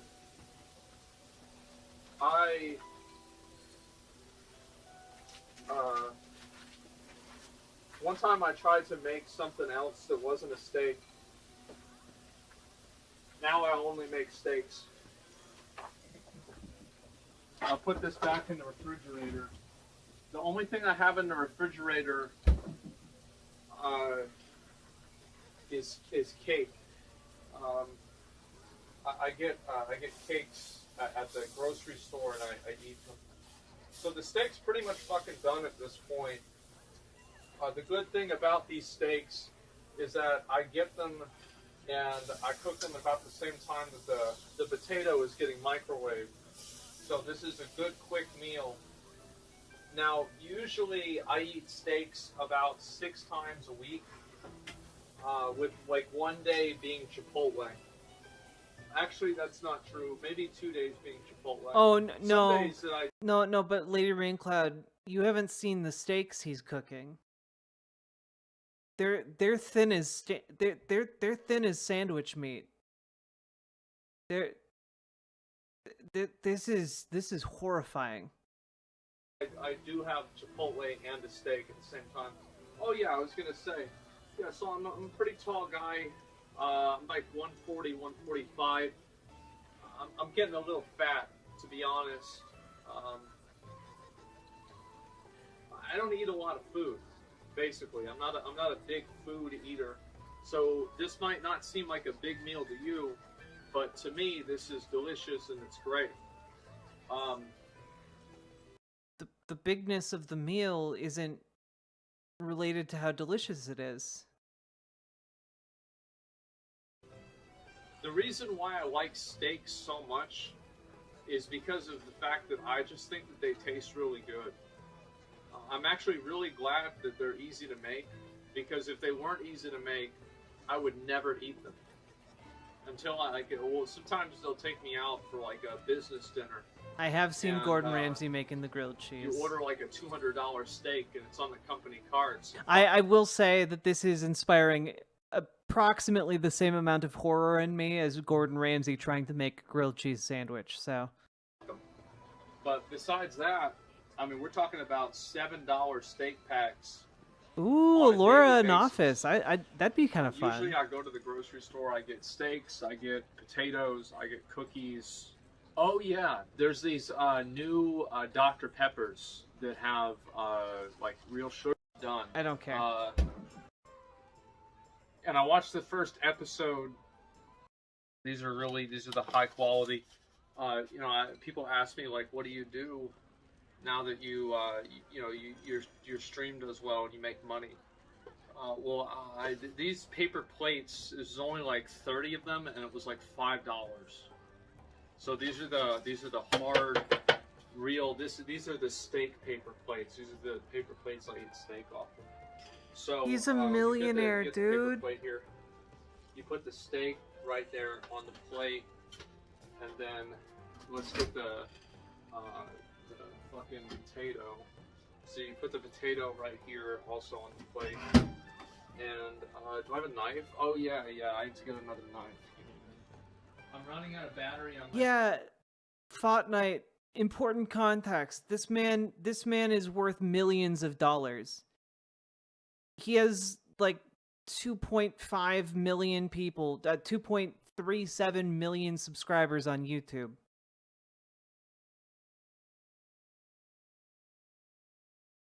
And this is only we're getting sidetracked here from a sidetrack.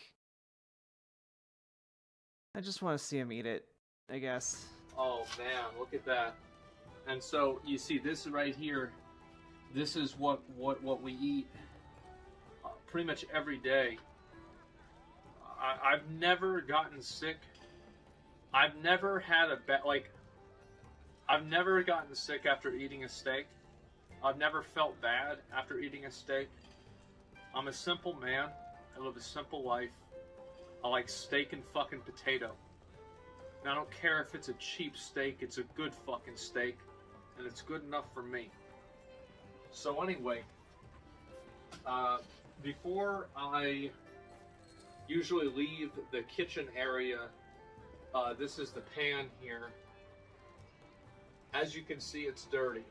So what we do is I just put water on it. You gotta let it cool down, bud. Otherwise you're gonna warp the pan. And I do that because this makes it to where it's easy to get the stuff off. And then I just leave it on the counter until the next steak time, which will probably be tomorrow. So yeah, I wanted to share kind of what I'm doing and kind of how I make these steaks. Just wash the pan. Wash it now, and then you can put it away.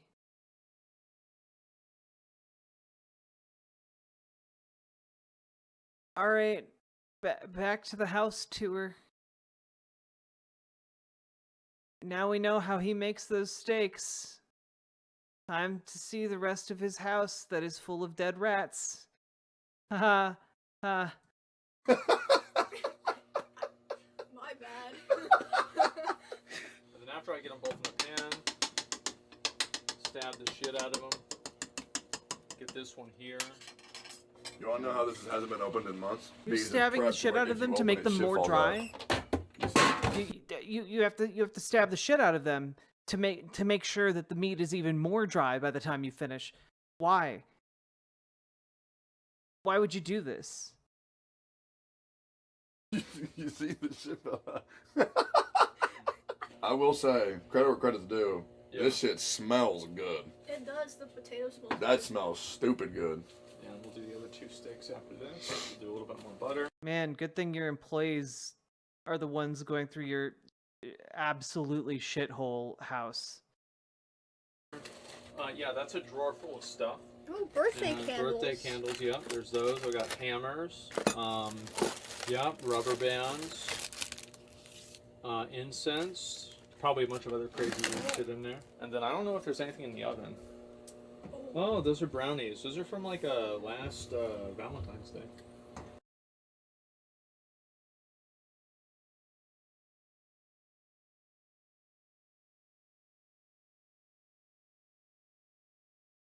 Remember earlier how I said it wouldn't surprise me if he opened up the oven and there were like 5 dead possums inside? Somehow this is worse. Somehow brownies that have been sitting in there for months is worse. Does this count as analog horror? I mean, if you guys get 12 more subs and donos in, I'll play a different analog horror. I am seeing some white names in chat, but this is so bad. I'll put those back in there. Does your dishwasher work? No. Okay. I try to use as few dishes Why? as possible. That way I don't have to wash them. Oh, these are fresh. You also don't have to wash them if you just buy a new dishwasher or get it repaired. You're worth millions of dollars.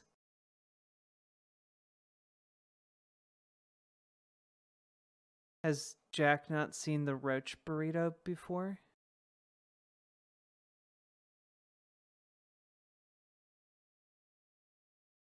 I'm gonna throw up in my mouth, guys. Fresh cookies. Yeah, those are actually fresh ones. There's like 10 other boxes in the house, but this is the only fresh ones. Dude, I love eating the shit my friends like to eat. That's good. That's a good ass cookie. It is a good ass fucking cookie. See, look at this fucking steak. Now it's looking better, right? You were getting stressed out, weren't you, Jay? He was getting stressed out. So we got one steak right here. What works? Oh, you don't want to use that. Don't use that. The ice is moldy. What? You figure if he's been eating this shit What? for 30 years, it's probably fine, right? Yeah. What?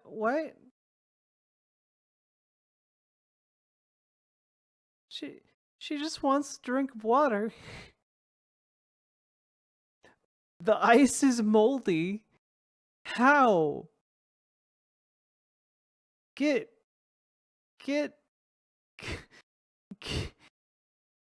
a new refrigerator, bud.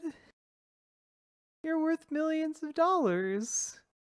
I'm like literally on the verge of tears. This is terrible. This is the worst thing I've ever seen in my life. I can explain that. I work in fast food. Please explain that, Sea Snake Jiri. I would love to know. Also, welcome to the Riverboat site. Also, welcome to NASDAQ.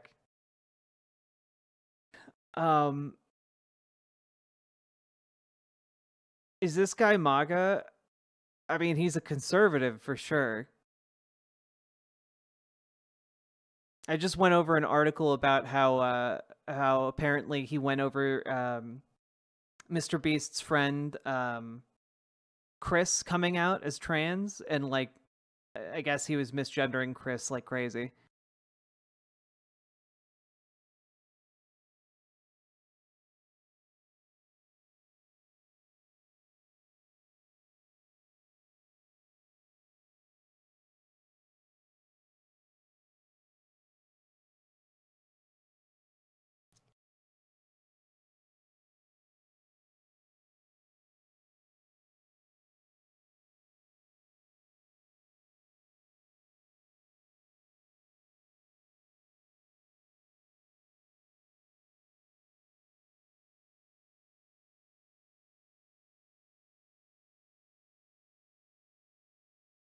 Oh, that's really gross, Fortnite.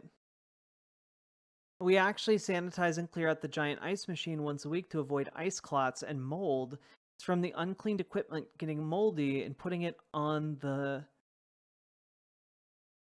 ive as it forms. I never saw it on the ice, but the soda while cleaning the drink machines that are sanitized every night. That's crazy, dog. Do you have smoke alarms? What?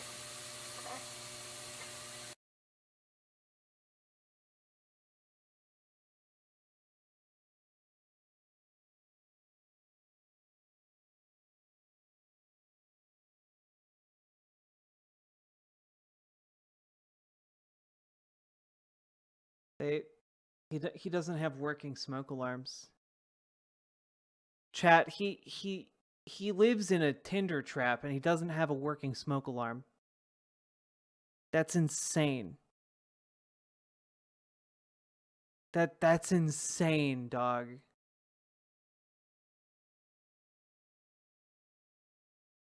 Absolute, like unacceptable.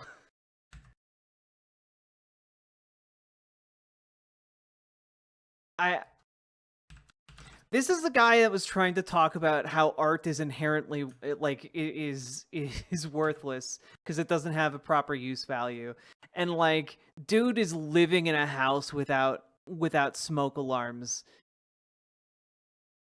letting garbage pile up in literally every corner of his home. I have to tell you guys, I knew nothing about Asmongold going into this outside of like a couple things. But like this is disgusting. This is like actually disgusting.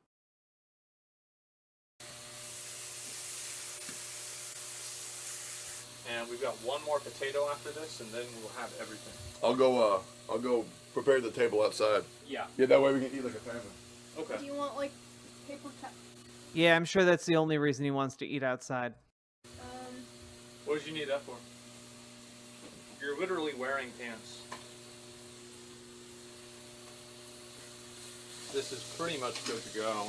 I'm gonna see what that's doing. I don't think he's joking. Yeah. You ever like watch a streamer and you're like, oh man, they're probably way different. It's probably just a character. This is crazy to me. This is like, Jay, this is fucking crazy. Bro's lived like this for like 30 years, bro. This is insanity. I can like feel his whole life here. Like I can see where people have been. I can understand the stories that have happened. It's actually fucking wild. You want a seat? Did you see the crater over here? Oh, look at that? What the fuck? Oh, that's a tennis ball. Damn, bro. It's been here so long it's turned blue. What the fuck? When you look at this thing, you can guess, like, how long they've been here. I mean, I have no problem with, like, a tennis ball just being, like, old in the dirt in the yard. That's fine. That's not gross to me. And then you come over here, right? This is and actually you look fine. under this and you see all the toys. So you'd assume that there's, like, kids here. And then you realize Asmon's an only child. And these kid toys are just his from, like, 30 years ago. No. Look at that. Lil Tyke's yellow car. Those were the squirt guns him and his friends play with. It's like you can see a whole man's life in one house. He said this one's mine. So this house is like it's like a time capsule, but it just never changes. Wow, it's like we're having a picnic. Full disclosure, I'm just keeping it a buck. The seasoning is burnt to fuck. It's because he didn't turn down the pan. And He it did. still smells good. It does. I'm just keeping it 100%. You know. There you go. Thanks, bro. Well, thank you for the meal, man. Yeah. Thanks for dinner. This looks great. How do we dress this properly? Like, do we put the steak so you get the sauce? potato right here. Hey, Cut it Aska. right open on this Maybe. middle. Then I get the salt and You pepper. really can't fuck up a potato. No butter on the potatoes? Fun fact about A1, it actually never actually goes bad. It just turns into like wine. What? That's crazy. No. That's good as fuck. That's actually good as fuck. Try that shit. Okay, first time real, authentic Asmongold steak. See that? You know what's crazy though? That's for you. It tastes just like beef jerky. It does. Yep, just like beef jerky. You want to know what my That's because he made beef jerky. He didn't make a steak. He made you beef jerky.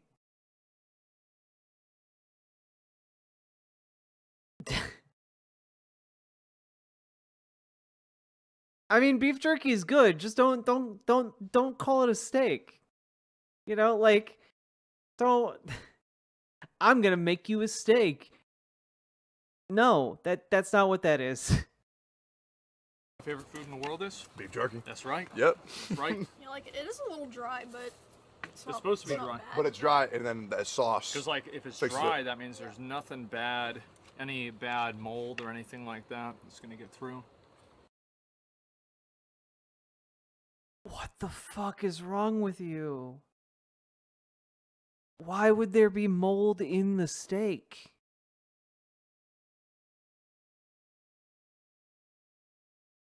Why is your house so full of mold?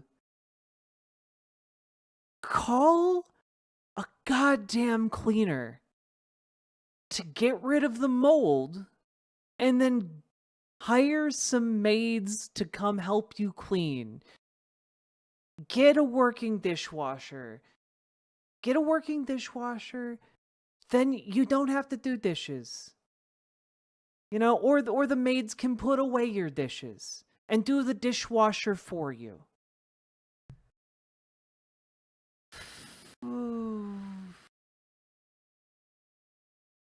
The mold is his children.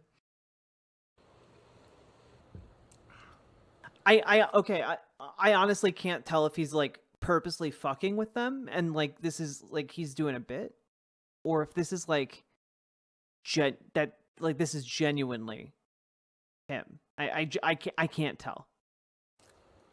If you eat it like this, it feels like you're eating beef jerky.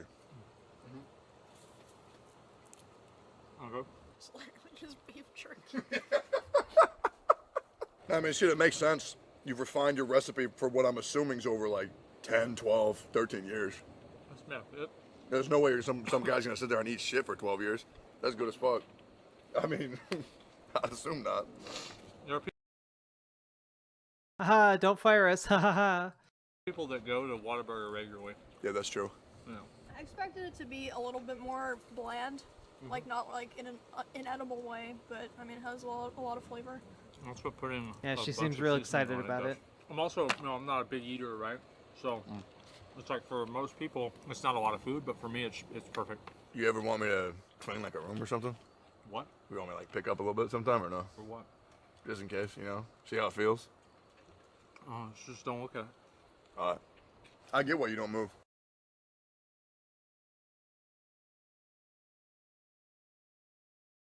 I can understand wanting to continue living in your childhood home. I get that part. But clean it the fuck up. Yeah. You can tell there's like a lot of stories here. Every hole in the wall tells a story. Yeah. There's a lot of holes. Look, I ate the whole thing. Every hole in the wall tells a story. There's a lot of holes. That's not charming, dude.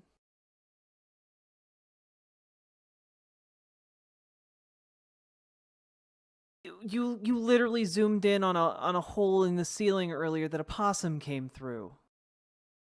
That's not cute. That's not charming. That's horrifying. I ate the whole thing. What do you think? It was good.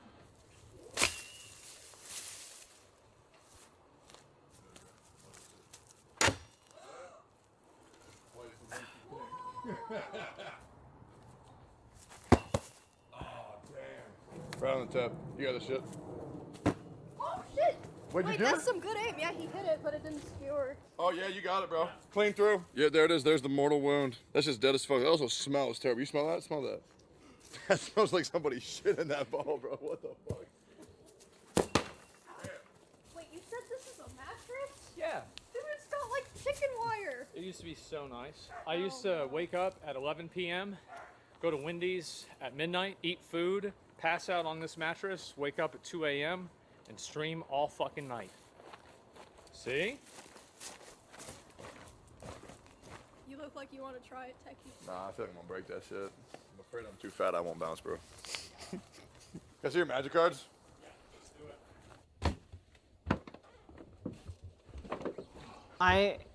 I've been entranced by this video.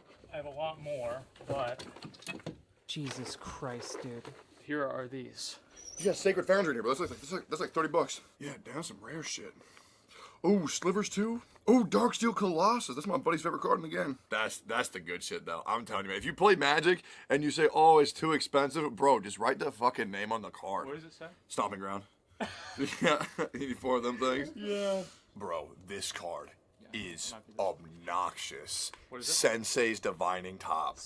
How to make a 5-minute game turn into a 30-minute game. Holy shit, it adds so much extra time every turn. Yeah, this is cool. You're not playing like cringe decks. You're just playing like good decks. You ever do local tourneys?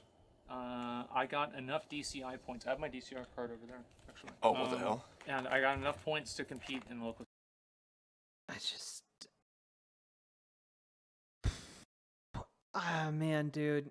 I can't get over that this guy is worth millions of dollars and he's just not. Like, he's throwing, like, moldy pillows into the hallway and just leaving them around. Tournaments, and then I stopped playing. Does this shit look dorky or does this shit look cool? I don't know what the fuck I'm looking at, I'm gonna be honest. Oh. that means it's dorky. I mean, I know how to play card games. I played like Hearthstone and Runeterra. Yeah, it's like that, but it's like better. What do you think your rarest card is that you remember? I don't know. Like, I'm sure I have like some like really, really old rare cards because like, so I went and I memorized the price of every single card. And This man is 34 years old. then I would like tell people at school, like, I'll buy all of your cards, like wholesale. Yeah. And like 2 cards would be worth like $20. And I'll be like, I'll give you $20 for the whole thing. And they're like, oh, okay, sure. Because they don't know the price. Yeah. And so that's where I got a lot of these cards. Damn, bro. Vampiric Dragon and the OG Rith the Awakener. Those look crazy. That's the old way they used to print out multicolor too. Because now it more so looks like this. Yeah, Yeah. The OG shit looked like murky and fucked up. Damn, that looks nice. Do you care? Yeah. Oh, cool. Do you care? Damn, dog. How long ago was this? Over 10 years ago. That's sick. Fuck, I love Magic. What's in the file cabinet? I haven't seen one of them things in 20 years. I think he just My doesn't give a mom's fuck. tax I mean, documents from 1996. I guess. Let's check them out. That's also possible. I wonder, are we the out of touch ones? Like, What what do if you normal houses are just like this? I mean, like, They're absolutely not. Do normal people just live in filth and decay and revel in it? No. No. You're looking at someone else and being like, are we the out of touch ones? No. Dude, what? Normal people, if their house gets moldy, even if it's like a cheap house, even if it's a cheap apartment, they get that mold fixed.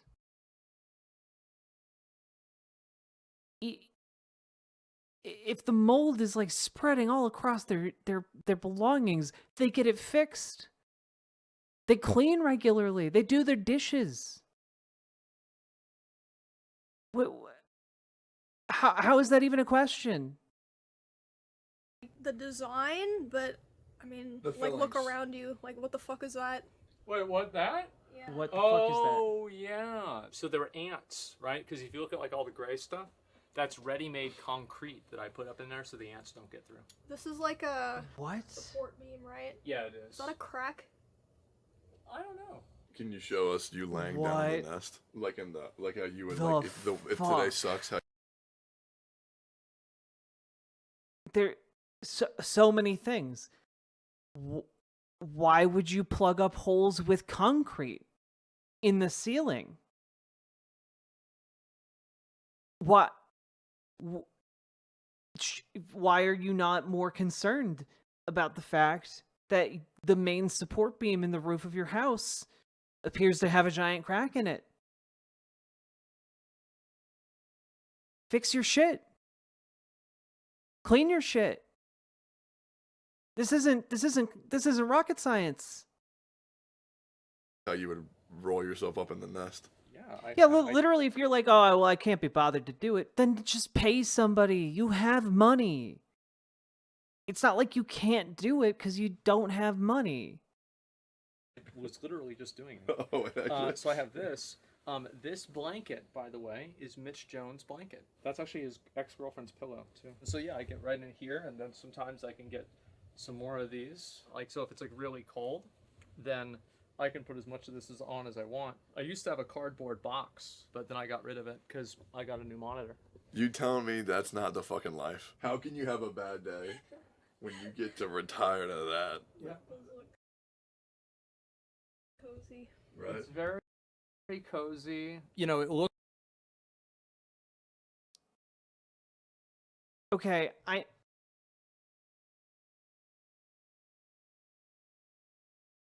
Chat, I'm very tired. Okay, I'm very tired. We've been going for like 8 hours. Okay, 8.5 hours almost. Here's a pro tip. Make your bed. I know that's a very Jordan Peterson thing to say, but when you make your bed,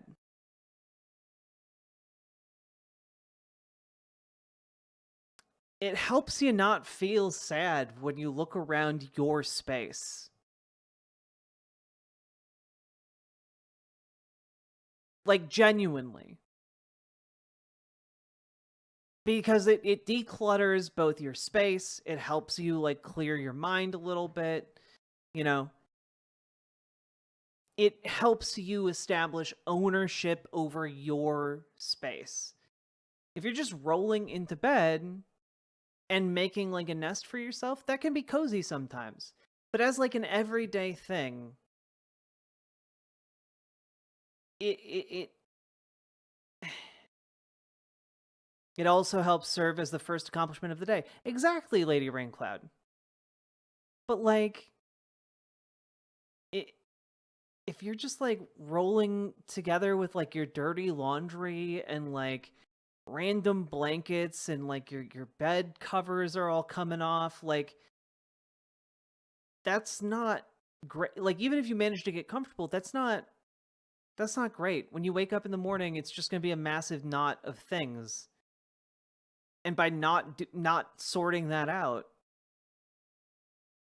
it messes you up for like the rest of the day, you know? And that might seem like it doesn't make sense, but like I'm an older lady, okay? I've been doing life for a while. I can tell you it genuinely does help. It genuinely does help to get your house in order, and like it helps you get doing things. You know, helps you buckle down and get to doing things. And I know that because I've been on both sides. I've been full on cocoon mode and full on like bed making mode, and I can tell you one of those things like genuinely helps and the other just kind of feels sad. And the cocoon feels sad. Looks bad or whatever, it doesn't matter. Who gives a fuck? Yep. It's good. I'm jealous, bro. That's kind of it, though, right? Like, by giving a fuck, you kind of get off on the right foot, you know? But I like Cocoon, M-Comp. Cocoon is good sometimes. I think Cocoon is great for naps, for example. But, like, I don't know that Cocoon is good for, like, start of the day. Or at least, like, if you do Cocoon, make your bed at the beginning of the day. And then turn it into a cocoon later. You know? I think we're the ones doing it wrong. I mean, have you seen how can you say that? There's literally like stacks of garbage around you as you say that. No, I'm sorry. Normal people, poor people don't live in stacks of garbage. room? I basically have that. Nah, it's not even half as good as this. Yeah, nah. It's very comforting in this house. This is what it used to feel like when I was like in 8th grade and I go to my buddy Trevor's house and like it was just like I felt like I was going over to another real human being's house. Everybody in the house was fucking smoking. Did this house used to smell like smoke all the time? My mom smoked every single day Yep. in the house. She smoked a lot. Yeah. So my buddy, that's how I'll be real, that's how I got back into smoking. It's fucking awesome. I miss it, but I don't do it anymore. Yeah, I forgot you used to be a smoker. Were you ever a smoker? Fuck no. Yeah. What do you think? How would you rate? Would you live here? I mean, I'm gonna be honest, like, this house kind of reminds me of the house I had in Kansas when I lived alone, like, similar layout. My house was fucking empty because I didn't buy furniture, because why would I buy furniture? I'm just on my computer all day. Well, I mean, like, I look at it as hunting. You know, like, if you see a buffalo, you want to get that buffalo, right? But you're just picking stuff up off the street that's like a gathering instinct. That's what I'm saying. Yeah, that's like... Like, I would never buy furniture. That's stupid. Yeah, stupid. Fuck you thinking? Okay, but it's the same concept. Why would I get a couch off the street if I'm just gonna be at my computer in my bed? I love that salt shaker just in the middle of fucking nowhere. Oh, I was looking at that earlier. Oh, I used to, there's a video I poured salt on my head. They added a store mount into WoW, and I poured salt on my head because I was mad about it. Damn. Why? Damn. Yup. This is about what I do. Let's see, what else? Is there anything else interesting here? Oh, I have my cat ears. Oh, this is that jacket Emmy got me. I just put that over here. I think that's pretty much all my stuff. As you can see, I do not live in a crack house. I live in a crack home.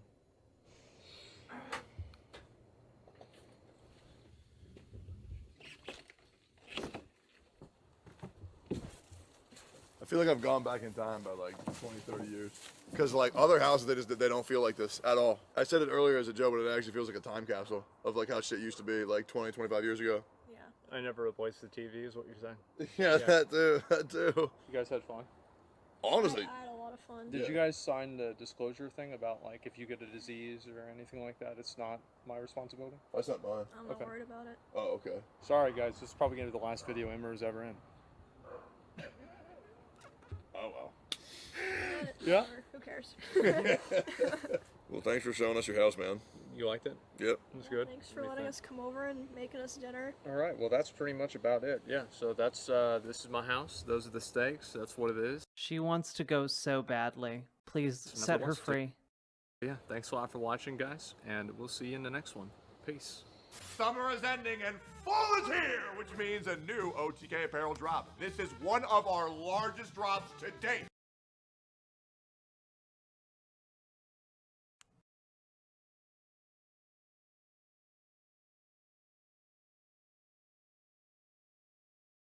That was horrific.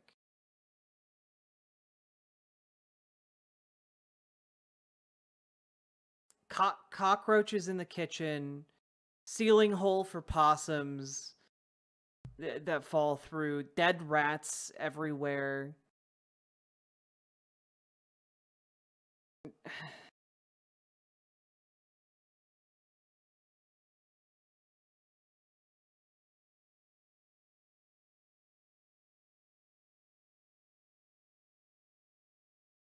Yeah, I mean, I feel like that video really, you know, I frankly, after that, I don't really care what he has to say about the usefulness of art, or artists, rather. Like, yeah, no wonder this guy only thinks about the use value of things like hammers. Because, like, when it comes to art, like, when it comes to anything, like, anything he doesn't find useful, he just, like, lets it get moldy and throws it out into the hallway where he has to step around it for the rest of his life. Like, why do I care about what your opinion of use value is when you are literally holding on to moldy pillows? When you have, like, mold on your walls and you have the ability to fix it and you simply choose not to.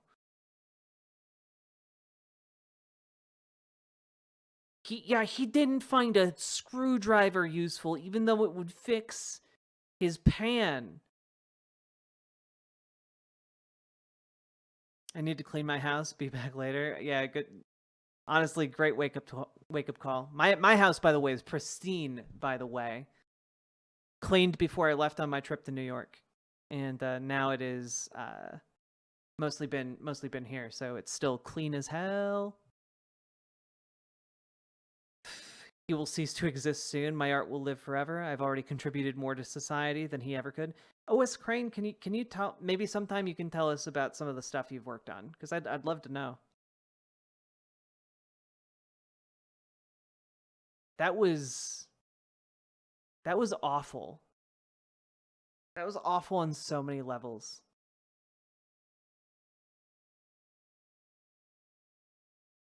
I'm gonna go shower and scrub. Yeah. My God.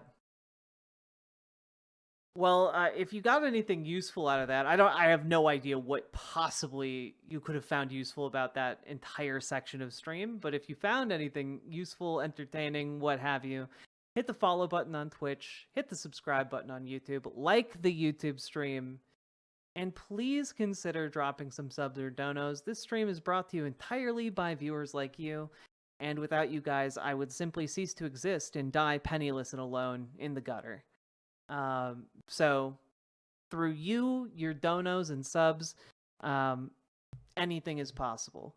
And hopefully one day I too will be wealthy enough to afford a crack home, much like Asmongold.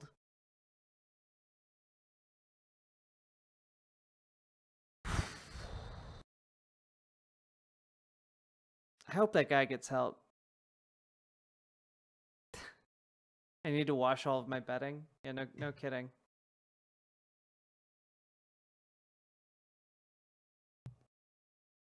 God. He won't. Nah, he won't. He won't.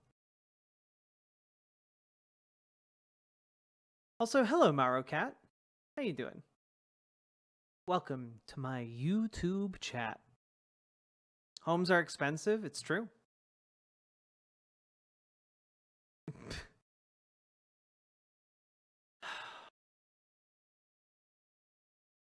True, midnight and all night.